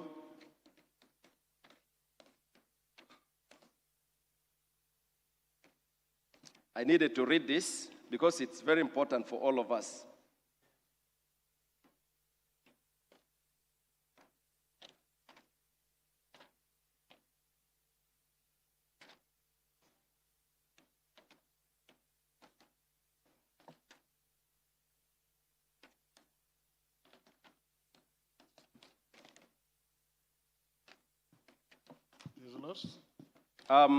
Well, there are many. But just for emphasis, the Honorable Remigio, I think I'm about to get it.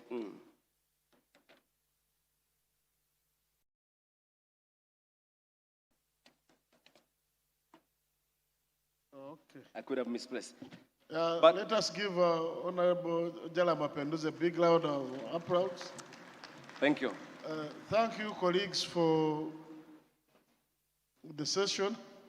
And I'll hand over to our Deputy Director. But before I do, let me recognize the presence of Honorable Professor Ephraim Kamuntu, Honorable Rion, and Honorable Tabaze, and our former speaker, Honorable Margaret Nantongozua. Thank you so much.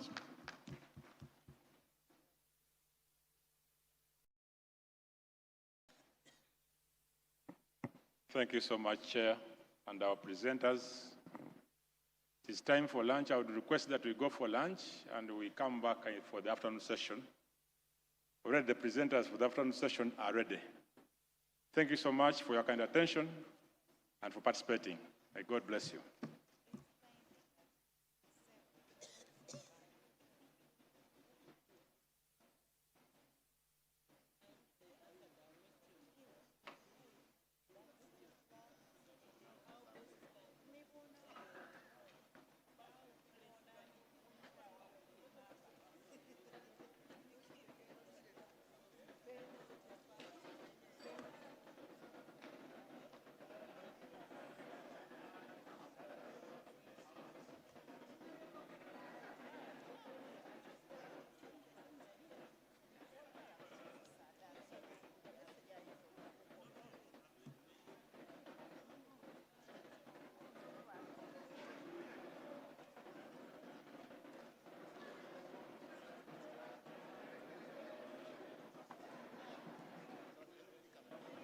Hello. Honorable Vincent Opito, I have your iPad here. Honorable Santa Harum, I also have your iPad here. You can take them as you go for lunch. Thank you.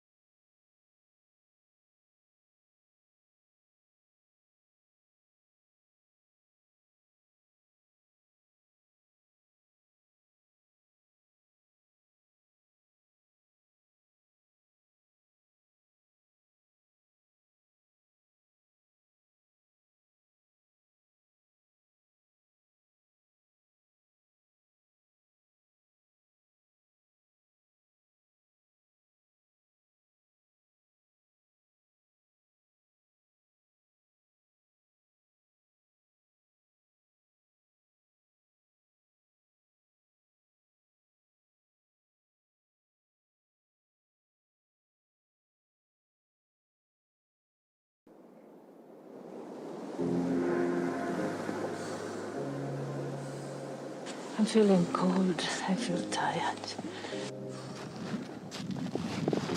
Adu you what? Adu ya.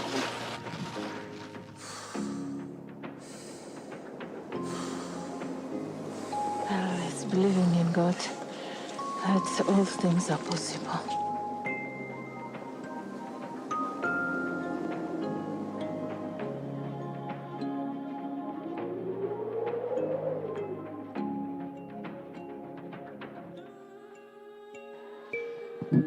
Good afternoon, honorable members. Just a quick note on time.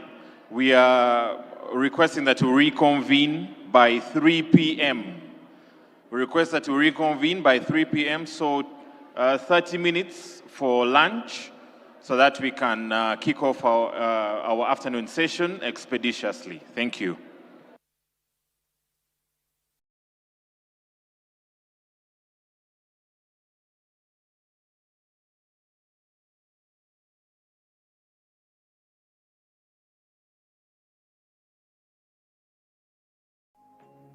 "13 Ugandan mountain climbers are about to set off on a journey to climb the highest peak of this pristine mountain range called the Margarita Peak. This expedition, funded by the United Nations Development Program, is intended to showcase the beauty of the Rwenzori Mountain. Flagged off by the United Nations Development Program country representative and Joshua Cheptegei, the fastest long-distance runner on Earth, the team will attempt to summit this unique peak while discovering the wonders of this mystical and demanding mountain range.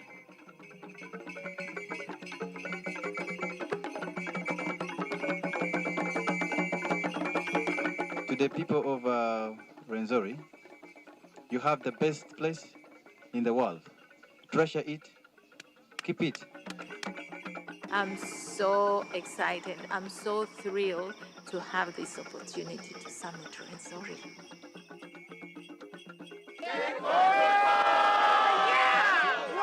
Watch out!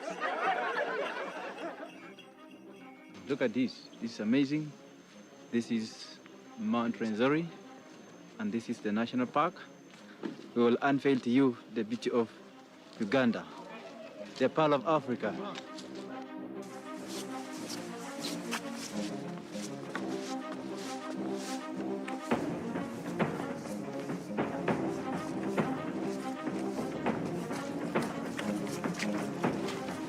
The best never rest. Our prayer is to reach on the top.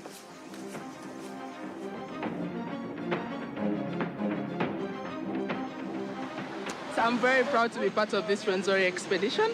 I'm proud to be doing this with Lily. We are the only 2 females who are doing this. The sun is out right now, and all is going well. Oh, Rwenzori, beautiful place to be.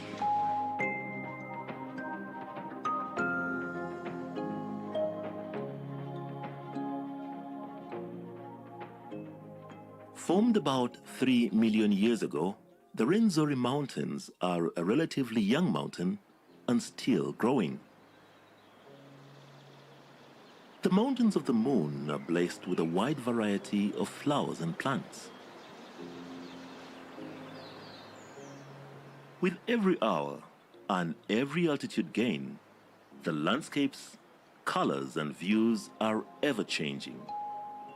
You can find different layers of vegetation: bamboo zones, mossy heather zone, lobelias, alpine zone, and eternal snow at the top of the mountain.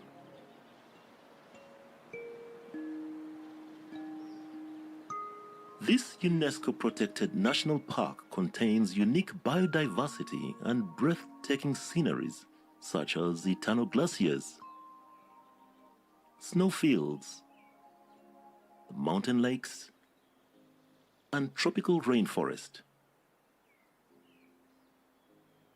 The wide diversity of flora and fauna make it the ultimate trekking experience.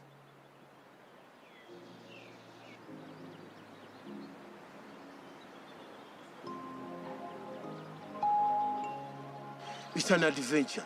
It's life. It's fun. Very scenic. Amazing, amazing, amazing experience to go through the waterfalls, the hike itself, the boggy places. It was just amazing. But also a little bit more difficult, but I guess that is what the experience is all about. Beauty about it is that we are all working as a team.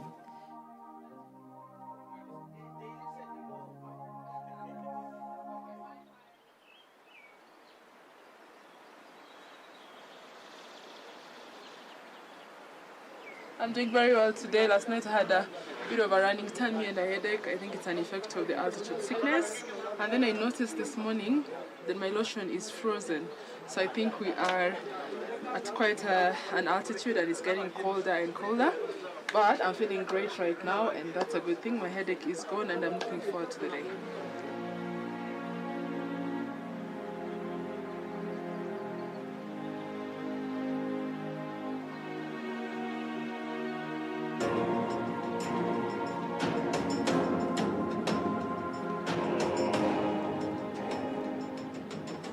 Everyone in life wants to get on the top. But what are the techniques? What's the way of reaching to the top? I have just come to realize reaching at the top is not easy. You have to pass so many things. It has never easy way. But when you believe in yourself, when you prepare your mind, I have a saying of saying that nothing is impossible. The Kilembe Trail is a marvelous but challenging 82-kilometer hike that requires an 8-day trek with 6 days to the summit and 2 days of descent, depending on the weather conditions and the endurance of the hikers. Tiresome yet rewarding, this hike starts at 1,800 meters and culminates at an altitude of 5,109 meters on Mount Stanley, where the Margarita Peak is the highest point in Uganda and the third highest peak on the whole African continent after Kilimanjaro and Mount Kenya.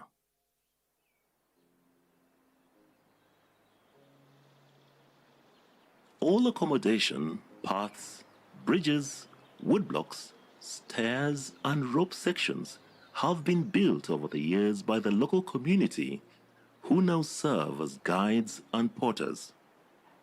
They provide incredible knowledge, assistance and safety on the way to the top and back down.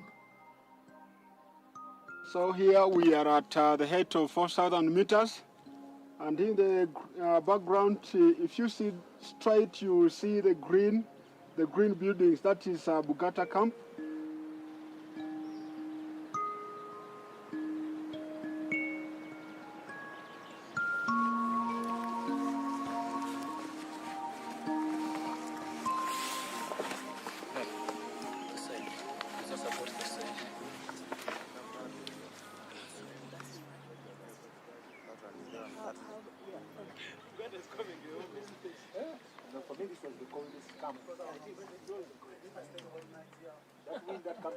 I must have strained my ankle. It was not only a long walk, but it was quite steep coming down to camp. So this morning, I just couldn't put my foot down. It was very difficult to walk. This is really helpful. I'm getting a celebrity massage.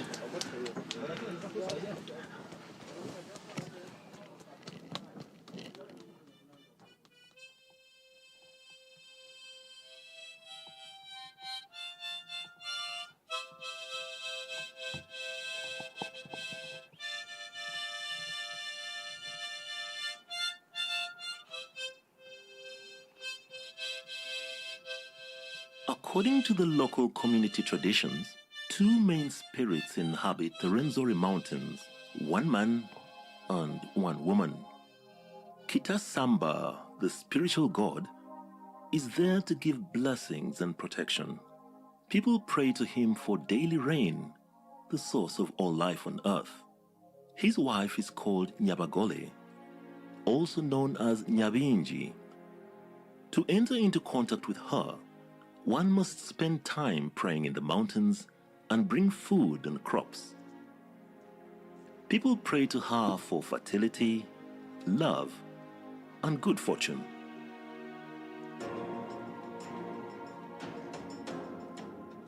One of the sayings is, if you respect the mountain, she will give it back to you.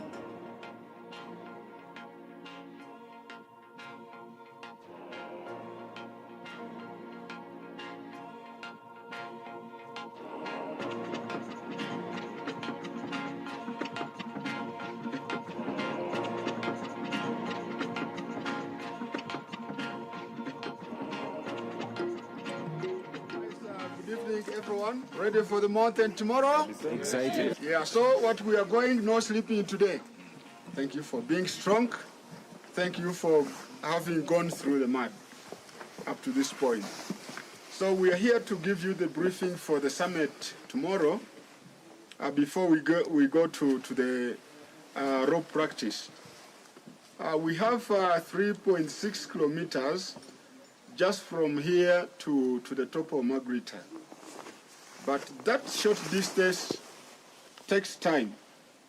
It takes around 5 to 7 hours. We've decided that we leave here at 1 a.m. So roughly from here to the first glacier, it may take us 2 hours.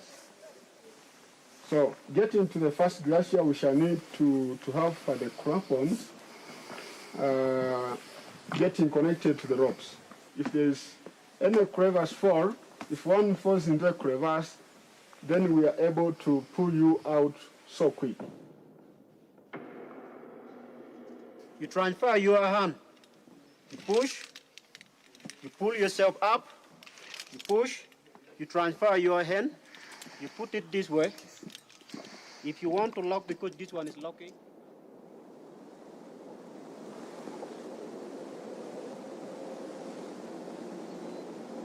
I'm feeling cold. I feel tired. But I have to go and get to the peak of Margarita. It's believing in God that all things are possible.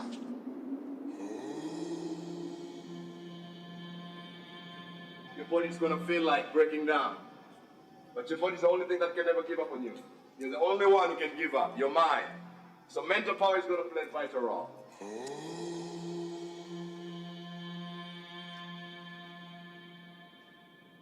Your heartbeat, every single beat moving, you have to reserve as much energy as you can.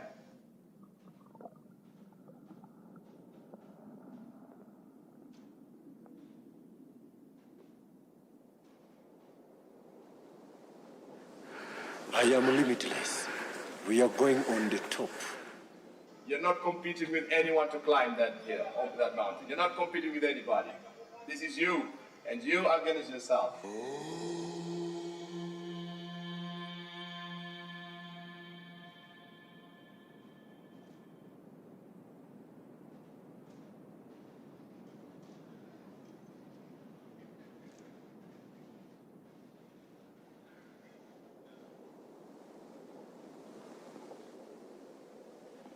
Let's go, guys. Let's go, let's go, let's go, let's go. It's getting late. Let's go.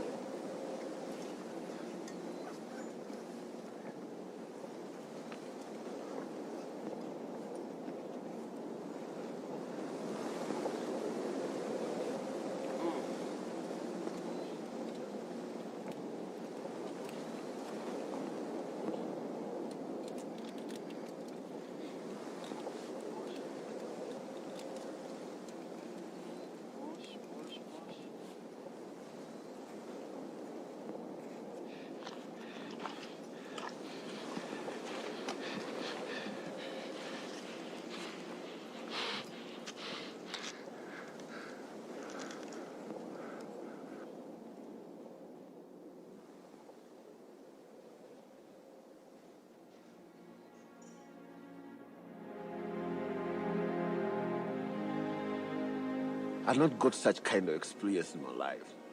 I'm a fighter, I have fought, I even fought my shadow. But this Renzori is becoming a hard blade.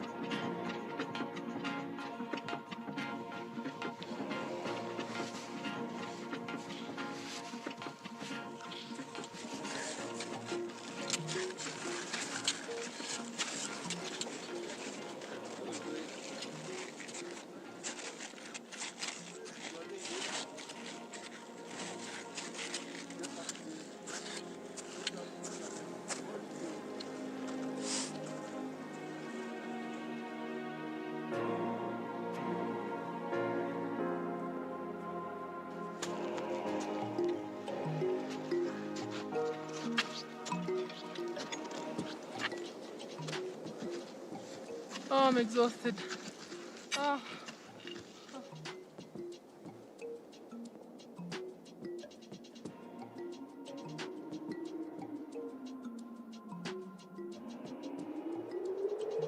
Take on the fall!